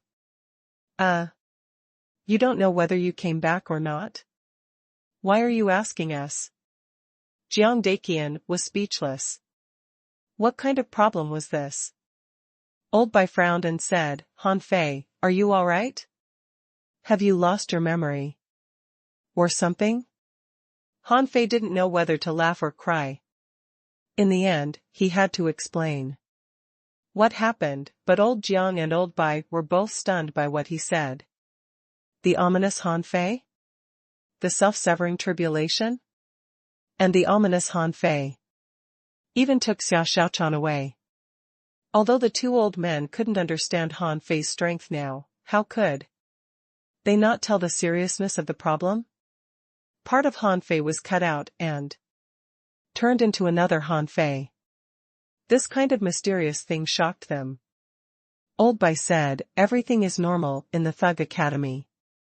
According to you, your ominous body only needs to take Xia Xiaochan away. Although you came out of the Thug Academy, you have the best relationship with Luo Xiaobai and the others. Now they are all in the sea realm, so there's no need for your ominous body to attack the Thug Academy. This way, other than angering you, it's meaningless. Taking Xia Xiaochan away is enough to threaten you. Theoretically speaking, it doesn't matter whether he touches the Thug Academy or not." Jiang Daqian also said, "Besides, nothing happened to your sister, Han Einer. She came to the Thug Academy a few months ago. If something would happen to her, it would have happened 50 or 60 years ago." Old Bai asked, "Han Fei, is the self-severing tribulation so difficult to transcend? It can transform into you and have such a high self-awareness." Han Fei said, "Yes and no. If he were in the sea realm, I could easily capture and kill him. But he's not stupid. He won't wait for me to kill him. I just didn't expect him to return to the raging sea so quickly." Han Fei was speechless. The mysterious powerhouse said that he had 800 years, but it had only been less than 100 years. Han Fei paused and said, "President Bai, did anything happen in the raging sea 50 or 60 years ago? Or something abnormal?" Bai Kongyi said, "I'm not sure about that. Wait here for a while. Of course, We should ask the Supreme Mystic World about this. They collect all the information in the world. I'll go there myself. Hey, do you want to go with me? Han Fei thought for a moment. No, I'll go there myself. Let's talk when I come back. With that, Han Fei disappeared. Old Jiang hurriedly said, Hey, you forgot your wine gourd. Han Fei's voice rang in their ears, this wine gourd is no longer useful to me. I'll give it to you too. After finishing the wine in it, you will be at least at the peak level of the sea establishment realm. Then it shouldn't be a problem for you to open the sky. Old Jiang. Old Bai. Before going to Supreme Mystic World, Han Fei went to the former Nine Palace world. Han Xian and Han Yiner were both there, and Han Yiner had a little fatty behind her. Seeing that they were fine, Han Fei was relieved. He didn't plan to meet them again, or it would be meaningless to make them worry about him every day. Supreme Mystic World. Liu Yu looked at Han Fei in shock. Liu Yu asked, something big 50 or 60 years ago? Apart from all kinds of incentive competitions, there hasn't been anything big in the raging sea these years. Wait, if there's anything special, there is. Do you still remember the Abyssal Chasm, Master Human Emperor? Han Fei said, of course. The Yin-Yang world and the Waterwood world came out of there. How can I not remember it? Liu Yu waved his hand, and a jade slip appeared in front of Han Fei. He said, 50 or 60 years ago, to be precise, 58 years ago, an abnormal reverse surging phenomenon appeared in the abyssal chasm and a huge amount of energy flowed backward to the sea realm, which was recorded here by our Supreme Mystic World. Han Fei scanned it with his perception and saw the information recorded. The abyssal chasm surged back, and the world turned red. It spanned tens of millions of kilometers. Anyone who approached it was swept by the murderous intent and fell into madness. This phenomenon lasted for 3 consecutive days and returned to normal 3 days later. Later, a powerful person in the sky-opening realm explored this place and was seriously injured. He didn't find anything, so this place was listed as the second most dangerous place after the Monarch Palace in the Raging Sea. Han Fei frowned slightly. Abyssal Chasm? Was it a coincidence, or what? The Yin-Yang world happened to be in the Abyssal Chasm. At that time, his mother isolated the outside world with the Yin-Yang millstone. When he entered and left the Abyssal Chasm with the 9 Palace Luck ruler, he almost entered an extremely dangerous place. Did the abnormality happen there? If there was a place in the Raging Sea that Han Fei hadn't explored, it was probably that place. However, could it be that the ominous Han Fei triggered that place? He definitely didn't go there by himself, but under the guidance of the vast ocean navigator. And the ominous Han Fei's only purpose was to kill him. The mysterious powerhouse in the Tao Enlightenment Palace had also said that the way to kill him was to return to before he was born. Han Fei narrowed his eyes slightly and said, "Don't tell anyone that I'm back." Liu Yu, yes, Master Human Emperor. Han Fei's return wasn't known to many people, because he had very important things to do now. In less than 3 days, Han Fei came to the familiar abyssal chasm. He took out the vast ocean navigator and asked, "Where did the ominous Han Fei go?" The vast ocean navigator pointed straight at the abyssal chasm. Han Fei thought to himself, it's true. The Raging Sea is developing peacefully now. The entire human world is busy cultivating and improving their strength. Everything is a scene of prosperity. Only something happened in the abyssal chasm, and this place happened to be where the yin-yang world used to be. He didn't believe that there was no connection. When he was in the sea establishment realm, he had once felt the other path under the abyssal chasm, but at that time, he had felt a terrifying crisis. He felt that once he entered that place, he would definitely die. But it was different now. Han Fei had already reached the perfected star transformation realm. His combat power was comparable to the Tao proving realm, which was much higher than before. Besides, if the ominous Han Fei could get in, how could he not? Therefore, Han Fei didn't hesitate and quickly rushed to the abyssal chasm. Soon, under the suction force of the abyssal chasm, Han Fei got in. Buzz. It was still dark around, but the barrier of the yin-yang millstone was gone.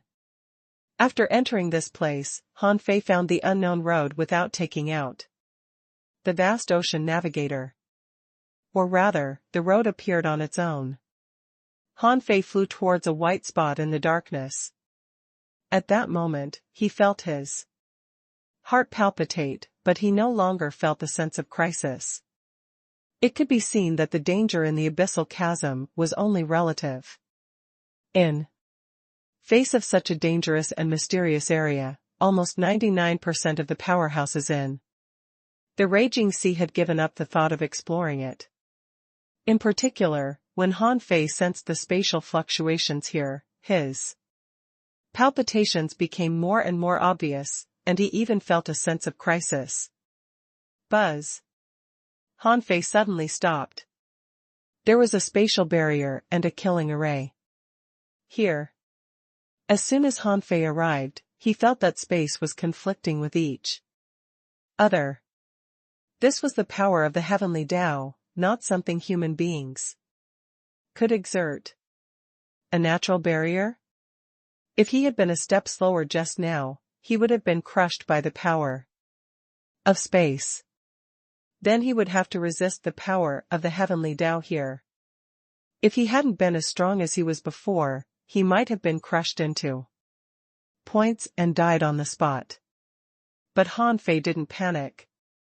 If it was a spiritual barrier, he would just break it. He extended his fingers and Sword 3 burst out. Puff. Bang. This sword cut open this natural spatial barrier, but behind this barrier, infinite ferocious aura rushed out at once. If such a huge amount of ferocious aura rushed into his body, even Han Fei wouldn't be able to withstand it. Therefore, Han Fei took out the mystic martial monarch armor and blocked it in front of him. As for the rear, he didn't care. This must be the reserve flowing of murderous intent, as Liu said. During this period, Han Fei jumped up and rushed in. Huh? Primordial ancient land? This was not the first time Han Fei had felt the aura of a primordial ancient land. If the murderous intent he felt under the steps was just fine, the manic vibe of the primordial era was especially obvious in the God-burying ridge. And here, it felt like the God-burying ridge. In the darkness, a suction force pulled Han Fei out, but it was not strong. Han Fei did not take the initiative to move forward, because he seemed to hear wailing sounds in this dark spatial passage. Soon, he saw red masses of light floating in the void. These masses of light took the initiative to approach Han Fei. Han Fei extended his hand to test them, only to find that the mass of light emitted an energy pulse comparable to the peak-level late-stage star transformation realm. Furthermore, this power could even shake the soul. Huh. This is a defensive booby trap. It was made like this purposely. Is there anyone in this place? The further he went, the more red blobs of light appeared out of thin air, combined with the power of space, and would directly reflect on the intruders to intercept them. Fortunately, Han Fei had mastered the great Tao of space and was very strong. From the beginning to the end, except for the red mass of light that he took the initiative to touch, he only shattered 2 of them. The rest were all avoided by him. Swish! When Han Fei finally walked out of this passage, he stood in a vast primordial land. Han Fei's first impression was that it was hot and dry. There was magma flowing everywhere on the surface, and extremely high flames occasionally appeared underground. On the ground, it couldn't be said that there was not a single blade of grass, but there was no greenness at all. The spiritual energy here was extremely violent, even more violent than the raging sea. Han Fei only stood here for a while, before his body began to burn with raging flames. When Han Fei sensed that there was an invisible power trying to infiltrate his body from these flames, if he didn't stop it, he might be burnt. Han Fei was a little surprised. How could a mere mortal fire hurt him? There was something wrong with the flames and heat here. Ah! It's so hot, so hot. At this time, Lu Chanxi couldn't hold it anymore. She trembled in Han Fei's hands and began to scream, "No, I'm going to wither. What the hell is this place? Why is it so hot?" Han Fei said, "You're a monarch. How can you be afraid of this?" Lu Chanxi said, "But I'm a demon plant. It's so hot. I feel very irritable. These fire elements seem to be trying to invade my body. Even a monarch can't stand being here every day." As she spoke, Lu Chanxi activated a land of laws in an attempt to resist. With a thought from Han Fei, the extreme cold pearl appeared in his hand. The flames immediately subsided, and within 1,000 kilometers of Han Fei, the temperature suddenly dropped to normal, lukewarm and quite comfortable. Huff! Lu Chanxi sighed. "Where are we? Why is it so hot?" Han Fei said, "We won't know where we are until we explore it." Han Fei tried to scan with his perception. When his perception spread out in this violent killing intent, it could spread out for about 100,000 kilometers. However, it couldn't last long. Otherwise, this power of fire could actually burn his soul. This was normal, as if he could barely release his perception. On the ice of the chaotic wasteland, the flames in this ancient primordial land seemed to be mixed with some unknown power. Han Fei could still release his perception for 100,000 kilometers, which could last for a period of time. But it was still terrifying. However, the flames here could burn him. From this, it could be seen that the strength of this world was probably not inferior to the ice above the chaotic wasteland. It was impossible for ordinary people to withstand this fire. Therefore, Han Fei was certain that this ancient primordial land was not in the raging sea. He must have come to a new place through the abyssal chasm. Swish! The Emperor Sparrow seemed to sense something and immediately appeared on Han Fei's shoulder. His entire body trembled as he said, "It's comfortable." "Where did you find this ancient primeval land?" "Well, this is not as simple as an ancient primeval land. This should be the end of the primordial era. The fire of chaos burned the myriad worlds, all races withered, and the strong sought survival. This danger spread throughout the sea realm, causing 90% of the creatures in the sea realm to die. After several eras of burning, the sea realm gradually returned to normal. New races were born and entered the ancient era." Han Fei frowned. "The fire of chaos, burning all worlds?" "Yes. Times have been changing. Just like the existence of the ominous, if the Sea realm is destroyed by the ominous, it's almost inevitable that all races will wither. However, the sea realm still exists. Perhaps new races will be born and the sea realm will enter an ominous era. Han Fei said, "You never mentioned it before." The Emperor Sparrow said, "It's been so long. Why should I mention this?" Han Fei asked, "What about the era after the primordial era? It seems to be the ancient era?" Han Fei had heard the old turtle mention this before. The Emperor Sparrow said, "To be precise, the ancient era was a revival era. After the end of the primordial era passed, countless new races were born, laying the foundation of the myriad races in the infinite ocean.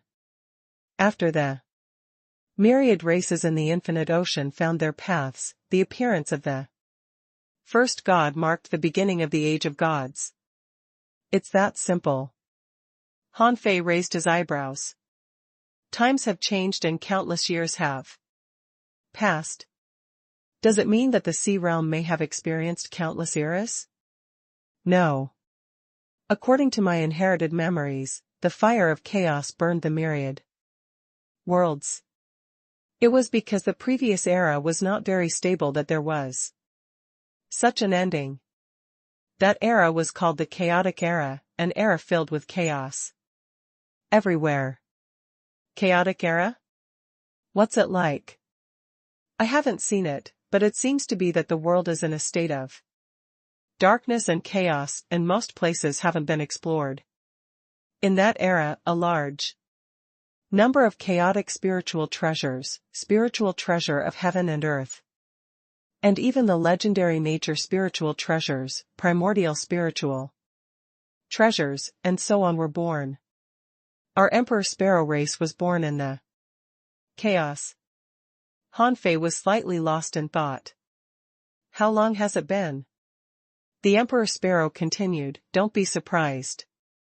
Your human race was also born in that era. However, the humans at that time were very strong. They were simply worlds apart from the current human race. If the two are compared, the people at that time are equivalent to gods. Unfortunately, the inherited techniques of that era have almost been lost." "I don't know the details." Han Fei asked, "Are there any other eras?" "I don't know. It's hard to say if there is. Even if there is, it's too ancient to be traceable." Han Fei nodded slightly. He was just curious. He didn't expect that the remnants of the primordial era would allow him to hear about some unheard of eras from the Emperor Sparrow. Entering a new world, Han Fei naturally wanted to test the upper limit of this world. Therefore, he burst out at 10 times the speed of light at once. After discovering that this place could carry 10 times the speed of light, he strengthened it to 20 or 30 times. In the end, he reached the bottom at 32 times the speed of light, but the so-called Great Tao chains didn't appear here.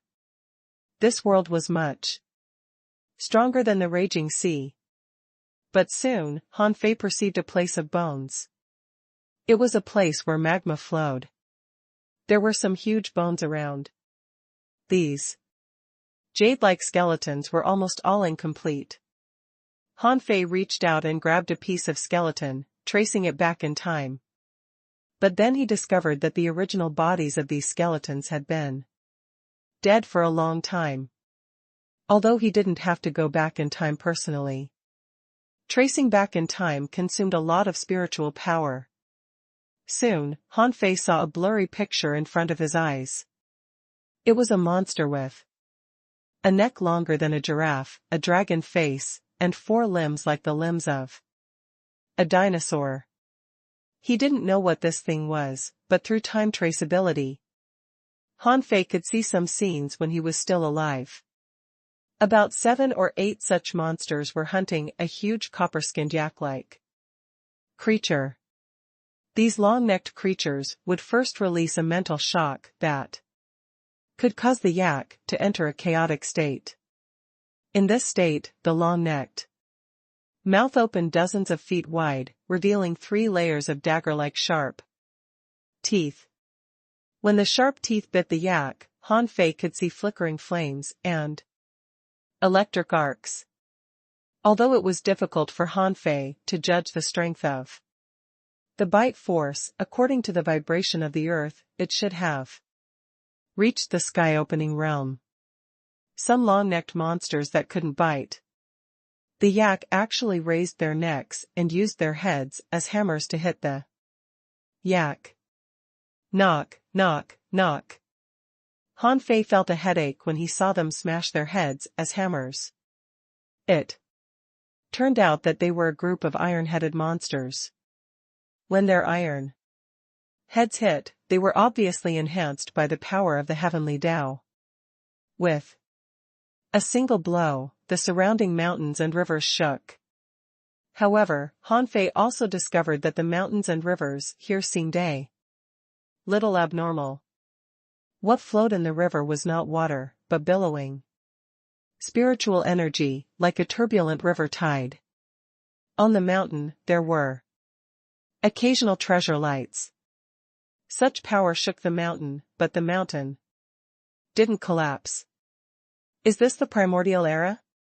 Han Fei couldn't help but sigh. There seemed to be treasures everywhere in the primordial era. After he came back to himself, Han Fei couldn't help but ask, are there treasures everywhere in your primordial era? The Emperor Sparrow said, what do you mean by our primordial era? I haven't really stayed in the primordial era. I just have the inherited memories. In the last chaotic era, there were treasures everywhere in the chaotic era. Therefore, in the primordial era, there were many treasures, so everyone's strength grew very quickly. Also, when everyone has treasures, they can't be called treasures, so you don't have to be envious. Han Fei said, the current sea realm is completely different from the primordial era. The Emperor Sparrow said, of course.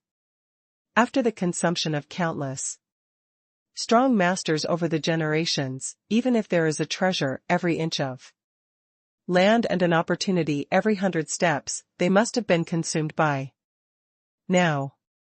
Han Fei frowned slightly and said, so, the era where the sea realm is now should be called the wasteland era, an era where resources are exhausted. Han Fei joked with him. In fact, the resources in the current sea realm were quite abundant. However, it couldn't be compared to the primordial era. Tracing back in time this time consumed a lot of spiritual power. If he traced the bones of such a creature 100 times, he would have to rest and recover. However, the bones he saw here were actually relatively easy to recognize. Ignoring those whose level was below jade bones, Han Fei would occasionally trace the golden jade bones with Tao patterns. After searching for about 10 times in a row, Han Fei finally found a skeleton of the Tao-proving realm. When tracing its past, he saw bears with 2 big horns on their heads. This bear was extremely good at jumping. With a stomp of its feet, it could step on a mountain in the primordial era.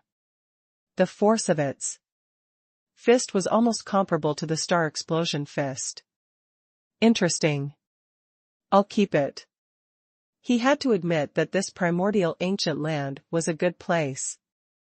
He could pick up the bones of Tao-proving realm powerhouses at random.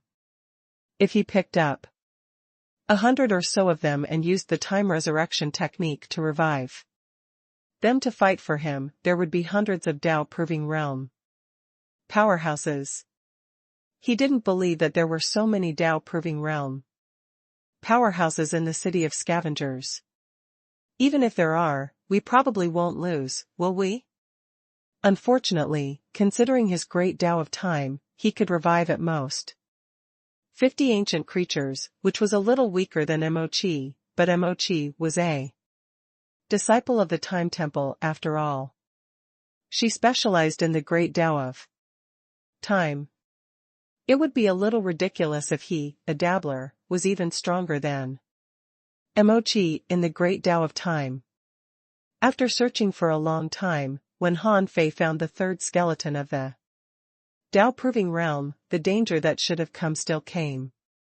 If this world wasn't dangerous, it would have long been explored by others. How could it have been left here until now? Han Fei didn't run very far, because he wanted to find the bones of the Tao-proving realm in passing. But soon, he saw 5 or 6 fireballs rolling in the void. Their goal was a magma lake. Knock, knock, knock. Just like a planet colliding with the Earth, these fireballs crashed into the magma lake. Then, a fiery flood dragon seated in the water, slapping and roaring. Soon, the 5 or 6 fireballs were sent flying. There are still living creatures here? Han Fei had thought that even if there was any danger here, there would only be some dead things. He didn't expect there to be living creatures. He looked again, only to see that the 5 or 6 fireballs suddenly transformed into brawny men. Han Fei was surprised to find that they were actually humanoids. However, their body structure was a little special. First of all, these humanoids had no hair and were bald. Then, there were fiery scales, like magma carapace on their chest, abdomen, back, arms, knees, and even the soles of their feet. Bang! Han Fei saw with his own eyes that the fiery flood dragon whipped a person with its tail. After he was sent flying, he turned into a ball again. Then, he flattened a few small mountains on this primeval land and smashed a big pit in the ground. The ground around cracked and ripples spread out for tens of thousands of kilometers before being swept away by the murderous intent in the void and then annihilated. However, from that blow, Han Fei could tell that the fiery flood dragon was at least a powerful creature in the peak-level late-stage star transformation realm. Even so, the humanoid that was sent flying actually bounced out of the big pit, turned into a ball, and continued to smash at the fiery dragon. No wonder this was a dangerous place. A place like the raging sea where few people were in the sky-opening realm was actually connected to a world with many sky-openers. How could it not be dangerous? A moment later, the flood dragon couldn't take it anymore and seemed to go berserk. It spewed out a pillar of scorching flames, and the humanoids pushed their hands forward. Their hard carapaces flickered and formed a natural shield. The few of them worked together and blocked it. Upon seeing this, the fiery dragon dove into the magma river and was about to run. These people certainly wouldn't let it. They roared and continued to roll out, continuously smashing the fiery flood dragon and causing it to be dizzy. Its head was deformed and it was finally smashed to death. Although these people had consumed a lot of spiritual energy, they still smiled and carried the fiery flood dragon, preparing to take it away.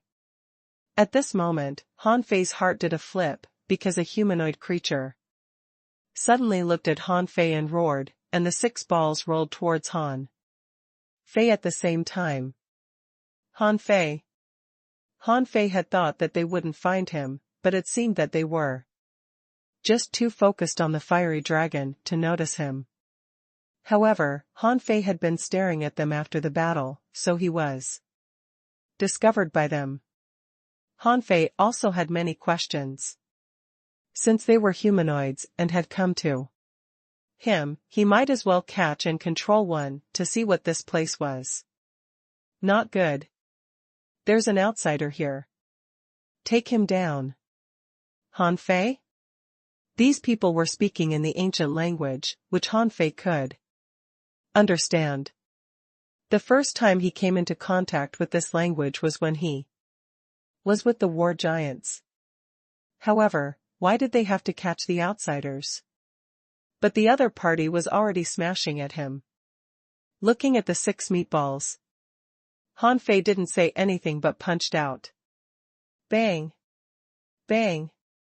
Bang! After 6 punches in a row, all 6 of them were sent flying. After all, no matter how strong they were only in the late-stage star transformation realm, not even in the peak-level late-stage star transformation realm. Han Fei didn't dare to use all his strength to hit them. What if he accidentally killed them? If he had just arrived but had already offended a race before he even figured out anything yet, this wasn't a good thing. Therefore, Han Fei still showed mercy, but his attack wasn't something they could block. However, the carapace of these 6 people was intact. Huh? It's not a carapace, but flesh that looks like a carapace.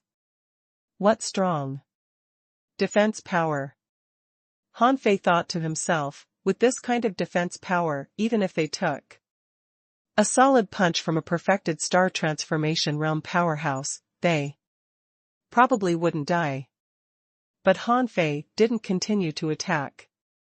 Instead, he said, "There's no need to fight. Why don't we talk first?" Someone was surprised. Huh? Can this outsider understand our language? The other person said warily, "So what? An outsider is an outsider. Call the elders." Han Fei still didn't take action. Although he was here to pursue his ominous body, since he had encountered this race, he might as well get in touch with them. What if they were related to the ominous body? Besides, the ominous body wanted to kill him before he was born through the river of time, which meant that old Han and his mother must have been here. He needed an explanation as to why they were here and what they were here for. Han Fei was not in a hurry to take action. Instead, he just watched one of them crush a fire crystal. These people knew that they were no match for Han Fei and didn't dare to attack rashly. But they were also curious. Is this person stupid? Why didn't he leave when he knew that we had called for reinforcements? In less than half an hour, more than 30 fireballs rolled out of the void in a row. When they returned to their human forms, Han Fei saw a leader. This person's strength had reached the perfected star transformation realm. Han Fei could tell at a glance that he was accompanied by 2 perfected star transformation realm powerhouses and 7 or 8 peak-level late-stage star transformation realm powerhouses. Obviously, they took outsiders very seriously, or so many high-end combatants wouldn't have come at once. Even in the sea realm, this combat power was quite impressive. The person in the lead was holding a walking stick formed from the bones of an unknown creature.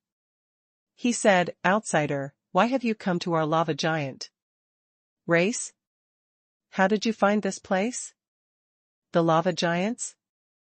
These guys called themselves giants, but they were twice as small as the war giants. On average, they were only 5 or 6 meters tall. Only the one in the front might be 8 meters tall. Such a body size was actually not a giant, but they just called themselves giants. Han Fei said, "I'm Han Fei. I came to your place after chasing a villain. I didn't expect to meet you. Perhaps we can have a deep chat. What do you think?" For some reason, the lava giants seemed to be very averse to outsiders. This was because outsiders who could survive in this ancient primordial land couldn't be weak. For example, the flames here. The Emperor Sparrow had mentioned that the destruction of the primordial era was because of the flames of chaos. Han Fei Didn't know if the flames here were flames of chaos, but their lethality was still huge. Ordinary people couldn't stay here for long before their souls and bodies couldn't withstand it. Han Fei didn't want to weather through the flames, so he took out the extreme cold pearl. After sizing up Han Fei, the lava giant's tone was still a little stiff. Recently, some outsiders have indeed entered our lava giants. That's you. The Grand Elder has already said that if any outsiders appear, we'll take them down. With that, these lava giants surrounded Han Fei. Seeing that these people had no intention of negotiating, they sounded quite disgusted with the outsiders. Did someone do something bad here? If anyone did anything bad here, it could only be his ominous body. Han Fei could clearly feel that the other party was becoming more and more hostile and seemed unwilling to talk to him. But since he was already here, he certainly couldn't just leave. Han Fei said indifferently, "If you can put away your hostility now, we can still sit down and have a good chat." "Humph. Take him down." With that, the elder of the lava giant tribe completely erupted. His body emitted scorching flames as he took out 2 war hammers. This guy didn't intend to use his body as a weapon. However, they were only in the perfected star transformation realm, so Han Fei wasn't afraid of anyone here. He saw that the elder was actually approaching him in close combat with his hammer.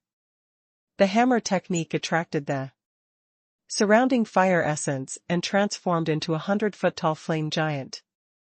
In midair, as he hammered at him, Han Fei concluded at a glance that this was not a Dharmakaya, but this person must have mastered some kind of Dharmakaya. However, in terms of strength, he had never been afraid of anyone. Han Fei threw out a fist mark and a star explosion fist appeared in the sky. Even after he completely mastered the star fist technique, there were still faint star phantoms appearing. Boom. Rumble. A violent explosion swept across the 9 heavens and 10 earths. The earth caved in and the rocks shattered. Within 10,000 kilometers, the lava giants that were about to attack Han Fei were shaken back by this violent force. The elder of the lava giant tribe was sent flying too. Crack.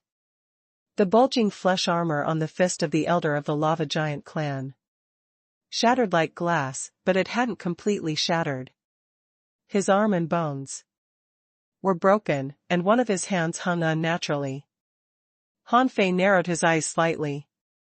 This person's body was so strong that he could resist his star fist with brute force. Even if it was just the star explosion fist, it was enough to contend with a Tao-proving realm powerhouse. But this guy only lost an arm. However, while Han Fei was surprised, the elder of the lava giant was also horrified. This person was only in the perfected star transformation realm. How could he be stronger than him?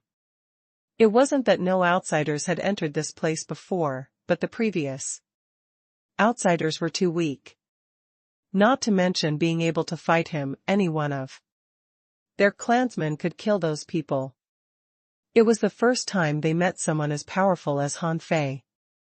Also, why was it so cold around him? Was it because he had some kind of spiritual treasure of heaven and earth? Although this person's hand was broken, he didn't admit defeat. He rolled up and turned into a meatball, continuing to make use of the power of heaven and earth here to smash at Han Fei. Han Fei punched again.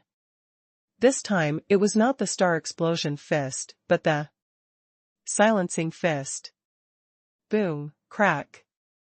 The elder of the lava giant tribe was sent flying and smashed through the ground. His flesh armor was almost completely shattered, and blood that was as hot as magma flowed out of his body. Elder Giant Fire. Elder, are you okay? Elder. For a moment, these strong masters of the lava giants were all enraged.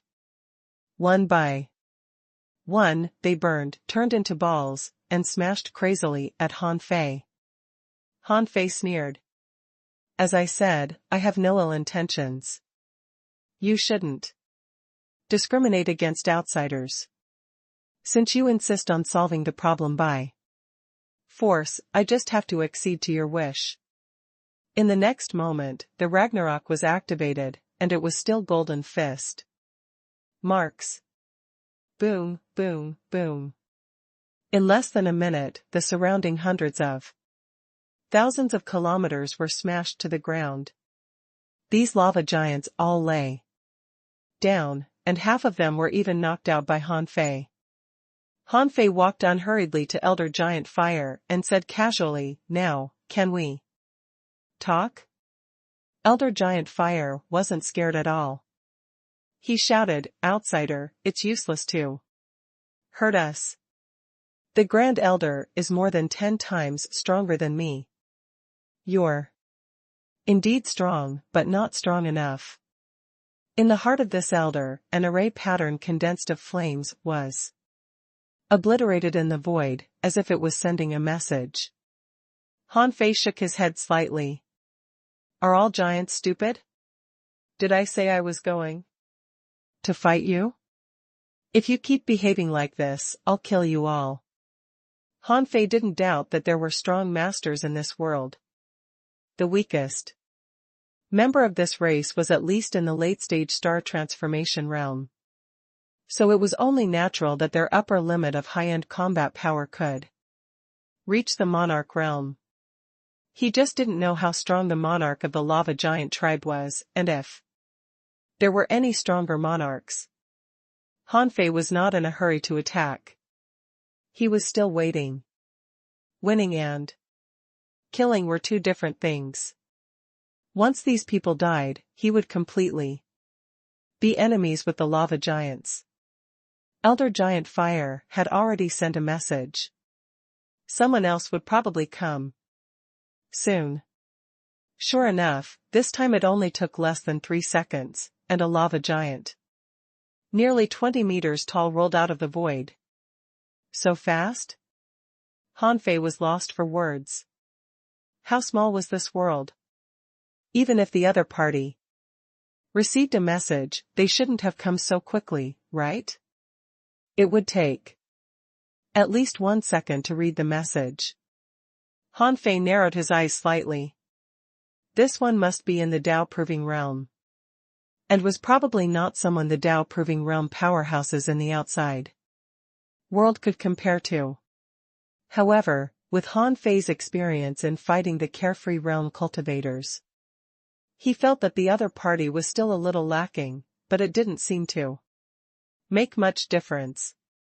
When the lava giant saw his clansmen lying all over the ground, his first reaction was to grab a hammer and then look at Han Fei coldly. Outsider, did you hurt my clansmen? At this moment, Elder Giant Fire roared, Grand Elder, this person has the strength of the Tao-proving realm. The Grand Elder looked at Han Fei deeply, but didn't seem to find it strange. Han Fei said, I want to be reasonable, but your people won't listen. Then I can only let them lie down and wait for someone who I can reason with.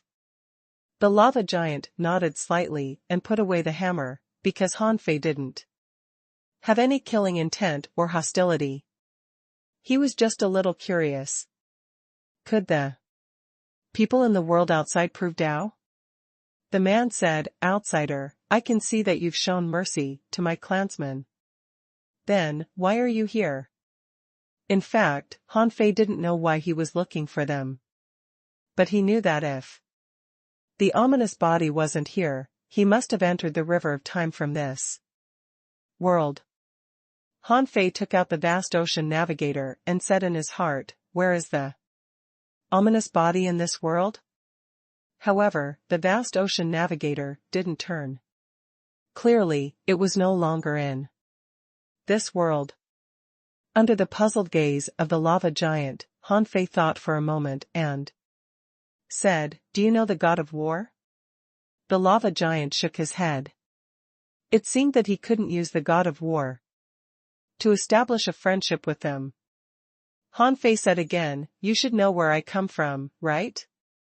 This time, the lava giant nodded. "I know. It's just an origin ground that's slowly recovering. The power of the heavenly Tao there is weak and the great Tao there withered." Han Fei raised his eyebrows. "Since you know that world, why don't you try to contact it? There is an extremely unstable channel between your world and mine.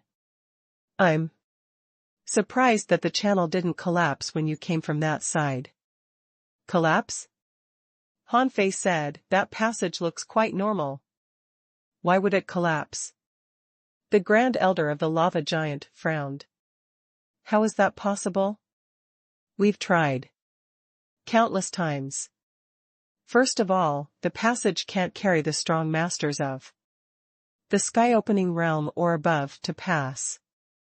If anyone below the sky-opening realm tries to pass, they will be crushed by the power of the heavenly Tao on the other side of the passage and instantly die. Therefore, why didn't the passage collapse when you passed it?" Han Fei shook his head. "No, except for that he was hit by some red balls of light floating in the void, everything was normal." Han Fei narrowed his eyes. "I can be sure that when I came over, the so-called passage was extremely stable. Besides, if the passage collapses, how can I come over? It's just a temporary collapse. It'll recover slowly after the collapse." "Well..." Han Fei wondered if he was talking about a different channel with the lava giant. Besides, some people had tried to enter this place from the raging sea before, right? Although most of them died, a small number of them had come here. Or could it be that they had just descended here and hadn't really arrived here? Han Fei wasn't sure about this. When he had the time, he could go to the Library of the Supreme Mystic World to check. The lava giant seemed to be confused too. There were indeed outsiders coming here in the past, but most of them couldn't contact us except for those coming via some special methods because they were burned to death by the fire of chaos the moment they came in. Therefore, we moved our entire race to the vicinity of this passage in order to discover the outsiders in time. That's why I have some understanding of your world. Your situation was an accident. And we still need to verify it." Han Fei didn't care. There was nothing to argue about.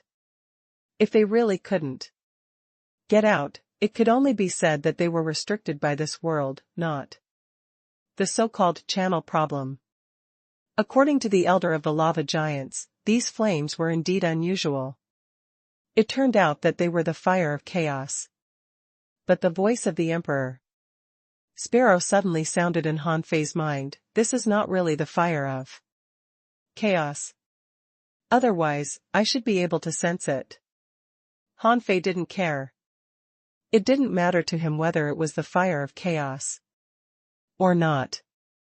Han Fei said, "I just told them that my purpose of coming here is to find a bad guy. This person is as strong as me and can withstand the fire of chaos. Here. He came to this world 58 years ago. I want to ask, did anything unusual happen in this world 58 years ago? 58 years ago?" Han Fei clearly saw that the lava giant's expression changed slightly. Clearly, he knew something. Then, he said in a low voice, "Yes, something did happen 58 years ago. Someone invaded my race's holy land and stole my race's treasure." "What? We lost our treasure?" Elder Giant Fire and the other lava giants were all shocked. Han Fei frowned. "Treasure? What treasure?" This is the secret of my lava giant race. Why should I tell you? Han Fei said, I'm here to hunt that person down. If everything goes well, I'll kill him and bring your treasure back. Anyway, you've lost your treasure. Why can't you tell me? If you trust me, I might be able to get it back for you. The lava giant asked, Where do you know he is? How can you find him after so many years? Han Fei said, I have my ways. The lava giant thought for a moment. It was indeed as Han Fei said. There was really nothing he couldn't tell them. He said, what we lost was a drop of the essence blood of the ancient human race.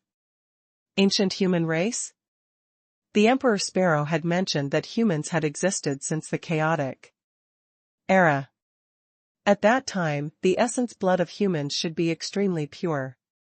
If the ominous Han Fei used the devouring technique, it should be easy to absorb.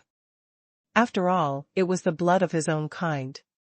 He didn't have to devour the essence blood of various powerful creatures to improve his bloodline like Han Fei was doing now. However, did his ominous body also need to improve his bloodline? What was the point of improving his bloodline? He was the ominous. Han Fei thought for a moment. Senior, can you show me where the treasure was lost? But like I said, I might be able to get it back for you. Why do you say that? After a moment of silence, Han Fei said, Senior, since you've already proved Dao, you should have passed the monarch-level tribulation, right? The lava giant nodded. Yes. Han Fei asked, there is a self-severing tribulation in the monarch. Tribulation. Senior, have you experienced it? The lava giant nodded again. Sure. Han Fei said, to be honest, that person is my self-severing tribulation. Oh? The lava giant was finally moved. You mean, you want to sever the negative in advance? It's impossible for you. Someone is helping you with that?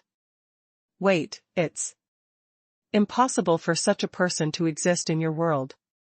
Han Fei said, Senior, this world is very small, so is our world. Beyond our two worlds, there is a bigger and wider world, which is the Sea Realm. In the Sea Realm, there are still gods, some great monarchs, and even more monarchs. Why is it impossible? The lava giant's eyes suddenly flashed. Sea Realm? I've never heard of it. But there was indeed a sea in the former primeval land. Is that the former primeval land? Han Fei said, that's right. In fact, it's just the original primeval land. Don't tell me you think that the world you're in is the entire world? Hiss. Huh? Primeval land? So, we can leave now? Where is that place? But we can't get through the passage. The group of lava giants suddenly became excited as if they had found a home. The Grand Elder of the lava giants said anxiously, have you found the way to the primeval land? Han Fei nodded. Yes, but the Sea Realm isn't as good as you think. It's full of dangers, especially for the human race. They're bullied there. The elder of the lava giant tribe seemed to have thought something out. Of course the primeval land is dangerous. Otherwise, why would it be called primeval? This isn't important. What's important is that you can get out. Can you really pass through the passage? Han Fei said, of course. It's not impossible for you to get out. I don't think all the lava giants are monarchs. For example, these people. Han Fei pointed to everyone except the Grand Elder. As long as they are willing to enter my origin star, I can take them away.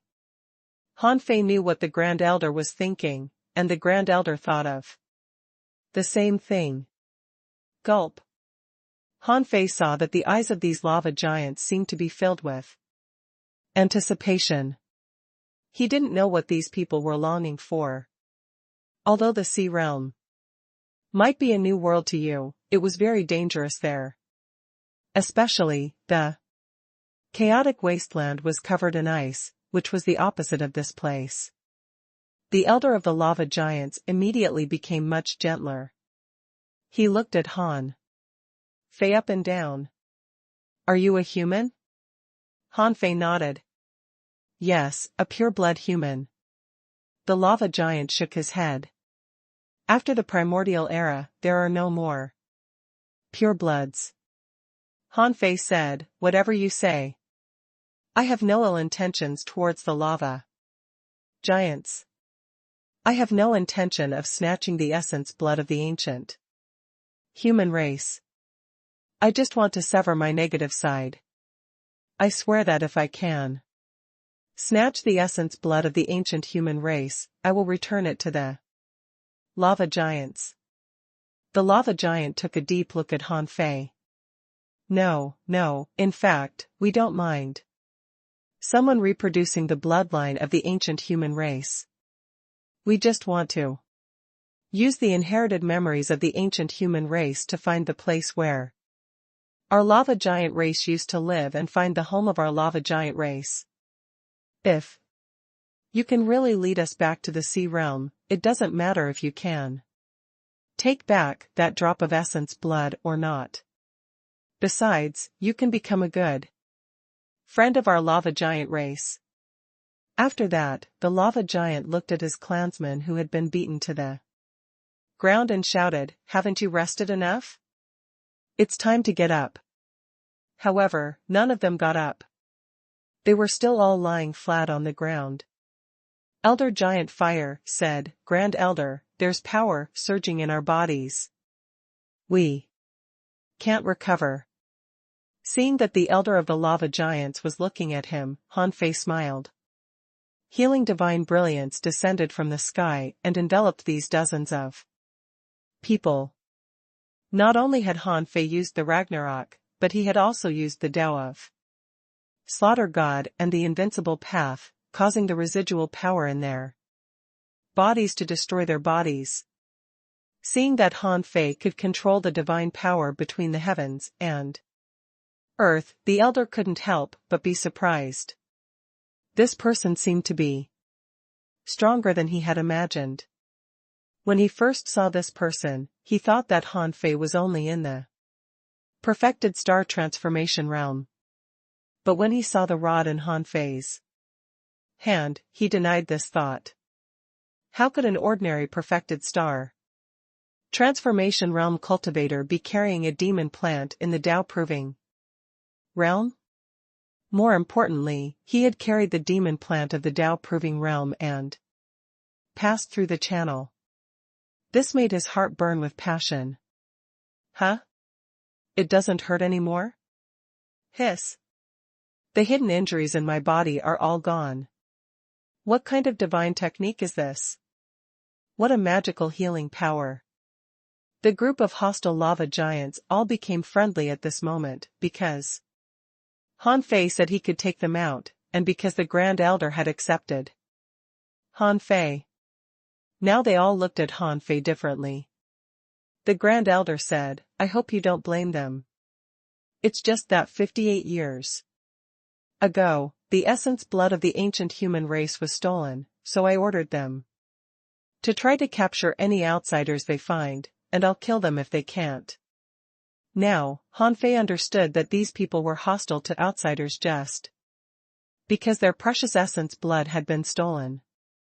On the way back, a lava giant even came to Han Fei and said, "Why are your fists so hard?"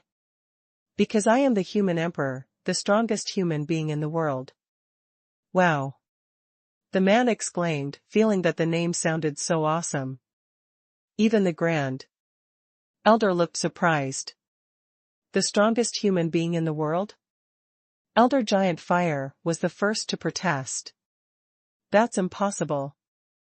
Our Grand Elder is the strongest human being in the world.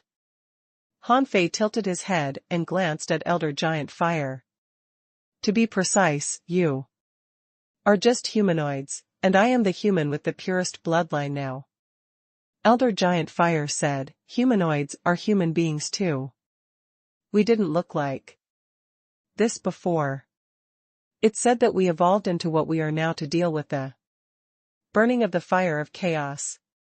Before, we were not only bigger than you, but also in perfect human shape. Han Fei laughed. As you said, that was in the past. If we have to calculate it this way, the strongest person in the human race now should be a guy called the God of War. He has reached the peak of the great monarch realm and can even fight gods. The Grand Elder finally said, God of War? Han Fei said, I'll teach you a sacrificial ritual later. Maybe you can contact the God of War. He's now in the distant sea of stars. Therefore, if you make offerings in the sea of stars, it's very likely to contact him. The Grand Elder nodded. Okay. After a pause, the First Elder asked, is there really a big world outside? Han Fei said, of course. In the primordial era, there were countless races. How could only you, the lava giants, survive? Since you know that there is still our raging sea outside this world, you should have guessed that there are many races in this world. If my trip goes smoothly, maybe you can see the current sea realm soon. To be honest, the conditions in this primitive ancient land were so harsh that ordinary people would have died long ago. It was a miracle that these lava giants could hold out here for countless years. Because the two parties needed some time to communicate, it was not fast to return to the lava giant tribe. Han Fei sat directly on the shoulder of Elder Giant Fire. In terms of character, there was not much difference between the lava giants and the war giants. They were not bad. It was so dangerous to come from the raging sea to here because the people who came couldn't resist the attack of the murderous intent in the abyssal chasm, and the burning of the fire of chaos in this primordial ancient land all day long. Giant Fire asked in confusion, Han Fei, why is it so cool around you? I feel a little cold. Han Fei played with the extreme cold pearl and said, this thing is called the extreme cold pearl. It's an ultra-quality godly weapon that suppresses all flames. Tisk, tisk. Wow. Is there such a treasure in this world? So great. What material is this made of? No matter what materials are used, we don't have them here. Otherwise, we would definitely build hundreds of them. Han Fei was lost for words. Do you think it's so easy to make 100 of them?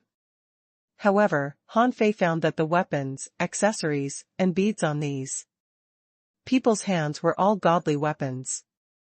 It seemed that this lava giant seemed to be very good at refining. Han Fei, what's the outside world like? Han Fei said, it's very free. The world is huge and has a large population. It can accommodate billions of people. In any random competition, there are as many as 1 million sky-opening realm powerhouses participating. Hiss. So scary. So many people? There are only a few thousand of us. How big must the land be? Wouldn't it be tens of millions of miles? Gosh, there are so many people. How can we recognize each of them? Han Fei said, don't. They're just strangers. You will only need to know them when you have to. Listening to the chat of these lava giants, Han Fei sighed. Their world was indeed very small, much smaller than the raging sea. The reason why this world could also become an independent world was that it was a fragment of the primordial era. Its geographical area was not even 1/10 of the raging See. The space where the lava giants lived was even smaller. Except for the places where they lived, other places would naturally nurture some special creatures as their hunting targets. This group of people had lived tirelessly for countless years. It was even possible that this lineage had been passed down from the primordial era. After chatting enough, Han Fei finally came to the lava giant tribe. Then he was surprised to find that this was a cave-type lifestyle. They had dug mountains as their residence, and the bones of all kinds of creatures were piled up everywhere. The bones of countless creatures had been beaten into pieces and put on the ground.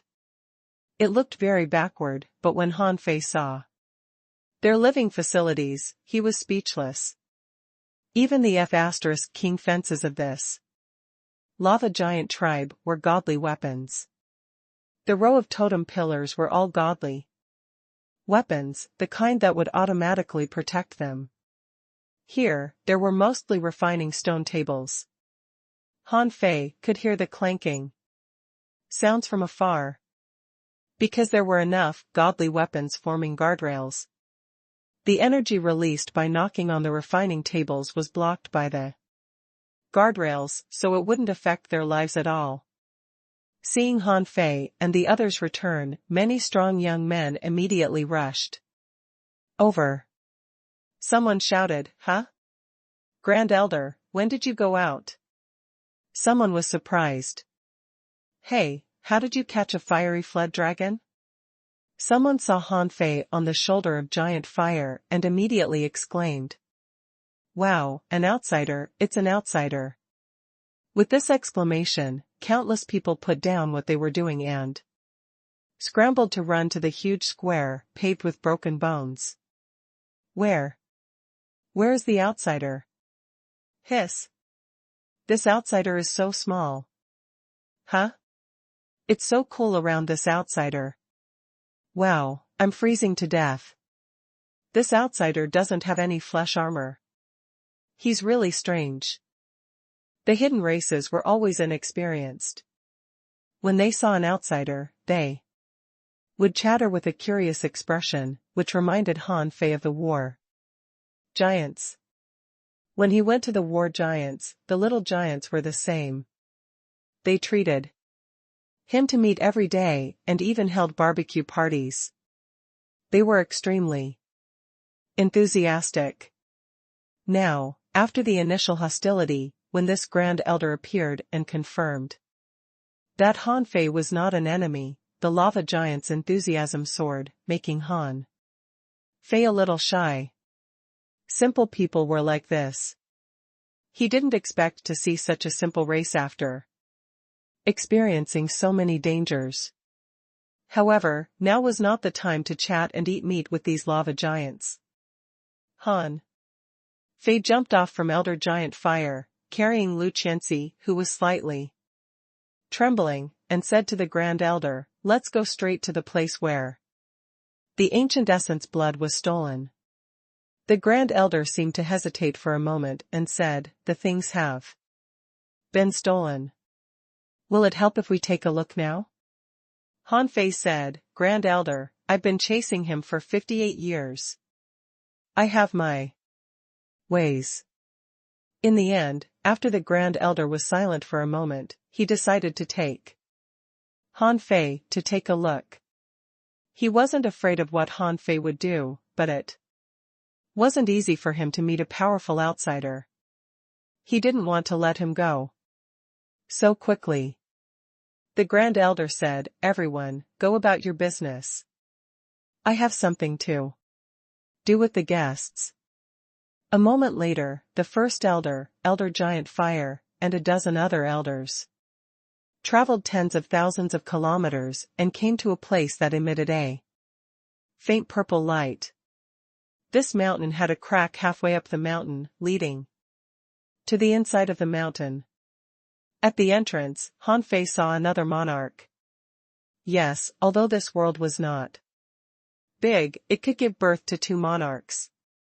It could be seen that the strength of this world was indeed more than one level higher than the raging sea. However, this monarch seemed to be stuck at the peak of the Tao-proving realm. Was this a coincidence?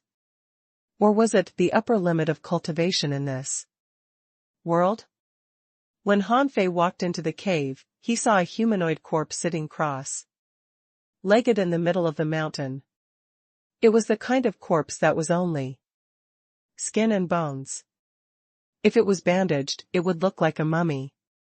The dry corpse was sitting cross-legged on an altar with a small black hole between its eyebrows. When Han Fei saw the dry corpse, his heart did a flip. This was because the bones wrapped under the corpse's skin were even more powerful than the power emitted by divine crystals. Besides, even though he had been dead for so long, the suppressing pressure here was still heavy. This level of suppressing pressure reminded Han Fei of that handwriting of the great monarch, which meant that this person was at least a great monarch when he was alive. The Grand Elder said that drop of primordial essence blood was originally between the eyebrows of this ancestor. At that time, it wasn't a monarch who protected this forbidden place. It wasn't until 58 years ago that someone entered here and stole the essence blood. Han Fei asked, "Was there a seal in this place?" The Grand Elder said, "Of course there is, and it's a very strong seal." However, the seal was triggered for only 1 second before it died down. No one even saw the intruder, because the 2 guards inexplicably fell into a deep sleep at that time. Void stealing technique. Han Fei naturally knew what method the ominous Han Fei used. Of course, 2 guards in the perfected star transformation realm couldn't stop him. Although these 2 people were very strong, they were not facing an ordinary, perfected star transformation realm cultivator. Even if there was a monarch guarding this place, if the ominous Han Fei really wanted to steal something from here, he would still get his way. Han Fei looked at the dry corpse carefully for a while and said, "Why is this senior here?" The Grand Elder said, "There's no need to hide it from you, because there's no need. According to the history books of our lava giant race, this skeleton and the essence blood of the primordial human race might contain the secrets of the origin of the human race. It's recorded that if there's a person with a bloodline atavism in the future, he might trigger this drop of essence blood to discover and inherit the secrets inside. And our lava giant race has been guarding this secret for generations. Unfortunately, to this day, no one in our lava giant race can have a bloodline atavism. Who would expect that after a long time, 3 drops of essence blood are all gone, and we haven't inherited the secrets of the human race? 3 drops of essence blood? Isn't it just 1 drop? The Grand Elder said, "A million years ago, it was said that a fellow giant accidentally barged into this place and triggered the essence blood. At that time, the Grand Elder of the lava giant race gave out a drop. About 80,000 years ago, 2 special outsiders accidentally entered this place and slightly triggered the essence blood. I made the decision to give out a drop. I didn't expect the 3rd drop to be stolen." Han Fei's heart did a flip. More than 80,000 years ago? Han Fei immediately perked up. Were the 2 people more than 80,000 years ago called Han Guanchu and Jiang Linxian? Huh! The Grand Elder suddenly exclaimed and looked at Han Fei. "You know him too?" Han Fei's expression changed. "To be honest, they are my parents. They have been missing for 80,000 years. They managed to send a message out, saying that they were trapped in the river of time. I'm afraid that's why I traced my self-destruction tribulation to this place." "Oh? Are they still alive?" Another monarch spoke first. Han Fei said, "They're still alive, but they're in an unknown situation and can't come out. On this trip, in addition to transcending my self-severing tribulation, the other thing I have to do is to find them and save them from the river of time." The reason why Han Fei was sure that his parents were caught in the river of time was that he once returned to 100,000 years ago, which was also when he was really born. The monarch was a little absent-minded and murmured, "So they are not liars." Han Fei glanced at him. "Liar? If the lava giants had the ability, you would have used the 3 drops of essence blood yourselves. But in the end, the 3 drops of essence blood were taken by outsiders. Besides, look at the corpse. He actually looks similar to me. But everyone, look at yourselves. Do you look like this ancestor?" Giant Fire said directly, "That's not necessarily true. We might have looked like you before. We evolved into what we are now because we needed to adapt to the environment here." The Grand Elder also said, "Even if we transform from ancient humans into humanoids, we still have the bloodline of the former human race in our bodies." "How can you be sure?" Han Fei said, "It's meaningless for us to argue this. Maybe it's because of your bloodline that you can't leave." The Grand Elder was about to say something, when Han Fei suddenly said, "Wait a moment." In Han Fei's eyes, the great Tao of time was revolving. He wanted to directly trace back to the past of this primordial human. This person might be a figure from the chaotic era.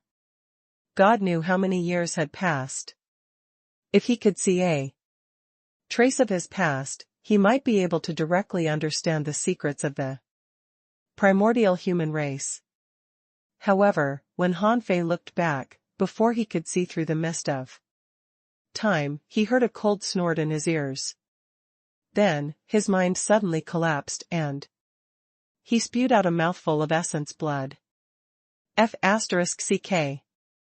The mouthful of essence blood was sprayed all over his body. It was not that. He couldn't trace it back, but he sensed that someone looked over from the other side of time and snorted. Han Fei was speechless. At that time, this powerhouse was still alive, but he actually noticed his prying through the heavy mist of time.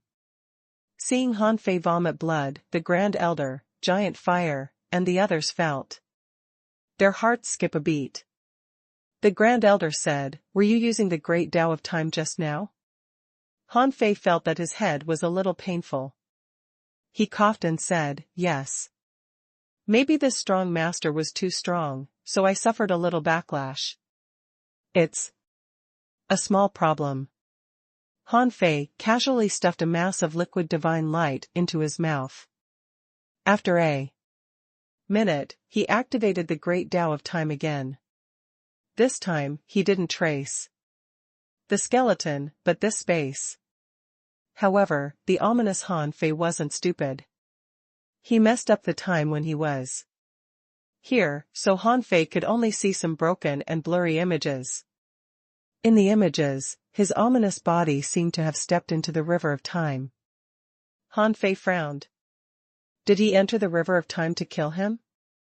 But why did the ominous body take that drop of essence blood? Could he, an ominous body, use it?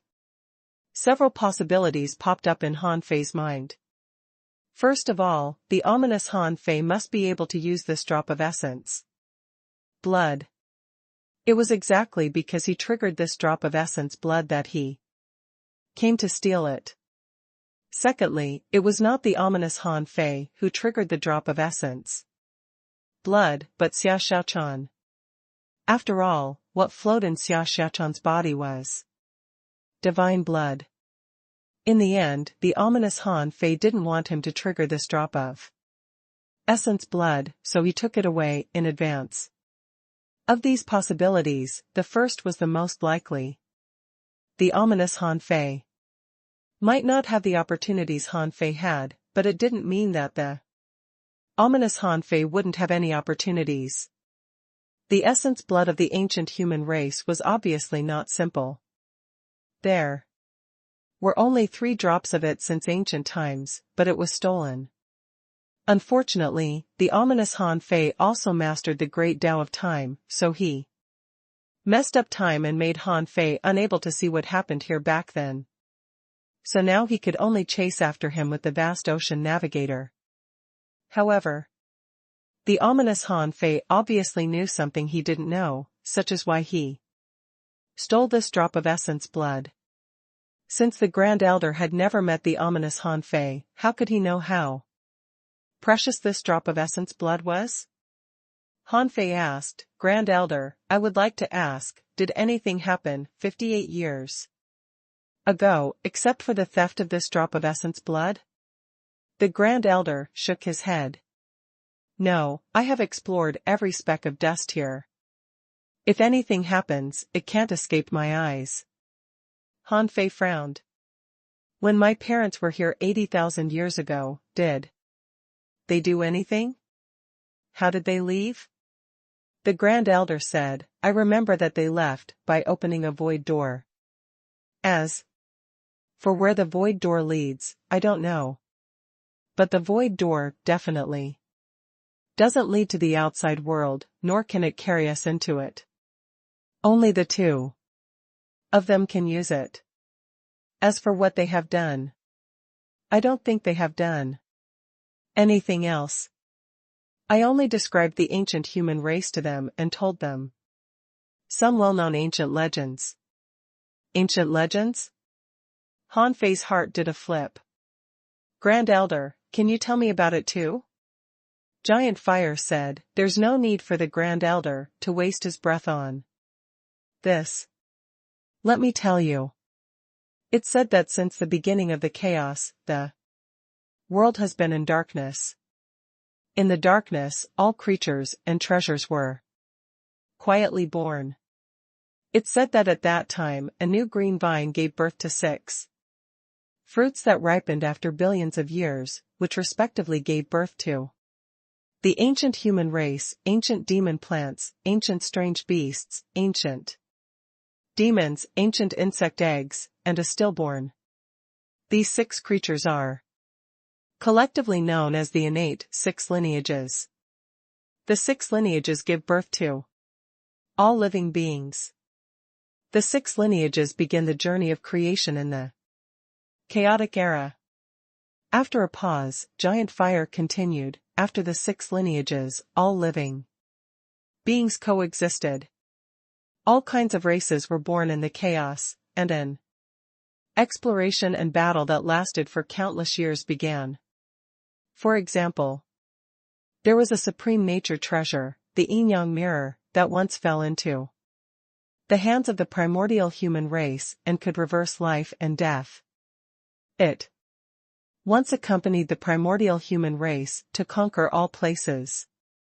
The primordial strange beasts obtained a supreme nature treasure, the sky swallowing bell. It could swallow all things in the world and its power was devastating. The primordial stillborn obtained a supreme nature treasure, the longevity seal. With it, one could be immortal and live forever in this world. Han Fei heard Giant Fire talking about a lot of things, which almost made Han Fei's eyes shine. It talked as if the treasures were right in front of his eyes, which made Han Fei very tempted. Well, is this skeleton from the legendary primordial human race? The Grand Elder shook his head. No, how can it be that person? That race only exists in legends. This primordial human being is from the primordial era. But the blood flowing in his body should be the bloodline of the primordial human race. At least, it's purer than the human race after the primordial era. Oh, is that so? Han Fei couldn't help but heave a sigh of relief. If this was AF asterisk king corpse of the ancient human race, why would the ominous Han Fei need the essence? Blood? This was the real treasure. Han Fei thought about it. He couldn't trace the past of this corpse. But this is a great monarch-level corpse. He really wanted to use it. If he couldn't trace back to its past, he could only dismantle the corpse and study its bones. Perhaps he could figure out something or use it for visualization. Han Fei couldn't help but ask, why are there so many legends of the chaotic era left behind in the lava giant race? Have you been here since the chaotic era? The Grand Elder shook his head and said, of course not. The chaotic era was too long ago. At the end of the primordial era, an ancestor brought us here with the corpse of the primordial human, but for some reason, we can't leave here. However, our ancestor once recorded a lot of things he knew. A lot? Han Fei couldn't help but ask, can I take a look? The Grand Elder asked, aren't you going to find yourself severing tribulation? Han Fei said, I think I've found some clues. So I want to see the epic legend left behind in the lava giant race. Oh? Where are the clues? Han Fei said, of course in the long river of time. I just want to know more information now. Only in this way can I enter the river of time with a purpose. To search for something. When Han Fei mentioned the river of time, everyone was a little unconvinced. Even if you crossed it, could you do anything to those eras in the river of time? Wouldn't the law of the heavens at that time restrict you? These lava giants were no longer hostile to Han Fei, mainly because they didn't have anything to scheme against. The only essence blood of the ancient human race was gone, and the remaining corpse of this ancient human had been studied countless times, but in the end, they couldn't figure out anything. But they didn't completely trust Han Fei. Even this Grand Elder couldn't completely trust him just because of Han Fei's one-sided words. However, in their hearts, they all hoped that they believed it. And the Grand Elder felt that the appearance of Han Fei must have something to do with Han Guanshu and Jiang Linxian, as well as the other self of this guy who stole the essence blood of the ancient human race, so a trace of hope was ignited in the Grand Elder's heart. And this time, he felt more hopeful than ever. After all, very few outsiders could survive here. More importantly, Han Fei was very powerful, and few people in the lava giants were stronger than him. At this time, Han Fei heard someone say, Grand Elder, do you really believe that he can take us away? Why do I feel that it's a little strange? Is he lying to us? Han Fei said frankly, there's no need for me to lie to you. As the current human emperor, I act above board. If you want to hide it, I have plenty of ways to avoid your perception. I'm not here to take you out. I'm here to chase someone. And I can only take you out after I'm done with this matter. Some of the lava giants didn't believe him. After all, seeing was believing. They couldn't completely believe him unless they really took them out. The other monarch's heart stirred. I might as well test out if Han Fei is bragging or not. He said, now I'm guarding this place personally. Although you are very strong, you can't avoid my perception. Seeing that these lava giants didn't seem to believe him, Han Fei stabbed Liu Qianxi into the ground, and then time surged around him as he entered the time river. These people could naturally see Han Fei, but in the next moment, they saw Han Fei disappear into thin air. Well, Giant Fire grew anxious. Where did he go? The Grand Elder was also shocked. Did he leave from the river of time? The other monarch was also shocked. I was staring at him. While the lava giants were shocked and stunned, a figure gradually appeared in front of them as if he had never left. Huh? How did you appear? Impossible, you. What kind of demonic technique is this? Han Fei thought to himself, it's just the twin divine technique. If I swallow the white mist, there will be nothing left. But why would he tell this to these lava giants? Han Fei stood straight and said proudly, I've already said that as the dignified human emperor, I act above board. If I want to trick you, I have plenty of ways, but there's no need. Besides, I want to get the information I want from you, so there's even less need for me to lie to you. Well. For a moment, everyone looked at the Grand Elder. The Grand Elder pondered for a moment and said, I can give you the historical materials, but you can only read them here. We'll stay with you. Han Fei cupped his hands. Thank you very much.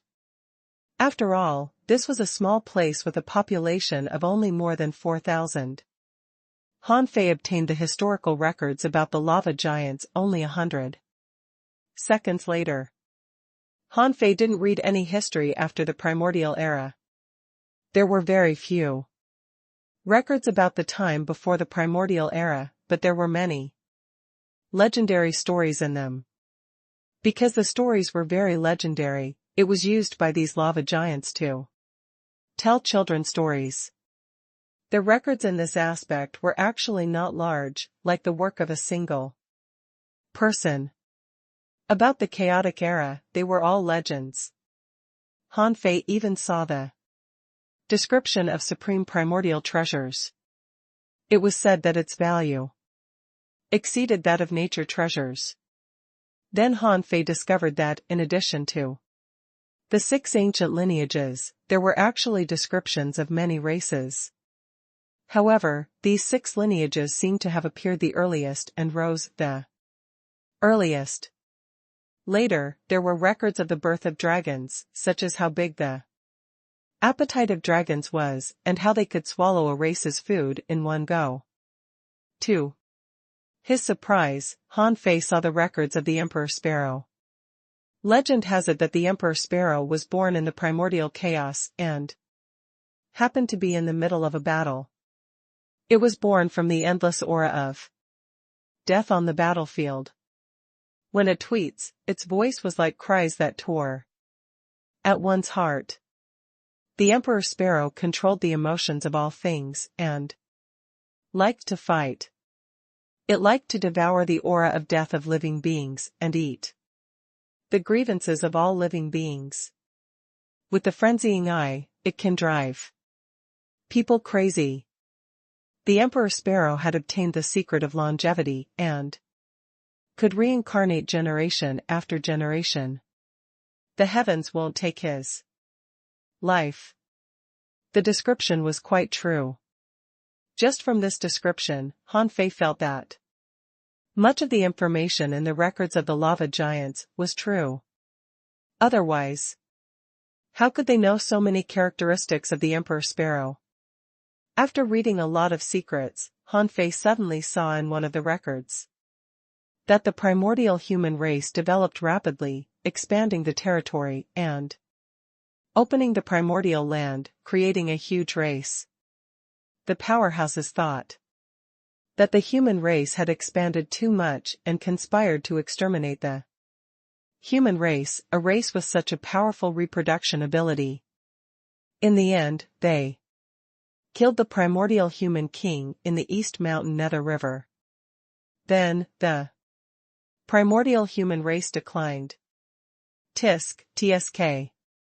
It turns out that the human race used to be so powerful that several of the ancient 6 bloodlines personally took action to deal with that ancient human powerhouse. East Mountain Nether River? Han Fei's eyes glittered. Was there such a place? Could it be that my parents and the ominous Han Fei got a little carried away because they saw this? Han Fei couldn't help but think that since his parents could give him the vast ocean navigator, did they also master some kind of directional ability? He couldn't help but wonder if it was really possible to enter the chaotic era. If he kept retracing time. Once he entered the chaotic era, what would happen? If he followed the primordial human race? Did the ominous Han Fei have designs on that era too? Wait, Han Fei suddenly thought that the time temple kept retracing time. Could it be that they also had some designs on that era? Han Fei had never heard of such ancient secrets before. Even if the Emperor Sparrow had many inherited skills, it probably didn't know the secrets in this aspect. As for the sea realm, it had experienced a myriad of changes. Millions of years had passed, and it had even experienced the catastrophe at the end of the primordial era. There were even fewer ancient secrets that could be passed down. Instead, a secluded place like the world where the lava giants was could preserve the history that seemed unimportant but actually revealed shocking secrets. The more Han Fei thought about it, the more he felt that his guess might be true. Obviously, from the chaotic era to the present, be it treasures or combat power, they were gradually weakening. The Time Temple was obsessed with exploring the past and prying into prehistoric secrets. They must want to obtain enough power from prehistoric times. Although he didn't know how his parents came to the lava giants, would they be tempted if they knew this history? The answer was definitely yes. At that time, the Inyang world was trapped in the abyssal chasm and lived in a small world. And a small world had an upper limit of growth. Even if they cultivated hard in a small world for 100,000 years, they couldn't go further. At that time, the sea was chaotic and war was rising one after another. The sea demons, the Merman royal family, and even the 36 mystic worlds were all enemies. What would they choose? As long as there was a trace of survival chance, they would try to pursue the power of this ancient legend. Although after crossing the Time River, one might not be able to really descend to that world, or even be restricted by the rules of the heavenly Tao of that world, it was almost certain that he could obtain a trace of opportunity from the fog of history. However, at that time, they might not have considered the dangers they would face after crossing the Time River, because they didn't have that concept. Even Han Fei didn't have this concept now. Only the people from the Time Temple and the creatures that could freely travel through the Time River might have this concept. Of course, although Han Fei didn't know the dangers they faced across the Time River, he knew that this matter was definitely not simple. Otherwise, the Time Temple would have been invincible. This might be the reason why his parents were trapped into the Time River. Because the lava giant didn't have much information about the pre-primordial era, the records seemed to have been written by someone with limited knowledge, so Han Fei read quickly. Just when Han Fei was about to finish reading all the historical materials, he suddenly saw that some things related to everyone were recorded in the historical materials, and this part was not a legend. According to historical records, at the end of the primordial era, the flames of chaos swept across. In order to continue the bloodlines of all races once joined forces to fuse the bloodlines of all races and create the bloodline divine tree and transplanted it into the soul sea to prevent it from being destroyed. The bloodline divine tree had controlled the bloodlines of all races since the chaotic era. Every time a creature was born among the myriad races, the bloodline divine tree would bless the bloodline, causing it to strengthen to a certain extent. However, when the bloodlines of the myriad races fused and the divine tree grew, endless bloodlines would inevitably develop, causing the bloodline to become more and more impure. Those who knew this didn't have to panic. Although bloodlines would change over time as long as the myriad races still existed, some people's bloodlines would have atavism or even be awakened. As their strength grew and they constantly broke through the shackles, it was not impossible for them to reproduce their ancient bloodlines. Note, it said that anyone who reproduces the ancient bloodline may be able to carry the heavenly Tao of the chaotic era and not be suppressed by other myriad Taos. Unfortunately, I haven't seen it. There are many secrets that I can't figure out, so I took down what I know here with the hope that my people won't give up hope. Hiss. Bloodline divine tree? Carry the heavenly Tao of the chaotic era? Lu Chanxi exclaimed, what about our demon plants? What should our demon plants do?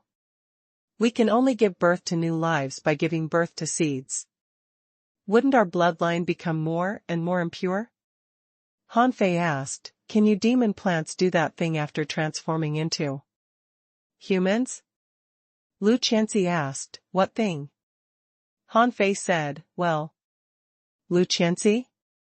Han Fei said, forget it. You'll find out when you meet some demon plant you like. Lu Chanxi said, humans are strange. Ignoring Lu Chanxi, Han Fei was also shocked by the short description. The bloodline divine tree was transplanted into the soul sea. Every time a new life was born in this world, the bloodline divine tree would bless it and strengthen its bloodline. So there was a certain chance of causing these birthers to have atavism. For example, if the birther's mother and father's bloodlines weren't low to begin with, after giving birth to him, his bloodline might be slightly weakened, or he might perfectly inherit their bloodlines. On this basis, the bloodline divine tree in the soul sea would strengthen his bloodline a second time. The purpose of this second strengthening was not to strengthen him, but was that the bloodline divine tree wanted to see if it could make his bloodline atavistic. In any case, countless creatures were born every day. It would be a good thing if any of them had bloodline atavism. Or rather, bloodline atavism might happen countless times every day, but the degree of atavism was different. From this perspective, the so-called heavenly talents might not only be determined by their spiritual heritage, but more by their bloodline. Therefore, in the sea realm, there were many ways to devour bloodlines. The stronger the bloodline, the stronger the offspring. After repeating this process, the excellent genetic pairing would one day reproduce an ancient bloodline. Even if it couldn't reproduce the ancient bloodline, it might give birth to an acquired bloodline comparable to an ancient bloodline. Such a person had extremely high growth potential. His path of cultivation was smooth, and he could even become a god and carry the chaotic heavenly Tao. Interesting. Han Fei clicked his tongue in wonder, and his imagination ran wild. However, he felt that his bloodline wasn't powerful at first, but his spiritual heritage was. In any case, it was already very powerful now. Thinking for a moment, Han Fei felt that many people in the sea realm must have known this secret. After all, this was something that all the former strong masters of the myriad races participated in. From the fact that there was a bloodline devouring technique in the sea realm, it could be seen that there must be someone who knew this secret and was already trying to combine strength with strength. The only problem was that the probability of strong masters giving birth to children was very small. This was the fundamental problem that prevented countless unparalleled heavenly talents from appearing in this world. Unfortunately, although this was a very interesting ancient secret, it didn't mean much to him. Even if he knew this secret, he couldn't just find some female cultivators with powerful bloodlines to have children with, right? Then, what would he become? At this point, he had read most of the secrets about the pre-primordial era, kept by the lava giants, and memorized the information in his heart. However, this wasn't of much help for him to find the ominous Han Fei. This guy must have secretly checked the historical records of the lava giants, so he stole the essence blood of the ancient human race. But even if he could swallow the bloodline, Han Fei didn't believe that he could completely swallow this drop of essence blood in these few decades. He didn't have his origin star, so it would take him at least tens of thousands of years to swallow the essence blood of such a high level. Therefore, Han Fei was basically certain of one thing. The ominous Han Fei stole the essence blood not because he could swallow it, but because he didn't want him to get it. This was because he knew that once he got this drop of essence blood, with the ability of his origin star to accelerate time, he would definitely swallow it in 200 or 300 years, or even in a shorter period of time. Putting down the historical records of the lava giants, Han Fei put on a smile. Although he didn't have any direct gains from this trip, these historical records had helped him figure out many things. At the same time, they had pointed out a path for him and made him understand the importance of bloodline. Perhaps the war god couldn't become a god because of his bloodline? But for him, this restriction almost didn't exist. The Grand Elder asked, "Have you finished reading them? Do you have any thoughts?" The Grand Elder asked Han Fei what he thought, not what Han Fei had discovered. Obviously, he also knew the temptation of the chaotic era, to people who had the great Tao of time. Han Fei said, "It's very tempting, but I'm not stupid. I won't pursue the illusory chaotic era directly. After severing my negative side and proving my Tao, I have my own path to walk." The Grand Elder nodded slightly. "It's good that you have this idea. Although these legends are only legends, there must be some credible parts. However, blindly pursuing the chaotic era isn't a right choice. Since you can cross the passage unhindered and appear here, I realize that this is an opportunity. I can't ask you to do anything, but can you send some of my people into the sea realm before you enter the time river?" Han Fei knew that the Grand Elder of the lava giants was afraid that he would be trapped in the time river and never return like his parents. However, Han Fei shook his head with a smile. "It's not that I don't want to send them over. Even if I send them over, without my protection, how long do you think simple-minded people like the lava giants can live in the sea realm? Besides, the situation in the sea realm is much more complicated than you think. Let me tell you about the sea realm, in case you think I'm unwilling to help." Han Fei told the Grand Elder of the lava giants about the chaotic wasteland, which stunned him. The Grand Elder said, "Has the human race declined to this point?" Han Fei said, "Perhaps there are still human beings living in a corner of the sea realm. But now, the situation of human beings is like this. If I take your lava giants out now, where do you think I should take them? There are more than 4,000 of you in total. Without the protection of the strong, how long do you think they can live?" The Grand Elder was silent for a moment and said, "In this case, even if you have proved your Tao, so what?" Han Fei smiled casually. "This is my path. What I shoulder is not my own fate, but the fate of the entire human race. If I don't fight, shall I just wait to die? Alas, After a long silence, the Grand Elder finally said, "If you enter the time river, take the skeleton with you." "Oh?" Hanfei was overjoyed. He knew that the skeleton wasn't that simple.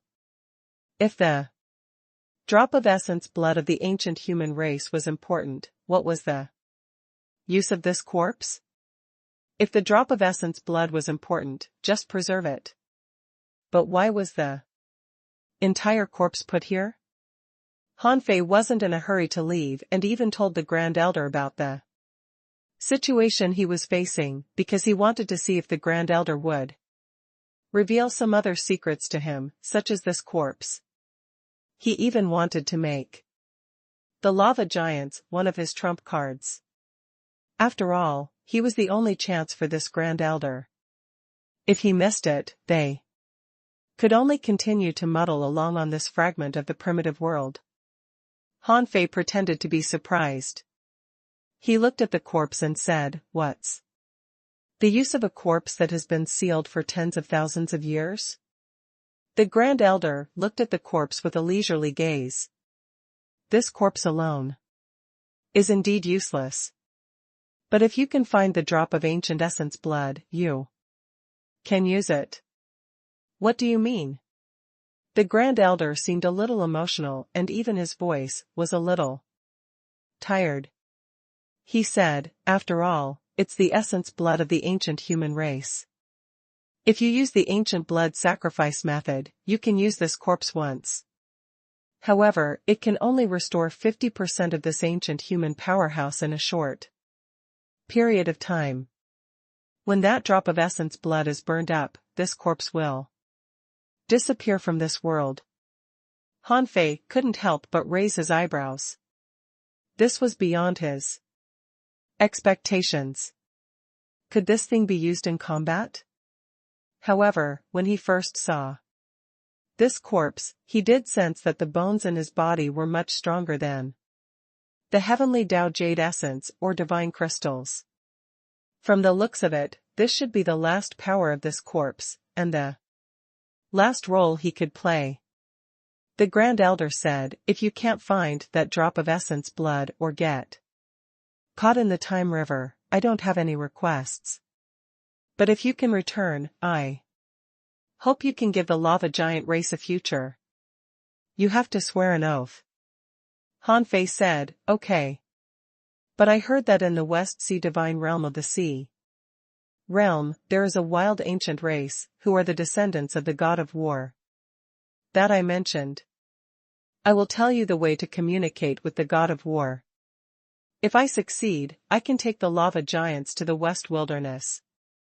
With the oracle of the god of war, the wild ancient race will definitely accept your lava giants. This is the only way for you to survive."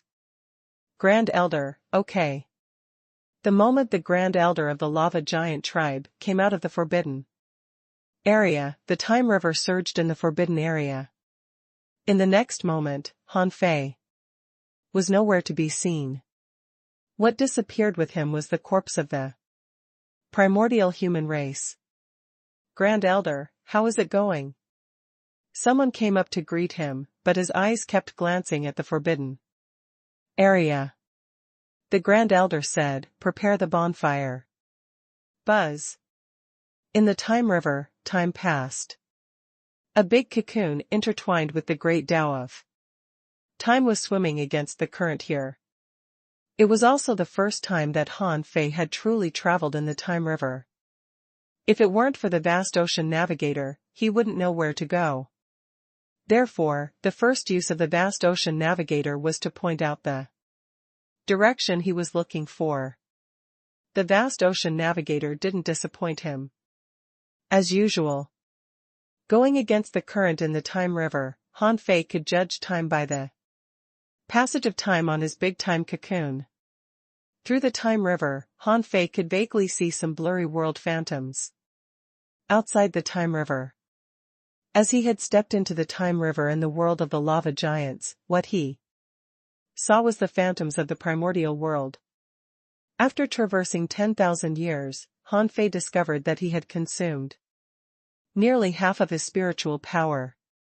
Sure enough, the time river couldn't be crossed easily. Otherwise, wouldn't the strong masters of the time temple be invincible after crossing the time river to arrive in the chaotic era? After traversing the time of 50,000 years, Lu Qianxi suddenly said, "Have you noticed that your lifespan has decreased?" Huh? Reminded by Lu Qianxi, Han Fei sensed his river of life and was surprised to find that his lifespan had indeed shrunk. This made his heart skip a beat. It turned out that even if he could master the great Tao of time and cross the time river, the price was his lifespan. How many years he traversed, how much his lifespan would shrink. Although as a perfected star transformation realm cultivator, he could live for 1,000,000 years, it was almost impossible for him to pursue the chaotic era. In other words, to pursue the chaotic era, one had to be at least at the immortal level. This was because only when one reached the immortal level would he have a long enough lifespan. However, Han Fei didn't know if immortal level cultivators could really live forever. However, he felt that it shouldn't be possible. The time temple would definitely not lack immortal level powerhouses. If immortal level cultivators could really live forever, it was only a matter of time for them to cross to the chaotic era. Even the great monarchs probably couldn't cross the endless time river to reach the chaotic era. At this moment, Han Fei finally understood why the time temple couldn't become the strongest existence. Sure enough, the great Tao of time wasn't invincible. Fortunately, when Han Fei landed in Yu City back then, it was 100,000 years ago. Then theoretically speaking, it would only take him 100,000 years to arrive. If he had descended 1,000,000 years ago, wouldn't it have consumed 1,000,000 years of his lifespan? Lu Qianxi was a little horrified. How much time do we have to traverse? I feel that we may be exhausted to death. Han Fei said, "Don't panic. It will cost you 100,000 years at most." 100,000 years? Lu Qianxi was dumbfounded. That's 100,000 years. Why do you make it sound like 10 days? Lu Qianxi asked, "Is it too late for me to return to the lava giant tribe?" Han Fei said, "If you can go back on your own, I have no objection." Lu Qianxi. After Han Fei traveled 100,000 years, he began to use the vast ocean navigator. When he used it for the second time, Han Fei quickly found a node to leave the time river. Swish. Breaking through the time river, Han Fei descended on the primeval land where the lava giants were. But this time, as soon as Han Fei appeared, he felt the power of the heavenly Tao surging in this place, and a terrifying force was crushing him, as if telling him that he didn't belong to this era and shouldn't be here. However, the heavenly Tao here didn't attack him. This was because he hadn't done anything to change this world. Han Fei calculated in his heart. At this time, the lava giants should still have 2 drops of the essence blood of the ancient human race. If he stole a drop, he would immediately have another trump card. However, stealing the essence blood of the ancient human race was equivalent to changing the current world. It was like stealing the drop of essence blood of the ancient human race that his parents took away. As a result, his parents wouldn't have had this drop of essence blood. Then could there be the subsequent story? If Han Fei guessed right, if he really did that, it might trigger some consequences that he couldn't bear. However, he felt that he still had to take a look. Because the ominous Han Fei could probably think what he could think of. Han Fei said to Lu Qianxi, "Don't make a sound later. Pretend to be a rod. I'll cover your breath." Han Fei activated the twin divine technique, wrapped Lu Qianxi in the black fog, and secretly found the forbidden area of the lava giants. At this moment, there was really no monarch guarding the forbidden area. In fact, Han Fei really regretted taking Lu Qianxi with him on this time trip. Although this guy was a monarch, he was a burden in the Time River. He wanted to take him with him just in case, but now he had to cover up for him, which was very troublesome. There was a layer of seal in this forbidden area. If he barged in, he would inevitably trigger the seal, which was unnecessary. If he attacked the lava giants guarding the forbidden area here, it would probably trigger the power of the heavenly Tao here. Han Fei thought for a moment and pretended to attack one of the two lava giants. But it wasn't a real attack. He simply laid the void lines on the lava giant and tried to control him. With this simple action, there was a loud bang in the sky, and a great Tao chain appeared. Han Fei was so frightened that he stopped thinking about controlling others. When Han Fei recalled the void lines, the heavenly Tao chains gradually died down. However, although the heavenly Tao chains had subsided, the lava giants were in a mess. Almost immediately, the two guards became vigilant as if facing a great enemy. Then, in less than half a second, the Grand Elder of the lava giants appeared outside the forbidden area. The Grand Elder asked, "Have you noticed anything unusual?" One of the lava giants responded, "Just like last time, nothing unusual for now." Last time? Han Fei frowned. Sure enough, the ominous Han Fei had been here. If he guessed right, he wanted to steal the essence blood of the ancient humans here, not giving Han Fei any chance. The Grand Elder opened the forbidden area. Seeing that the skeleton and the essence blood of the ancient human race were still there, he was relieved. He said, "Pass down my order. Don't go out for the time being. The heavenly Tao chains are triggered, so I'm afraid that there is a certain creature here who has reached the limit of what this world can bear." Taking advantage of the moment when the Grand Elder went in to investigate, Han Fei also took a look. After confirming that the skeleton and the essence blood of the primordial human race were both there, he left in satisfaction. This matter at least proved one thing. It was very difficult for people who weren't from this era to change this era. Otherwise, the most direct result might be being suppressed by the heavenly Tao chains. Han Fei knew that it was impossible, so he didn't do anything to this place. After confirming that the ominous wasn't causing trouble for the lava giants, Han Fei left quietly and used the vast ocean navigator for the third time. Han Fei guessed that his parents should have returned to the raging sea from this primeval land.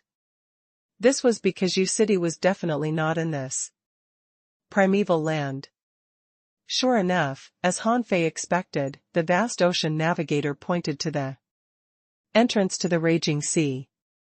After a while, in the raging sea, where the abyssal chasm was murderous intent surged and poured out.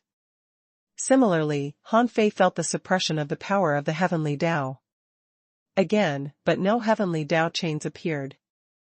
It could be seen that as long as he didn't interfere with this era and the normal development of this world, he wouldn't be suppressed.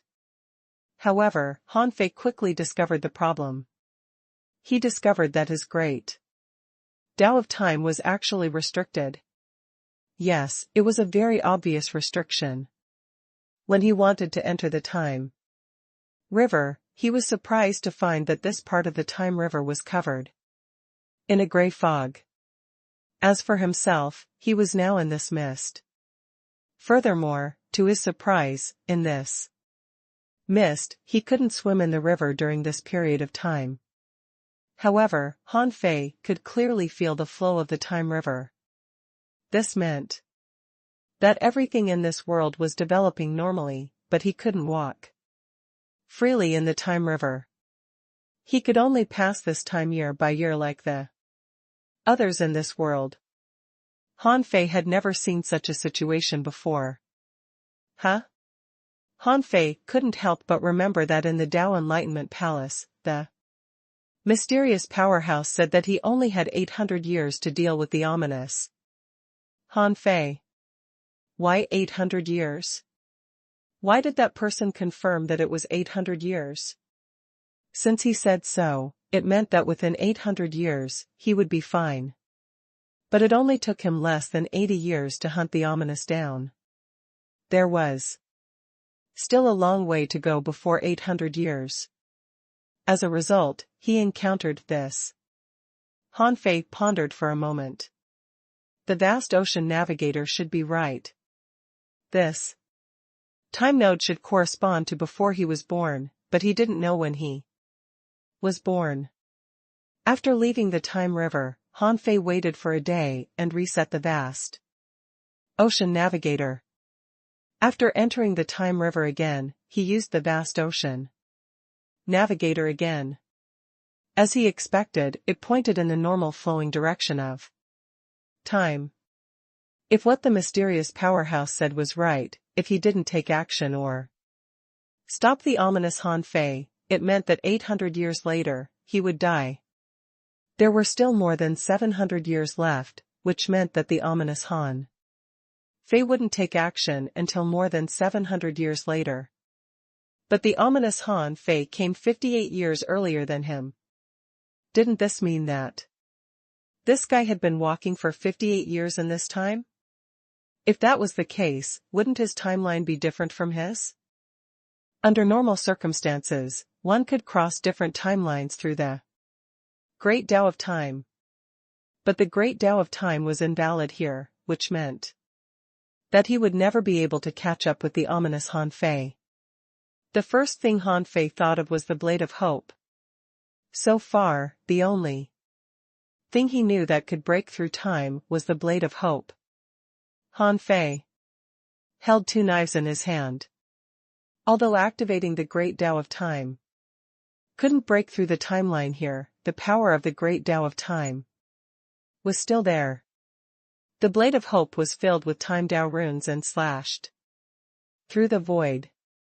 As I expected. Han Fei was delighted. The Blade of Hope could cut open the time river that was blocked by the mist, which meant that it would be easy for him to catch up with the ominous Han Fei. But while Han Fei looked delighted, he quickly fell into deep thought. The first thing he did was not step into this timeline, but sit cross-legged and begin to think. For some reason, he felt that this trip seemed to have gone too smoothly. Soon, Han Fei used the vast ocean navigator again. This time, he asked it to point at Xia Xiaochan, and just like before, the vast ocean navigator was pointing in the flowing direction of the time river again. This meant that Xia Xiaochan was also in this time river that was shrouded in mist. Huh? He took Xiaochan with him? Han Fei wasn't surprised, because the ominous Han Fei definitely knew that he had the vast ocean navigator, so he couldn't hide Xia Xiaochan. He took Xia Xiaochan away, because he wanted to use her to threaten Han Fei. Killing Xia Xiaochan would only make Han Fei crazy. But he couldn't even open the coffin of the ancient tree of life. How could Han Fei be threatened? Although he still had doubts in his heart, it was time to end this matter. No matter what, he had to catch up. Han Fei didn't stop. The matter of severing the negative might be a little complicated, but it wouldn't be too troublesome. After killing the ominous Han Fei, everything would return to the right track. As Han Fei issued an order in his heart, the Blade of Hope burst into a strange brilliance and cut open a channel in the mist of time. When the vast ocean navigator pointed to a time node, Han Fei broke out of time. After he appeared, his perception swept tens of millions of kilometers away. It only took him a few hours to see U City. That's right. During this period of time, U City was still there and hadn't become the city of justice. In addition to seeing U City, Han Fei also saw the former Great Wilderness Village, which was where he once lived as Wang Han. In the place where he often barbecued mantis shrimp, there was a tree coffin erected beside the ominous Han Fei, and he was looking at him. Lu Qianxi exclaimed, "You found him." Han Fei said, "Shut up." Lu Qianxi. Han Fei, listen to my command later. Lu Qianxi nodded. Okay. You're here after all. Let me guess, you must have used the Blade of Hope to break the timeline in the mist, right? Han Fei didn't expect that the ominous Han Fei would be waiting for him here. As long as the ominous Han Fei had been sitting here for more than 700 years. When the time was up, he could attack his parents. 1 second later, Han Fei crossed thousands of kilometers and came to the Great Wilderness Village. Han Fei said, "You should know that you can't run away, let alone kill me." Before I was born. This was the first time he faced his ominous self head-on. The ominous Han Fei's current appearance was no different from his own. He must have used the heaven-concealing divine technique to hide the leakage of his ominous aura. The ominous Han Fei said, "Unfortunately, for some reason, I can't fish for the Blade of Hope. Otherwise, you would have been dead by now." Han Fei's heart did a flip and he couldn't help but feel a little scared. Naturally, the ominous Han Fei knew the time-fishing technique. If he could fish the Blade of Hope and break through the mist of time, the consequences would be hard to say. Han Fei said, "So, have you given up?" The ominous Han Fei shook his head. In the Tao Enlightenment Palace of the Divine Capital Dynasty, you heard what the mysterious powerhouse said, so did I. He said that I would trace back time and come back to kill you. Look, what he said is proven true.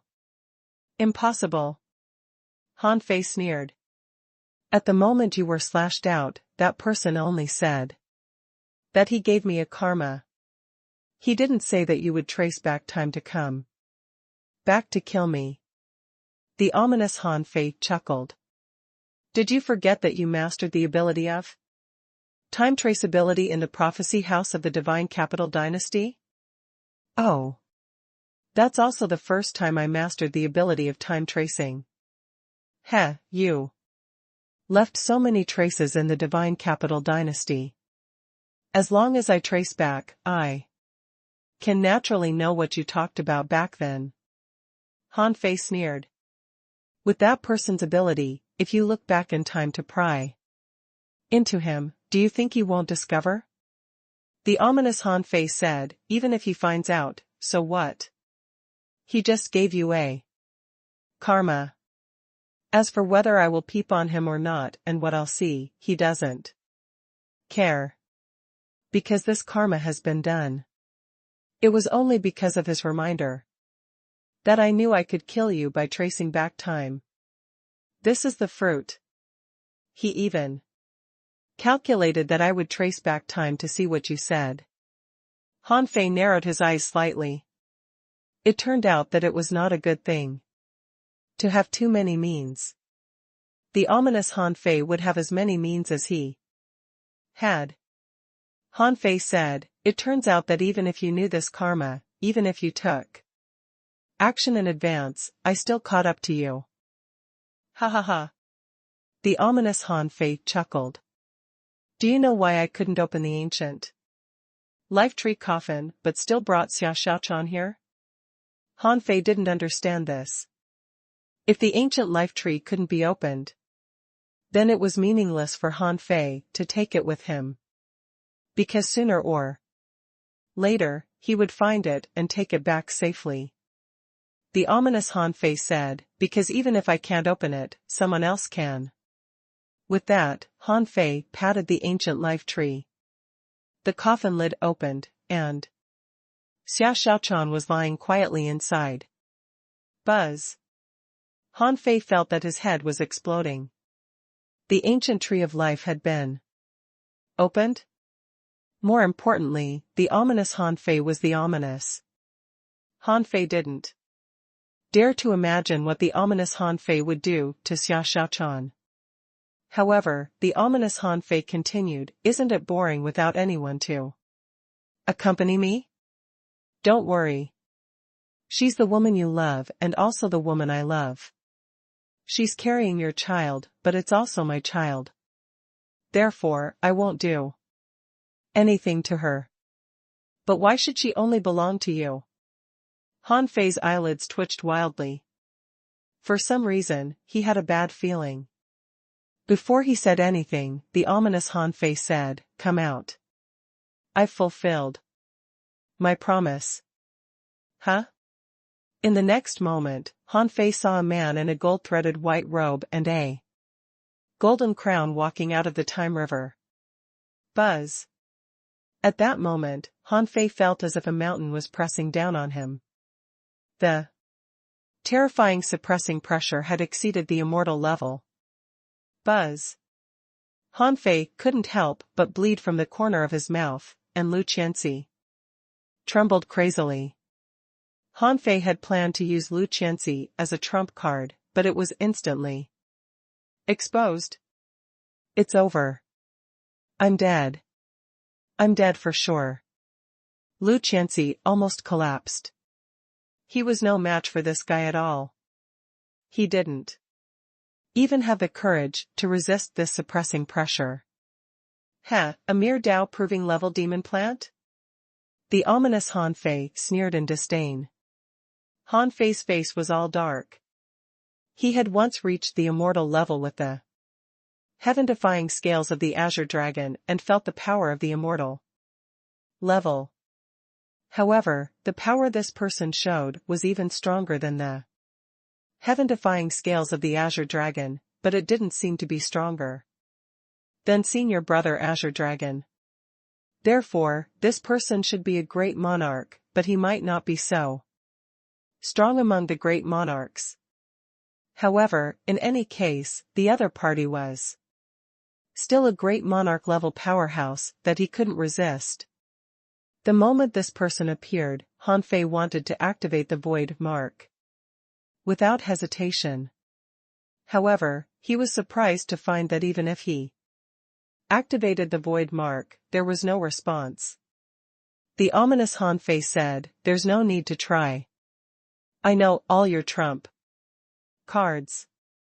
Summoning Eldest Senior Brother is your strongest trump card. That's why I exclaimed that the vast ocean navigator is a good thing.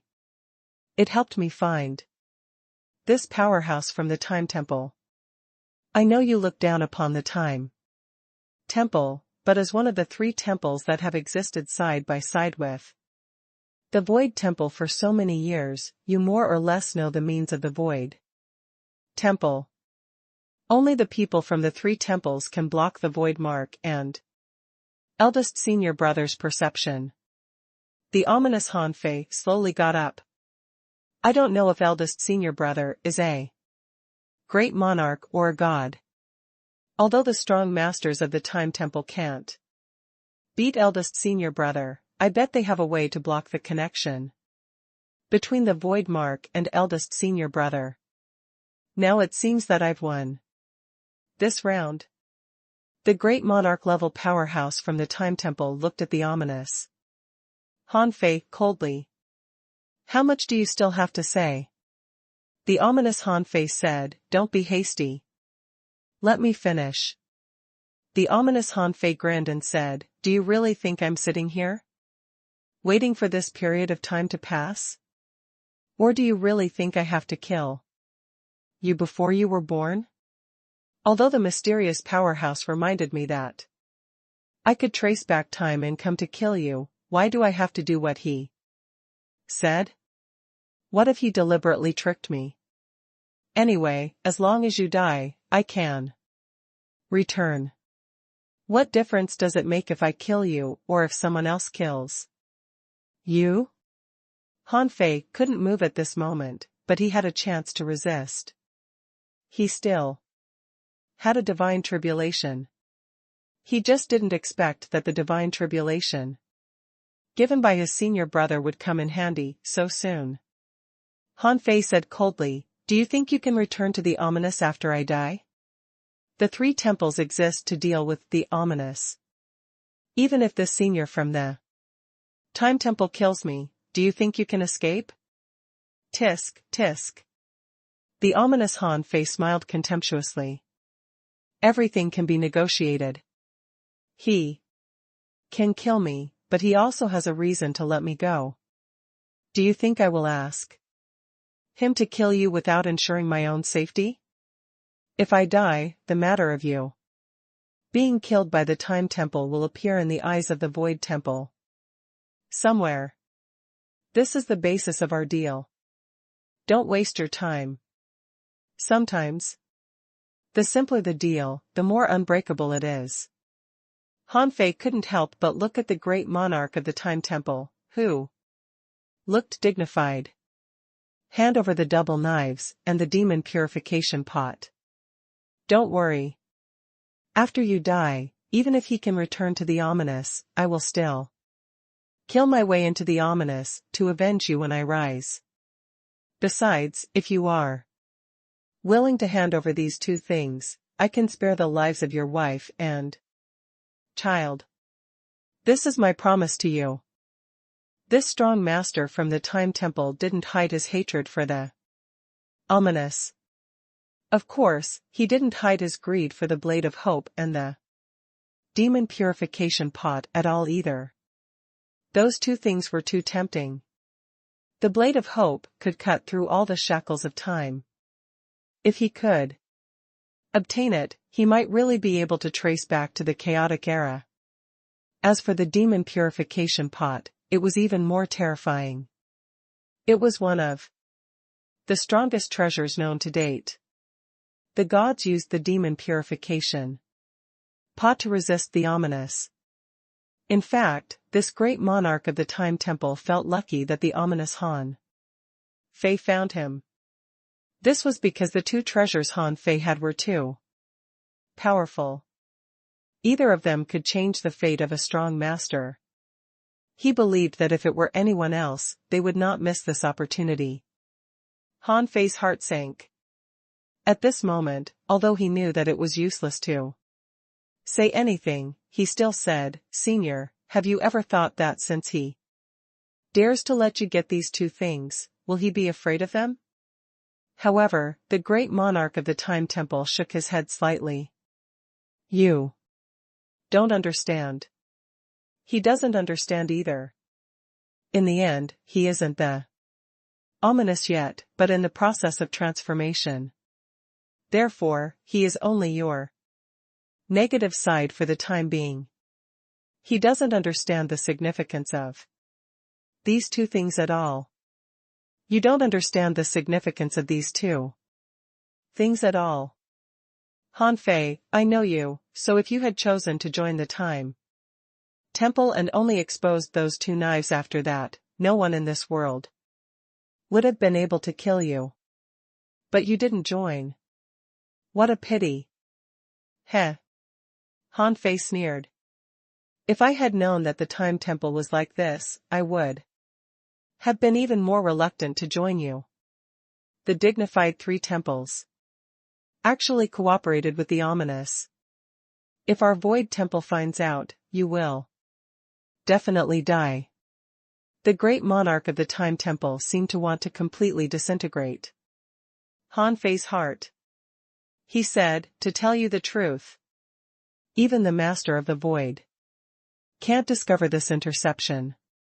In fact, even without your negative side, you would have eventually fallen into the trap. This trap with your parents as bait has been set up for 100,000 years." Buzz. Han Fei's pupils were constricted slightly. What do you mean? The great monarch of the Time Temple seemed quite smug and said proudly, "In fact, the time temple has been shadowing you since you were born, descended, sent to the future, and gained so many opportunities. Unfortunately, the world you were sent to has the demon purification pot, which can block the heavenly Tao and all prying eyes. Therefore, the time temple can't find and pry into your life, so we can only wait for your return. However, your return was too stunning. We only planned to get the demon purification pot, but you gave us these 2 knives. Sure enough, that's a blessing. Han Fei was shocked. For the first time, he truly felt the horror of these so-called strong masters. Han Fei gritted his teeth. How do you know that it's the demon purification pot that you can't pry into? The man said, the time worm, the space worm, and the demon purification pot were all obtained by Chu Hao. After Chu Hao disappeared, these 2 things appeared on your parents' bodies. From this, it can be concluded that the place they came from must be where the demon purification pot is. Therefore, as long as you are given enough opportunities, it's only a matter of time before you take the demon purification pot back. Han Fei gritted his teeth. Since you take my parents as the bait, if you want to get the demon purification pot, you can just search my soul. It doesn't have to be so complicated. The man said, you don't understand the power of the demon purification pot. Anyone who touches it will have his fate messed up. Even if we search your soul, we can't accurately find the way you came. You don't think the time nodes in the time river are fixed, do you? The great monarch chuckled. Of course, I shouldn't have obtained the demon purification pot, but your negative side happened to find me, so I knew before everyone else that you would take the bait. Therefore, I used the supreme nature treasure, the chaotic clock, to hide this place. Even if the gods were alive, they wouldn't be able to discover what's going on here. Therefore, the Master of the Void couldn't find me either. Have you given up? Oh? Are you sure? Just as this person finished speaking, another crack appeared in the time river, and a person wearing a silver silk veil walked out. Her valiant posture made everyone's eyes light up. The great monarch of the time temple couldn't help but ask in surprise, why are you here? Didn't you go to guard Emochi in her monarch tribulation? The ominous Han Fei frowned. He didn't expect that a second person would find this place. Who was this person? Even a great monarch didn't notice her appearance. She was probably also a great monarch. As for Lu Qianxi, he was completely dumbfounded. One great monarch was not enough. Now there were 2 of them. Even if he had 10,000 lives today, it would probably not be enough. If he had known earlier, he might as well have applied to stay in the lava giant race. Being burned to death was better than being crushed by the great monarchs, right? Han Fei's pupils were constricted slightly. Emochi's teacher? However, why did she look a little familiar? Han Fei frowned. He seemed to have an answer in his heart. The scene of him and Emochi parting had probably been traced back in time. With her great monarch-level abilities, it wasn't difficult for her to trace back to the scene and find that he had the blade of hope.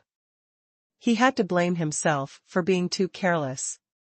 He had always protected the demon purification pot very well, so outsiders wouldn't know its existence. However, he didn't use the blade of hope much. Before helping Emochi sever the negative, he didn't realize the powerful use of the blade of hope until Emochi reminded him. From the looks of it, he couldn't escape today. Although eldest senior brother had given him a divine tribulation, there were two great monarchs here. Even if he could deal with one of them, what about the other? The life scale of the Eastern divine crocodile could only resist the power of a great monarch. The scale of the demon god could only temporarily give him the combat power of an immortal level powerhouse. It was impossible for him to resist the attacks of these two. Here, even the omnipotent eldest senior brother couldn't be summoned, let alone the demon god. For the first time in his life, Han Fei felt that he had no trump cards to use. Yes, even if he used all his strength, it was impossible for him to escape from two great monarchs. In fact, from his birth, everything had been calculated. In the past, he thought that old Han was helping him and calculating his life. But only now did he understand that old Han was just a chess piece in their game. The woman said, "Ao Wu Tian, how dare you secretly use the chaotic clock? Do you really think no one can discover it?" The great monarch named Ao Wu Tian said solemnly, "Since you found it, you should have heard it just now. This person has two treasures, one for each of us. How does that sound?" "Okay." The woman simply responded and then asked, "Which one do you want?" Ao Wu Chang was speechless. "Do we have to split them now?" The woman said, "Of course. Although we both belong to the Time Temple, our abilities are different. I have to make it clear what I should take first. After all, the chaotic clock is in your hands now. I'm still a little afraid." Ao Wu Chang fell into a brief dilemma. It was really too difficult to choose between these two treasures. At this moment, he even had the thought of killing this woman to silence her. Yes, he wanted to kill this woman together with Han Fei. Just as she said, the chaotic clock was in his hands, and he was the one in control. After struggling for a long time in his mind, Ao Wu Chang finally made a choice. "I choose the double knives." "Okay. I have no objection." Ao Wu Chang's heart was almost bleeding, but he already had a plan. The ominous Han Fei had told him that Han Fei's demon purification pot already had 6 small vines.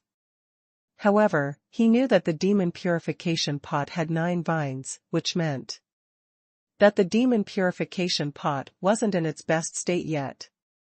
In other words, even if the woman took it, she would have to spend time looking for the other vines. Besides, the demon purification pot couldn't be used as a weapon for direct combat. It could only be said that with the demon purification pot, one's cultivation speed would be extremely fast, and the upper limit of their growth would be extremely high. It was almost certain that they would become gods. However, it would take time. But the Blade of Hope was different. The Blade of Hope was the most complete. And it had the ability to cut through time. Its characteristics were quite effective in suppressing powerhouses who had mastered the great Tao of time. Then, once he got the Blade of Hope, his combat power would definitely be greatly enhanced.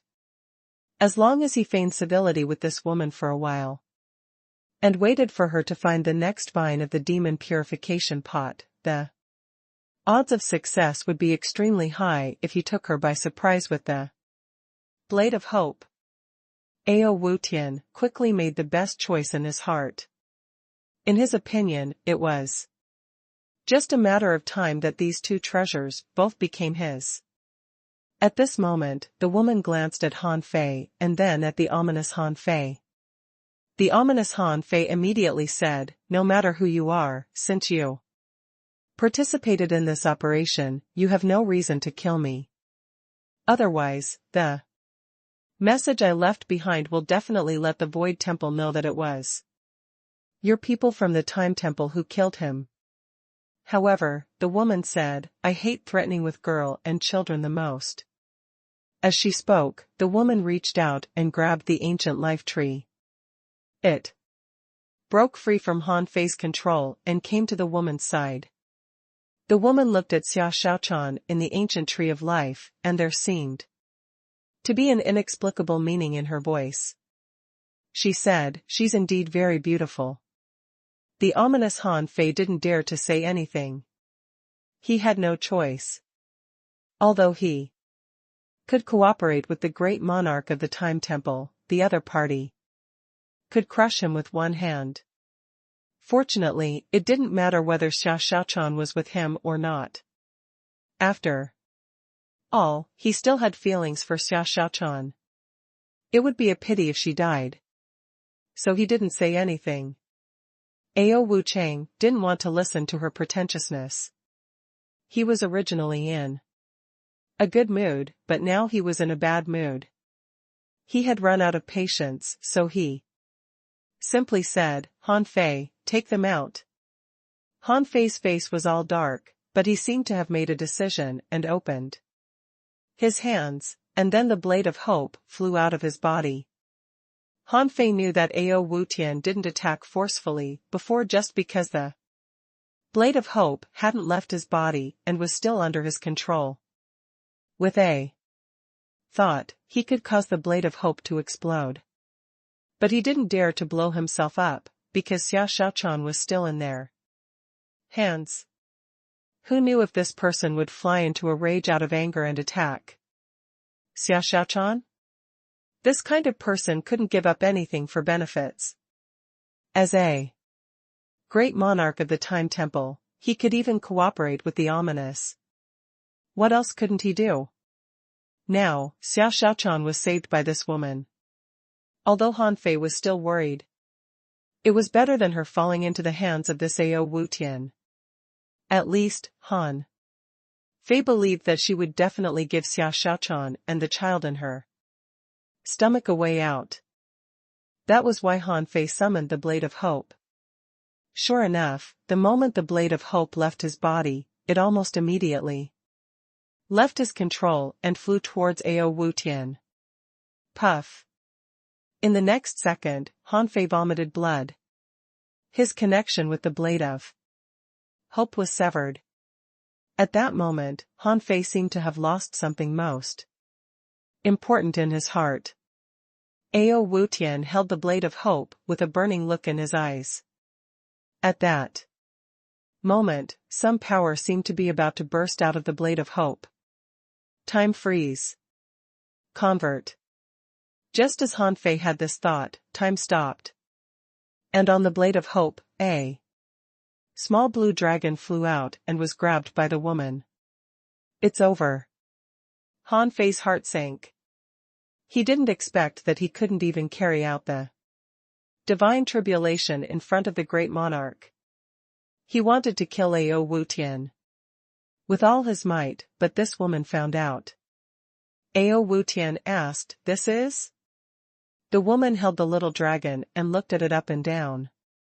After a while, she confirmed, "It turns out to be a divine tribulation, another supreme treasure." When Ao Wu Tian heard that it was a divine tribulation, his heart skipped a beat, and for the first time, he broke into a cold sweat. A divine tribulation? This brat actually had such a treasure? Didn't they say that he had only been separated from his ominous body for decades? Ao Wu Tian said coldly, "The Void Temple is really generous. They even gave a divine tribulation to a disciple who hasn't proven his Tao yet." Ao Wu Tian turned around and cupped his hands at the woman. "Thank you." Puff. At the moment when Ao Wu Tian cupped his hands, the Blade of Hope turned into the supreme yin-yang wheel and crushed Ao Wu Tian in an instant. At that moment, the power unleashed by the Blade of Hope was unimaginably powerful. Not inferior to what Han Fei had used before. This unexpected scene directly shocked Han Fei, the ominous Han Fei, and Liu Qianxi. The ominous Han Fei looked at Han Fei, shocked beyond words. As for Lu Qianxi, he felt as if in a dream. Anyway, it seemed that the table had been turned. Han Fei, on the other hand, looked at the woman in shock, because he knew that it was impossible for him to exert such a powerful supreme yin-yang wheel. So, there were only two possibilities. One was that the blade of hope erupted on its own, and the other was that it was controlled by this woman. However, if it was controlled by this woman, wouldn't she? However, at this moment, the woman didn't look at Han Fei, because a great monarch wouldn't die so easily. However, after Ao Wutian was crushed, his body was burning with black smoke. His soul was twisting, and a bronze bell flew out of the bloody foam, trying to resist. Flame of vengeance? Han Fei's pupils were suddenly constricted, and the ominous Han Fei was also shocked. How is it possible?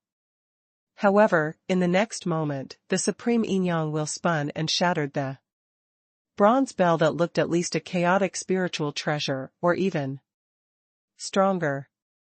Soul-devouring. The blade of hope turned black and swallowed nearly half of Ao Wutian's soul. The moment it cut open the bronze bell. How could Ao Wutian expect this? He wanted to activate the great Tao of time. However, the woman said, "You took the chaotic clock yourself and you locked this period of time yourself. Now you want to use the 6 divine techniques?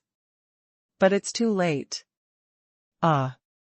Ao Wutian's body had been minced and annihilated at the beginning.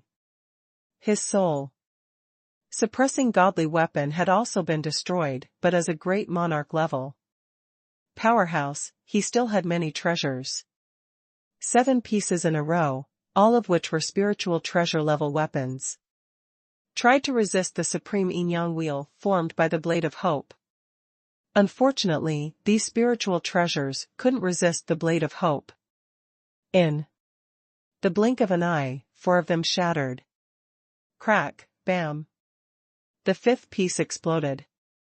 Ao Wutian roared in despair, "Why? I don't understand." The woman slightly raised her head and said word by word, "Because he is my man." Crack. Crack. Bang. The last spiritual treasure shattered. This great monarch had died silently in a corner of the world in the long-time river. The ominous Han Fei lost his previous calmness, his face full of disbelief. He said in shock, "Shiman Linglan?" Han Fei was also shocked. He had always thought that Shiman Lingyu was already dead. When he got the blade of hope, he didn't see Shiman Lingyan. It was the blade of hope that found him. At that time, even the demon purification pot couldn't read the quality of the blade of hope, but the demon purification pot once showed that Shiman Lingyu sacrificed her life for the blade and was willing to be a blade spirit. Then, with the polishing of time, the blade of hope was born. Anyone who saw this message would think that Shiman Lingyu was dead. However, at the same time, no one saw Shiman Lingyu die with their own eyes. However, Han Fei couldn't imagine how Shiman Lingyan could become a great monarch of the Time Temple. Besides, Ao Wutian just mentioned that Shiman Lingyan had another identity, which was Mochi's master. When he parted with Mochi, she said that her master was coming, but who knew that Mochi's master would be Shiman Lingyan? At this moment, the two of them looked at each other from a distance, and Han Fei felt extremely complicated. At this moment, there was actually a guy who was even more embarrassed than Han Fei, who was Lu Qianxi. Although Shiman Lingyu was looking at Han Fei, he felt that she was looking at him. At the same time, he was quite impressed by the number of Han Fei's girlfriends.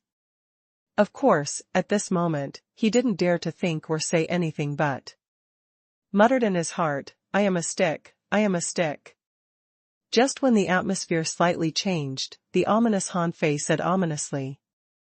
Linglan, no matter what, I am also Wang Han. The ominous Han Fei knew that he might not be able to survive, but he still wanted to fight for a survival chance, even if it was just a chance to fight. Han Fei. However, Han Fei reacted greatly and roared, "Shut up!" Swish. Han Fei's great Tao was fully activated, the Ragnarok erupted, the invincible path enhanced his strength, the Tao of Slaughter God was integrated into the knife light, and the formless infinity sword slashed out. This strike was a combination of Han Fei's peak strength and the strongest blow. With the gap between Han Fei and the ominous Han Fei, even if the latter broke all his 5 Tao locks, he wouldn't be able to withstand this strike. The ominous Han Fei was horrified. He could see how terrifying this sword was. And he couldn't understand why Han Fei had become so strong after only a few decades. At this time, the ominous Han Fei also exerted all his strength. He set up 100,000 layers of God-sealing spears and even burned all his strength in an attempt to block Han Fei's blow. But Han Fei had also mastered the God-sealing spears. As he waved his hand, the Tao patterns of the God-sealing spear array faded at a visible speed. Although the ominous Han Fei could basically do what he could, and the two of them basically had the same memories and methods, it was ridiculous for the ominous Han Fei to try to use the God-sealing spears to block him. After all, Han Fei could easily erase the Tao patterns on the God-sealing spears. Puff. Without giving the ominous Han Fei any chance, Han Fei slashed and the ominous Han Fei was slashed into pieces, turning into a black fog and then shattered into nothingness by the sword light. Although it was only less than 100 years later, the gap in combat power was too huge. It was so huge that it couldn't be made up for. Besides, the ominous Han Fei only had Han Fei's combat skills, techniques, and memories. He didn't have Han Fei's trump cards. He didn't have any of the treasures on Han Fei. This was the greatest gap. With a flash of cold sword light, Han Fei finally killed his negative side. However, Han Fei was not excited at all, because he was not in the mood at all. From the beginning to the end, his eyes never even fell on the ominous Han Fei, as if the attack just now was just a casual attack. After the ominous Han Fei died, there was one thing that wasn't damaged. It was the essence blood of the ancient human race. Han Fei didn't pay much attention to it. He just casually picked it up and held it in his hand. Since Ao Wutian was dead, the ominous Han Fei certainly couldn't keep this drop of essence blood. The formless infinity sword disappeared in time and everything returned to calm, while Han Fei and Shiman Lingyu were still looking at each other. Shiman Linglan slowly lifted the veil, revealing a face that Han Fei was familiar with, which made Han Fei feel as if he were in a dream. Han Fei was silent for a long time. Long time no see. I thought you. Shiman Lingyu's eyes revealed some complicated emotions, but her voice was a little cold. Did you think I'm dead? Han Fei, Han Fei hesitated for a long time, but didn't know what to say. More importantly, he was not prepared at all. In the end, he could only ask, "How did you enter the time temple?" Shiman Lingyu quickly calmed herself down and said indifferently, "Does it matter? In order to leave me and dump me, you even created the illusion that you died. So, does it matter? There are some things that I had no choice but to do. I don't belong to that era. I have to return to my era. I have to make you believe that I have perished and completely left you. This way, as time goes by, maybe you will gradually get over it. No, you belong to that era. Shimin Linglan said firmly, if you don't belong to that era, you can't interfere with anything in that era. Therefore, you belong to that era, but you haven't completely experienced it. You were born in your so-called era. But in fact, you don't belong to your era. I didn't understand this until I joined the Time Temple. Shimin Ling had kept some things in her heart for too long, and now she finally had a chance to speak out. She continued, because you felt that in that so-called era that you belonged to, there were very important things for you to do, so you gave up living in this era, and gave up on me. If you really want me to die in peace, you can actually cultivate with me, grow up with me, and spend those 5,000 years with me. In that case, we will live happily for 5,000 years. No matter if I die in battle or die of old age in the end, at least I will live those 5,000 years happily. After 5,000 years, you can still return to your so-called era, and in that era, you should have only spent a short period of time. So, you gave up 5,000 years for your so-called years. Although Shimin Lingyan was already a great monarch, her emotions seemed to be ignited at this moment. She was a little excited. The words that had been suppressed in her heart finally found an opening to vent. Han Fei was rendered speechless by her words. Although he really didn't know that hundreds of years in the Age of Doom only took dozens of days in the ideal palace, this wasn't an excuse. Compared to him, Shimin Lingyan had waited for a full 5,000 years. Now, it had been more than 100,000 years. Ignoring Han Fei's silence, Shimin Linglan continued, I waited for you for 5,000 years. I cultivated hard, tried to become stronger, and tried to reach the Time River. But no, I just couldn't. I loved you for 5,000 years, and I hated you for 5,000 years, hated why you appeared in my world, hated why you left without saying goodbye. At the last moment of my life, in that big battle, I pulled my enemy into the Time River resolutely. I could feel the loss of my life, I could feel despair, but I couldn't accept it. I couldn't accept that I had waited for 5,000 years, but only saw you in a hurry. I turned myself into the blade of vengeance and went to your side. I wanted to ask you, why? Why did you leave me alone? Why? At this point, Shimin Lingyan was already in tears. Realizing her emotions and state, Shimin Lingyan issued an order in her heart, and the tears all over her face turned into water vapor and dissipated in the air. Her emotions gradually calmed down, and her expression gradually changed from excitement to indifference. She said, my soul, my life, my will, my love, my hate, all of me, at that moment, crazily surged into the blade of vengeance. At that moment, I realized that I was going to cut through time with mortal power, but it was also at that moment that my life came to an end. However, at the moment when I was about to die with everything I had, an invisible hand took me away from time. At that moment, my teacher gave me a new life, and I really needed a new life. Yes, why should I live for you?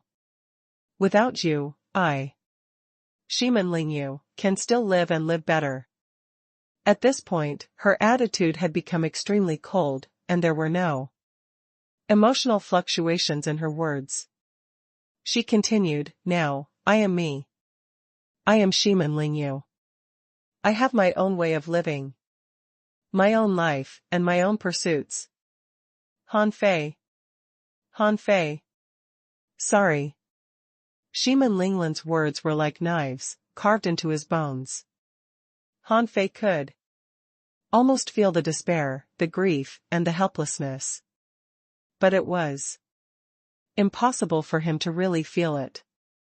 In the end, he could only say sorry. Weakly. Shimin Lingyu shook her head indifferently. You should feel sorry for me. But I don't care now. I am the most outstanding genius in the history of the time. Temple. I have the ability to cross time without damaging my lifespan. You are my man, but also the man who abandoned me. Our bond ends here. I'll return this blade of revenge to you. With that, the blade of hope shot out from Shimin Lingen's side and instantly entered Han Fei's body. Han Fei hurriedly said, "This is yours." However, Shimin Lingen shook her head and said, "That's the Shimin Lingen of the past. That's the Shimin Lingen who loved you. The past is the past. I don't want the things she gave you." After that, the coffin of the ancient tree of life flew to Han Fei's side. Shimin Linglan glanced at Xia Xiaochan again and said indifferently, "I finally know that the woman whose name you called countless times in your sleep looks like this. It's funny that you pretended to be stupid back then and planned to hide it from me for the rest of your life." Then, she snapped her fingers and shot a wisp of vitality into the coffin of the ancient tree of life. Han Fei asked, "What is this?" Shimin Lingyu snorted coldly. The coffin of the ancient tree of life can protect her body for at most 100,000 years. Now that she has crossed the time river for 100,000 years, the vitality of this coffin is almost exhausted. Let me replenish some of it for her. At least it's enough for her to return. Why? Do you think I want to harm her? Of course not.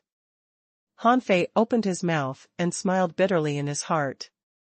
Only then did he remember that his eldest senior brother had indeed said that the ancient life tree could only protect the body in it for 100,000 years. After closing it, one couldn't open it until they proved Tao. What came back with the coffin of the ancient life tree was the divine tribulation.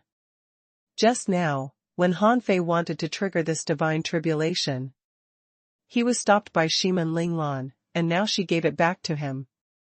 Han Fei said, "How about?" Shimin Lingyu seemed to know what Han Fei was going to say and said firmly, "I don't want it. From today on, we have nothing to do with each other. If I take your divine tribulation and your primordial essence blood, what am I? I have my pride. I can become a god without relying on anyone. Why would I care about this trifling tribulation and a drop of blood?" Linglan, you don't have to be so decisive. No need?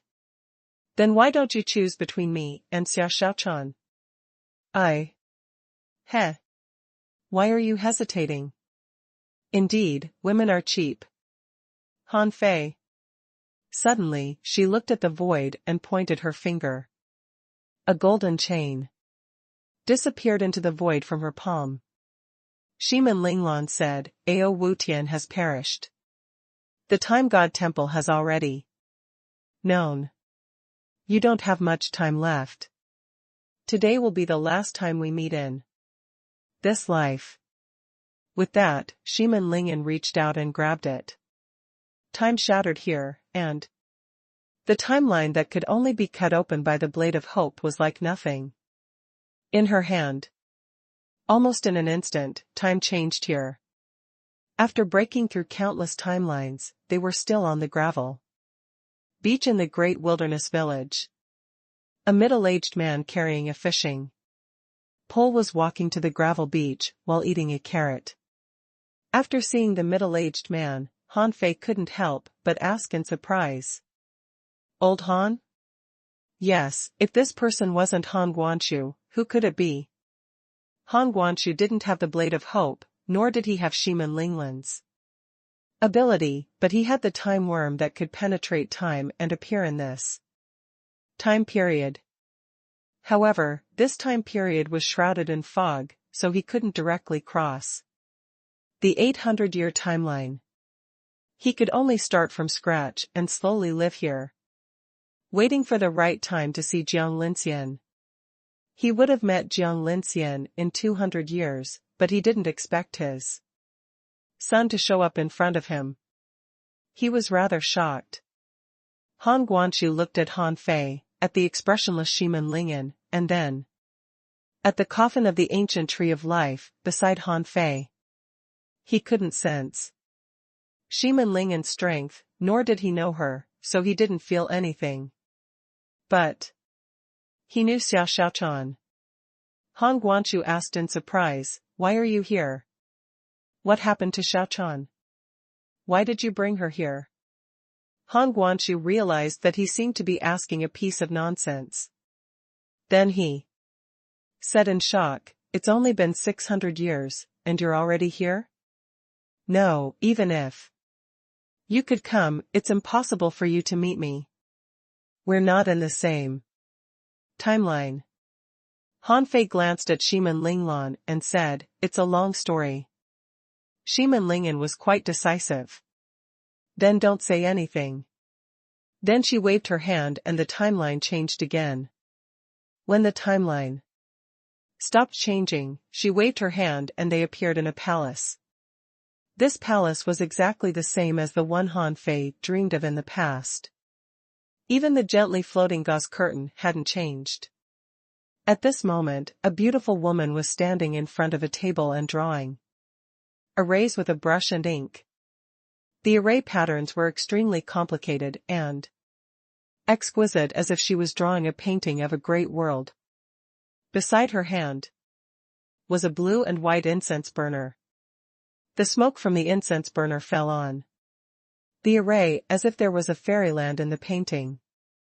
Suddenly, 3 living people, an ancient tree coffin and a green trembling stick appeared in the palace. This caught her off guard and she was stunned. She had been here for more than 100,000 years, and this was the first time she had seen a group of people appear in this palace. But soon, she recognized the person. Shu Shu. Old Han was also shocked. "Xian Xian? This?" Old Han couldn't help but look at Han Fei, as if asking what the hell was going on. Jiang Linxian also looked at Han Fei, unable to move her eyes away, and the pen in her hand fell on the array. "You. Fair?" At this moment, Han Fei finally saw Jiang Linxian in person, just like the person he saw in the dream. However, at that time, her hair was loose, but at this moment, it was tied up casually, her eyes were watery, and she was wearing a misty purple brocade with golden threads. At this moment, her mouth was slightly open, and her face was full of surprise and joy. "Mom. Wait, isn't this time node my birth node?" "Shiman Linglan, it's fake. Time still flows. The stories here don't happen over and over again. It's just that their freedom is restricted. Going back to kill you before you were born is nothing but an illusion that doesn't exist." Han Fei's heart skipped a beat. Was that mysterious person wrong? Wait, maybe the mysterious person deliberately told this to the ominous Han Fei? It was possible. At this moment, seeing Jiang Linxian, Han Fei couldn't help but feel an inexplicable sense of closeness. He knew that this was undoubtedly Jiang Linxian. Jiang Linxian couldn't help but be moved, but before she could speak, Shiman Linglan coldly interrupted the warm reunion of the mother and son. She said, "I don't have time to watch you reunite here." She looked at Han Fei. "As I said, from today on, we have nothing to do with each other." Seeing that Shiman Lingyan was about to wave her hand again, Han Fei quickly Interrupted her, wait a minute. Ao Wu Tian said that this game was set up for 100,000 years. But you've destroyed it and Ao Wu Tian is dead. What will happen to you? Han Fei had an idea. Ling Lan, enter my void temple. My senior brothers and sisters are very nice. Heh. Shiman Ling Yu sneered. I'm the 7th temple master of the time temple. I just broke a game and killed one person. Do you think this is a big deal? The time temple doesn't lack time at all. Han Guanchu and Jiang Linxian were both stunned. They had no idea what Han Fei and Shiman Linglan were talking about. However, the Void Temple, the Time Temple, the 7th Temple Master, and so on all sounded very powerful.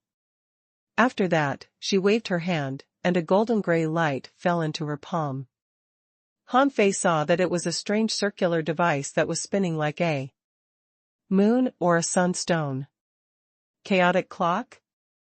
Han Fei immediately guessed that it was the supreme treasure Ao Wu Tian mentioned, the chaotic clock.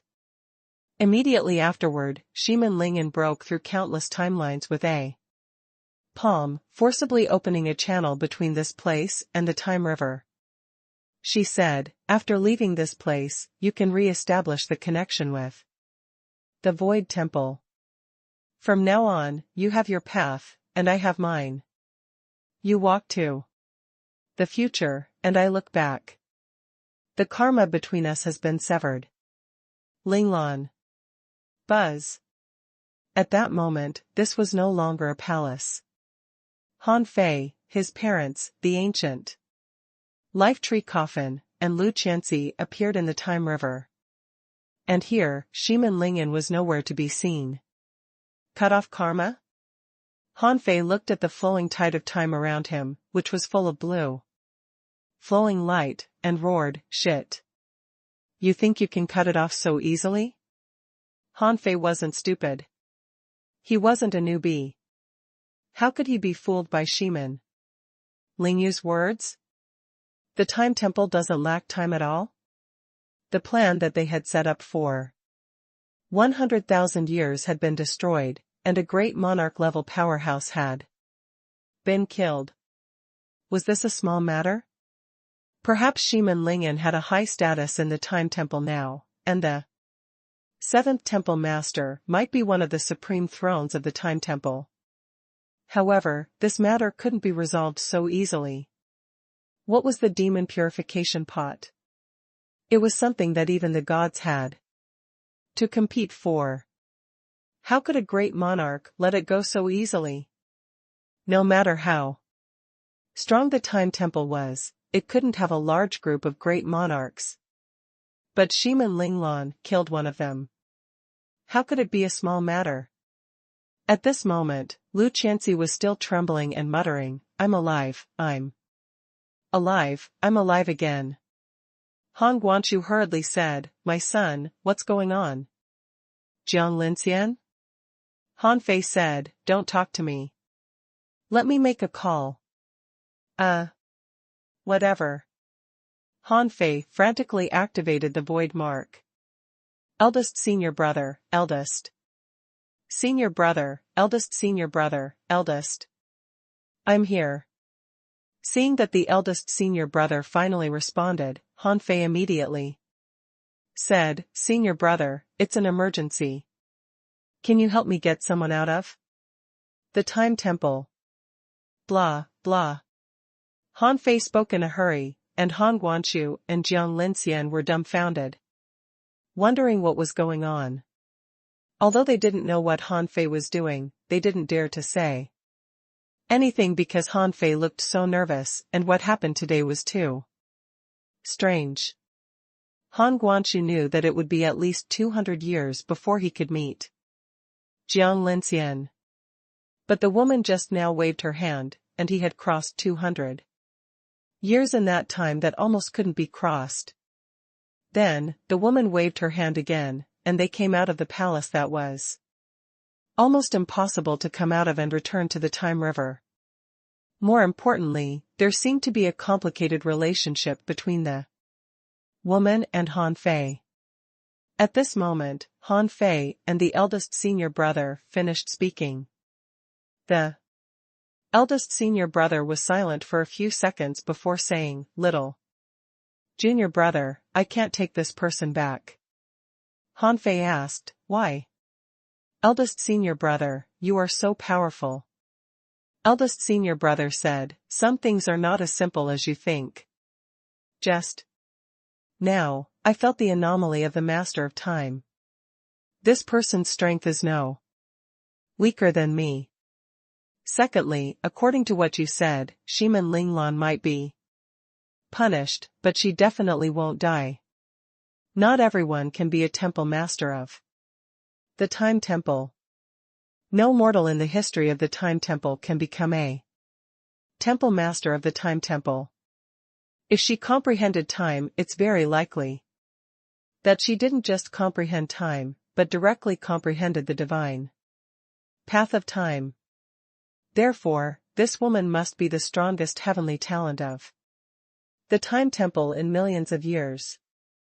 No one can kill her, and the Time Temple won't let her leave the Time Temple. At most, she will be punished." "Oh, is that so?" Han Fei couldn't help but heave a sigh of relief.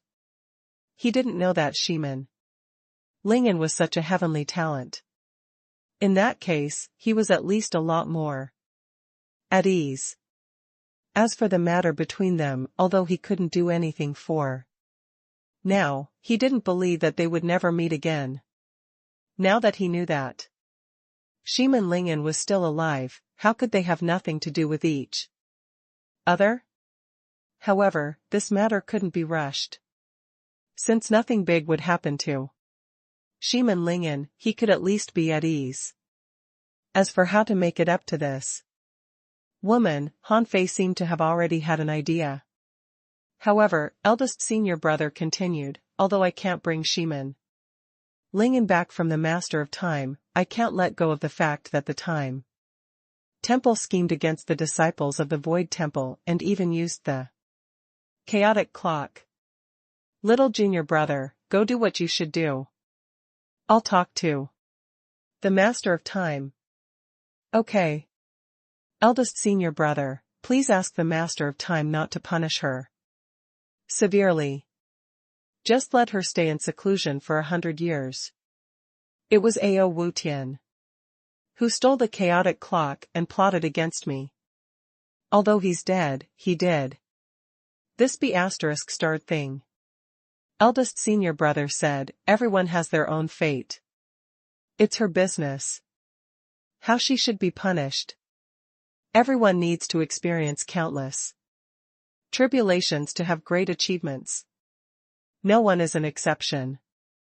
If she's such a heavenly talent, she's no exception. If I interfere, it might affect her luck. Therefore, it depends on you. If you want me to protect her, I will."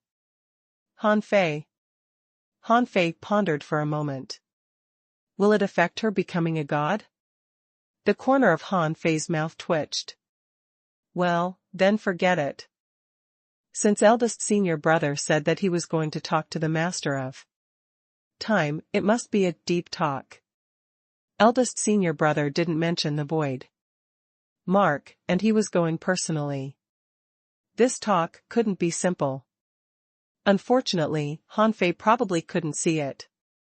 Now he had mixed feelings, and couldn't put them into words. When he saw Shimen Linglan again and heard about her experience, Han Fei thought that if he didn't get over it, it might become his inner demon. No one would become a peerless heavenly talent so easily. Shimen Lingen had used all her strength and was on the verge of death before she figured out an amazing path. But in Han Fei's opinion, it didn't matter if she had figured out a great path or not. What mattered was that Shimen Linglan was still alive and in the Time Temple. Now that he thought about it, Han Fei felt that the women around him seemed all quite unlucky yet unique. He didn't know where Xia Xiaochan's reincarnation body was, or how long she would sleep. Shimin Linglan seemed to hate him very much now, but Han Fei didn't feel that way. This woman's love was hot and unrestrained, and she always dared to love and hate. She was like this before and now. Even if she became a great monarch, she wouldn't hide it at all. As for Jiuyin Ling, he didn't know where she was. She had a clear mind and a unique way of thinking. If she stayed with him, he would probably have a headache too. However, no matter how many feelings he had, he was still happy that Shimin Lingyu was still alive. In any case, no matter if their meeting was good or bad, there were many benefits to this meeting. Shimin Lingyan had suppressed her emotions for 100,000 years and finally had a chance to vent, and his regrets seemed to have been somewhat made up for. As for how Shimin Linglan would explain to the Time Temple, he would find a way to ask about it later. Master, can we leave quickly? Lu Qianxi, who had never experienced love, had just escaped death, so he felt as if he was on a roller coaster. If it weren't for his powerful master, he felt that he would have been scared to death. Ah. Oh. Han Fei finally came back to himself, only to see that old Han and his mother were both looking at him. They didn't dare to say anything, as if they were afraid that what they said would interrupt Han Fei's train of thought. Han Fei hurriedly said, "Dad, Mom, let's go back first." As for the ancient life tree coffin, Han Fei wanted to put it into his origin star, but he couldn't do so after trying. However, he could understand it. This was in the Time River, which was different from the timeline of his origin star, so it was natural that he couldn't contact it. However, in the Time River, majestic vitality burst out of the coffin of the ancient life tree, which seemed to be protecting Xia Xiaochan with vitality. So it was not a big problem. Han Fei activated the Great Tao of Time and the group quickly crossed the Time River, and the surrounding scenery changed. Han Fei discovered that the speed of traveling with the current was more than 10 times faster than against the current, and it seemed to show signs of accelerating. He hadn't noticed this before, because he had never carried out a long-term flow and reverse flow in the Time River, so he couldn't perceive it. Now, he perceived the speed problem in the Time River. Did it mean that if one went against the flow for a long time, their speed would become slower and slower? Or rather, the closer one was to the ancient, the harder it was to go against the current. Instead, the closer one was to the future, the easier it was to go against the flow. Han Guangqiu and Jiang Linxian had seen a lot of things. When they first saw Han Fei, it was impossible for them not to be surprised. But now seeing Han Fei leading them all the way, they calmed down. Han Guangqiu put on a gratified smile, as if he felt that his long-term plan and everything he had done didn't seem to be a loss. His son was too hardworking. It had only been 1,000 years since he set up everything, but Han Fei's current strength had already reached the perfected star transformation realm. This speed far exceeded his expectations. In fact, Han Fei was also a little surprised, because old Han and his mother originally established the sea in the raging sea. When they entered the abyssal chasm, they were only in the sea establishment realm. Perhaps because of the time worm and the space worm, they had the ability to travel through time and space, but the places they could travel to were none other than the primeval land where the lava giants lived. Logically speaking, with their strength back then, it was impossible for them to survive in the primeval land, because sea establishers basically couldn't even withstand the chaotic flames there, unless the strong masters of the lava giants protected them. But now, Han Fei had seen that his mother should have already proved Dao. His father was no longer a peak-level venerable like when he was in the yin-yang world, but a perfected star transformation realm cultivator, and he was definitely very powerful. At this moment, Jiang Linxian was smiling. She seemed to be a little gratified. Just like Han Guanqiu. She didn't expect her son to be so outstanding. Han Fei couldn't help but blush. Why do you keep staring at me? Hee hee. Han Guanqiu said, your mother hasn't seen you since you were born. What's wrong with her staring at you? By the way, what happened to Xiaochan? I saw that she seemed to be in a deep sleep. Did something happen to her? Jiang Linxian asked, is she my daughter-in-law? Han Guanqiu nodded. I haven't had the time to go back to see you, so you don't know. Xiaochan is the little princess of the Merman royal family. Her talent and bloodline are both extraordinary. Besides, she and Fei are childhood sweethearts. She is definitely going to be our daughter-in-law. Han Fei looked at the coffin of the ancient life tree and said solemnly, it's a long story. Xia Xiaochan actually has the bloodline of a god, but because she's pregnant, the baby is very likely to be a divine child. The divine fetus needs too much vitality, and no one in the raging sea at that time can help her. So I asked my senior brother to put her in the ancient life tree to keep her safe. Han Guanqiu and Jiang Linxian were both shocked. Divine bloodline? Han Guanqiu was also puzzled. Does Xia Xiaochan have the divine bloodline? Two? Before Han Guanqiu could explain, Jiang Linxian said softly, I see that the vitality on this coffin is gradually fading. Can it last until it returns to the raging sea? Han Guanqiu asked, I have no idea. How should we deal with it? Before Han Fei said anything, Jiang Linxian said, although this tree coffin is full of vitality, if the divine embryo swallows vitality, coupled with the consumption of 200,000 years of vitality in this round trip, I'm afraid this coffin will decay even if it can hold out until it returns to the raging sea. But Fei, with my strength, I can probably protect her. Han Fei shook his head. Thank you, mother, but it's not necessary. I have a chaotic spiritual treasure. If nothing goes wrong, it shouldn't be a problem to extend its life by another 100,000 years. A chaotic spiritual treasure? Jiang Linxian and Han Guanqiu couldn't help but click their tongues. What had Han Fei experienced all these years? How could he even have a chaotic spiritual treasure? How could his son take out such a treasure so easily?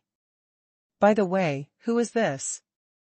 After all, Jiang Linxian was a Dao-proving realm powerhouse, so when she saw that Han Fei had been carrying a green bamboo rod with a strong vitality, she knew that it was also a Dao-proving realm powerhouse.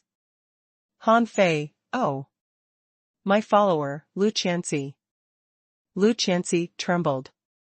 Old masters, how are you? Slap. Han Fei patted him. What are you talking about? Do my parents look old? Lu Qianxi was speechless, but under Han Fei's threat, he still changed his words. Hello, masters. Lu Qianxi thought to himself, how damn weak am I? One master is not enough. And now there are two more? Jiang Linxian replied gently, Qianxi, don't listen to him. Cultivators just call each other by name. My name is Jiang Linxian. You can call me Xian Xian. This is Han Guanqiu. You can call him Shu Shu. The corners of Han Fei's mouth twitched. Come on, Mom, how can your names be so cheesy? Cough, cough. Han Guangchu coughed and seemed a little embarrassed, but he couldn't bear to blame Jiang Linxian. He just said gently, Xian Xian, our son is here. Jiang Linxian smiled. Feier won't mind, right? Han Fei turned his head away. I don't mind. It's up to you. Lu Qianxi didn't dare to do what Jiang Linxian said. He thought to himself. You don't know how terrifying your son is. I dare not call him that. Lu Qianxi said. Lu Qianxi greets Master Xian Xian and Master Shu Shu. Jiang Linxian smiled faintly, her eyebrows slightly curved, and she seemed to have the affinity of a girl. But she didn't talk about this form of address anymore. She knew Lu Qianxi wouldn't dare to call them by their names. However, on second thought, Han Fei was clearly only in the perfected star transformation realm, but he could already subdue a demon plant at the Tao proving level. Was this normal? Only Han Guangchu was still frowning. Jiang Linxian was the only one who called him Shu Shu, but no one else had ever done that before. It felt a bit weird. Buzz. The speed of flowing with the current was very fast, especially when no one stopped them. Now that the scheme of the Time Temple had been exposed, it was impossible for them to attack him, neither did they dare. Otherwise, if eldest senior brother was angry, who else in the Time Temple could stop him except the Master of Time? It was hard to tell how much time had passed in time. After Han Fei consumed almost 60% of his spiritual power, they finally broke through the Time River and went to the raging sea under the guidance of the vast ocean navigator. Huff. Han Guangchu was slightly focused. Huh. We're back? Huh, is this outside the abyssal chasm? Han Fei said, the chaos in the raging sea has been pacified by me, and now the human world is unified. The small world where the yin-yang world is located has long been moved out by me, so we will naturally appear outside the abyssal chasm. Han Guangchu was surprised. I believe that the human world has been unified. With your strength, no one should be a match for you in the raging sea. Jiang Linxian said, Feier, the ancient life tree is rotting. Do you want to use the spiritual treasure of chaos you mentioned now? At this moment, the vitality on the ancient life tree that had left the Time River was pitifully little. This vitality would probably completely dissipate in 200 or 300 years at most. Besides, this ancient life tree coffin was almost full of wrinkles. It seemed that it could only barely prevent itself from shattering on the spot. With a flip of his hand, Han Fei took out the divine blood Bodhi that Senior Sister Green Lotus and Senior Sister Red Lotus had given him. This thing was born from divine blood. In addition to extending one's life by hundreds of thousands of years, there was an extremely low probability that it could illuminate one's divine path. After it was swallowed, it could strengthen one's bloodline and improve the power of one's soul. It could also possess a trace of the will of a god and withstand a basic divine tribulation. This divine blood Bodhi was shockingly powerful. Han Fei had planned to use it, but the coffin of the ancient tree of life was decaying, which meant that the power protecting Xia Xiachuan's body was gone. Without the protection of the ancient tree of life, the baby in Xia Xiachuan's stomach would probably devour vitality again. Ordinary treasures would not be very effective on her. Besides, how could ordinary treasures give birth to a divine child? Only the hint of a god's will in the divine blood Bodhi could be absorbed by the divine fetus to temporarily protect Xia Xiachuan. When the divine blood body was taken out, Lu Qianxi buzzed and trembled. Jiang Linxian and Han Guanshu were shocked. As soon as this thing was taken out, the surrounding vitality immediately became thick and sticky. Furthermore, they could even vaguely see colorful rays of light, which even carried the pressure of a terrifying powerhouse. As for such a treasure, even if they didn't covet it at all, when they saw it, they couldn't help but want to eat it. Because the ancient tree of life had been opened, Han Fei didn't need to open it with a monarch realm strength anymore. Instead, he directly opened the coffin and stuffed the divine blood body into Xia Xiaochan's mouth. He didn't let her swallow it, but just kept it in her mouth and let her digest it slowly. After doing all this, Han Fei issued an order in his heart, and the phantom of mountains and rivers appeared. Then, Xia Xiaochan was absorbed into his origin star. Slurp. Lu Qianxi asked, Master, do you still have the fruit? Can you give me some of its skin? Ho ho, do you think it's possible? Lu Qianxi. Jiang Linxian smiled. Fair, don't be so strict with Qianxi. Let me take a good look at you. Han Fei was slightly embarrassed. This feeling of being looked up and down was really a little strange.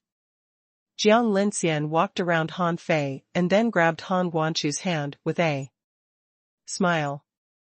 Shoo shoo, our son has grown up so quickly. Han Fei? Han Guanshu said, Xian Xian. Feier has experienced countless tribulations in this world. How can he not grow up? Jiang Linxian gestured. Feier was so small last time I saw him. Han Fei? Han Guanshu looked at Han Fei with a smile. Although your mother looks like a fairy when she doesn't speak, she's actually like a child. Han Fei nodded quickly. This was completely different from the Jiang Linxian he saw at first sight, and completely different from the Jiang Linxian he saw in the sea-quelling painting before. At that time, Jiang Linxian looked like a dignified and cold goddess, but at this moment, her image was ruined. Humph. Jiang Linxian snorted. You are like a child, not me. Fair, I can tell that. Your qi and blood are extremely powerful, and your strength seems to be fluctuating unnaturally. Have you already condensed 5 Dao locks? Han Guanshu echoed, I feel it too. Han Fei nodded. 5 Dao locks.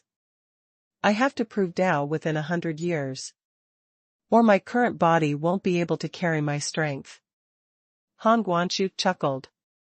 When you become strong, the way you talk has even changed. Jiang Linxian asked, prove Dao in 100 years? In the raging sea? She sensed it and said, I'm afraid this place is not suitable for proving Dao. The power of the heavenly Dao in this world vaguely suppresses me, but I feel that this strength doesn't seem to be enough for you to prove Dao. Han Fei said, not in the raging sea, but in the sea realm. Sea realm? Han Guanshu and Jiang Linxian looked at each other and stopped frolicking. Han Guanshu said, is it the place where the human king has gone to? Han Fei nodded. Yes, Gu Tingnan has proven his Dao now, but he's still oppressed in the sea realm. After that, Han Fei told Jiang Linxian and Han Guanshu about the situation in the sea realm. When they heard that 90% of all the humans that Gu Tingnan took out had been enslaved by the 10,000 scale race for 100,000 years, the smile on their faces disappeared. Jiang Linxian's face was slightly cold. What a great 10,000 scale race. Han Guanshu said, don't be rash. Didn't Han Fei just say that the power the 10,000 scale race showed on the surface is far from their true strength? Behind the 10,000 scale race, there will even be great monarchs. Jiang Linxian said, I'm not stupid. Fair, if the 10,000 scale race is really so strong, how can you deal with them? Right, I didn't ask before, but I can sense that the girl who saved us seems to be very powerful. Who is she? What realm is she in? Han Fei said, well, Ling Lan is a great monarch at this moment, and she should be a very strong great monarch. As for Ling Lan, she is. Jiang Linxian asked curiously, is she also my daughter-in-law? Han Fei blushed. Our situation is rather complicated. Alas, I failed her. Jiang Linxian and Han Guanxu looked at each other in bewilderment. The great monarch realm daughter-in-law was failed by their son. What kind of drama was this? Han Guanxu couldn't help but say, you dare to bully a great monarch? Aren't you afraid that she will slap you to death? Han Fei's face changed. This matter was actually caused by you, mother. Me? Jiang Linxian was dumbfounded. What does it have to do with me? Han Fei asked, was the ideal palace built by you? You intercepted a section of the Time River. Do you still remember it? Jiang Linxian asked, don't tell me you met her when you went back to the past? But that section of the Time River was very small and could only carry the power of the Sea Establishment realm at most. Han Fei had to tell them what happened between him and Shiman Lingyu. He had no choice. If he didn't explain it clearly, there would be many things that he couldn't explain to them. Han Guanxu and Jiang Linxian listened attentively like they were listening to storytelling. Jiang Linxian was sometimes worried, sometimes happy, sometimes angry, and sometimes regretful. It was obvious how fascinating the story between Han Fei and Shiman Lingyu was. Jiang Linxian almost burst into tears when she heard that Shiman Lingyan turned herself into a knife. Lu Qianxi was dumbfounded. What are they talking about? These humans are really strange. They are still wiping their tears here even though they have already proven their Tao. It's simply baffling. Jiang Linxian sighed. Linger is a good woman.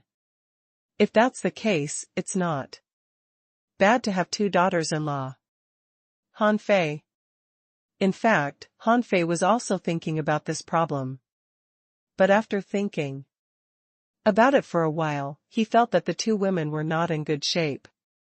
And even if he wanted to, he couldn't find them one by one now. Xiao Shaochan was easy to find, but it was impossible for him to go to the time temple even if he had proven Tao, let alone take Shiman Linglan out. Han Fei took a deep breath and said, okay. Let's not talk about this for the time being. Dad, Mom, enough about me. How did you get caught up in that period of time? This time, Han Guanxu could no longer hide anything, because Han Fei was strong enough to save them out. Jiang Linxian said, back then, we were forced to seal the Yinyang world and the Waterwood world in the abyssal chasm. But you know the upper limit of strength growth in small worlds. No matter how strong you are, it's difficult for you to prove Tao. Even without the heavenly Tao Dharma it's actually very difficult for anyone to prove Tao. But we can't go out. We can only explore the abyssal chasm through the space worm. Fair, do you know about the space worm and time worm? Han Fei said, I know a little bit. If you're not going to enter the time river again, these two insects might be of great use to me. Jiang Linxian said, then they're yours. It's not a good thing to have these two worms. Only when we really step into the time river will we discover how Simple our previous thoughts are and how far away our goal is. Jiang Linxian continued, because of the space worm, we found an ancient, primeval land. Fortunately, the space worms broke through space and attracted the attention of the strong masters there. Otherwise, we might have died the moment we entered that place. Han Fei said, I know. I've already been to the lava giant race. Han Guanshu asked in surprise, that passage is not easy to pass, is it? It's said that it's easy to collapse. How did you get there? Han Fei said, that passage is very stable for me. Continue. Jiang Linxian didn't doubt him and continued, we lived with the lava giants for a long time. We told them about the raging sea, and they told us about ancient legends. Later, the lava giants discussed their cultivation methods. And we found out how laughable our previous cultivation methods were. Under the guidance of the correct cultivation methods, your father and I cultivated at an extremely rapid speed. Because the primeval land didn't lack resources, we quickly reached the peak level of the sea establishment realm. With the help of the strong masters of the lava giants, we even opened the sky in a short 100 years. However, as you can see, the ancient legend of the lava giants is too tempting. It just so happens that we have mastered the time worm and the space worm, so after we entered the star transformation realm, we had the idea of entering the time river. Later, it became simple. We simply fell into a fog in the time river.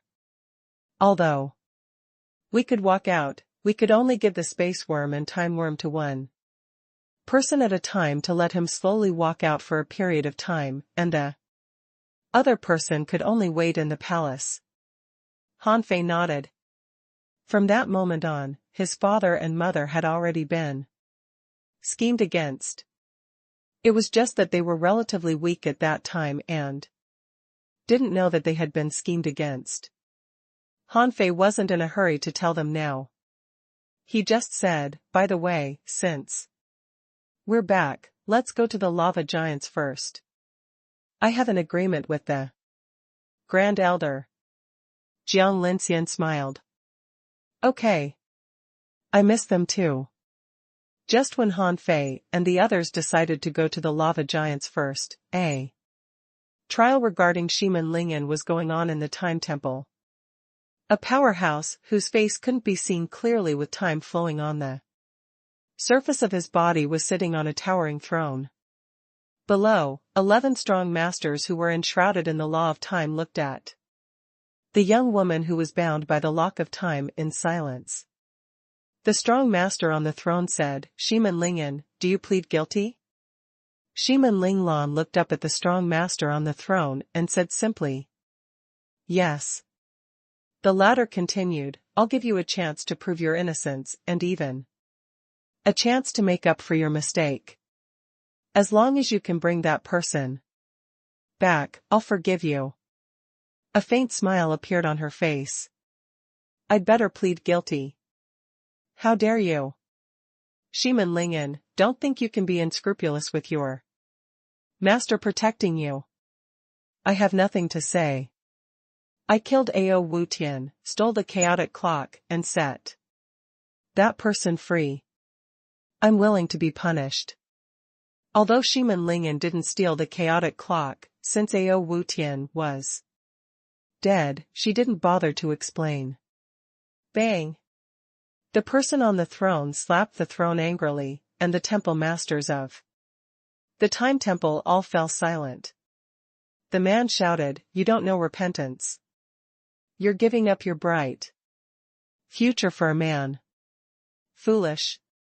Since you refuse to admit your mistake, go ponder over your mistake. Come out when you figured it out.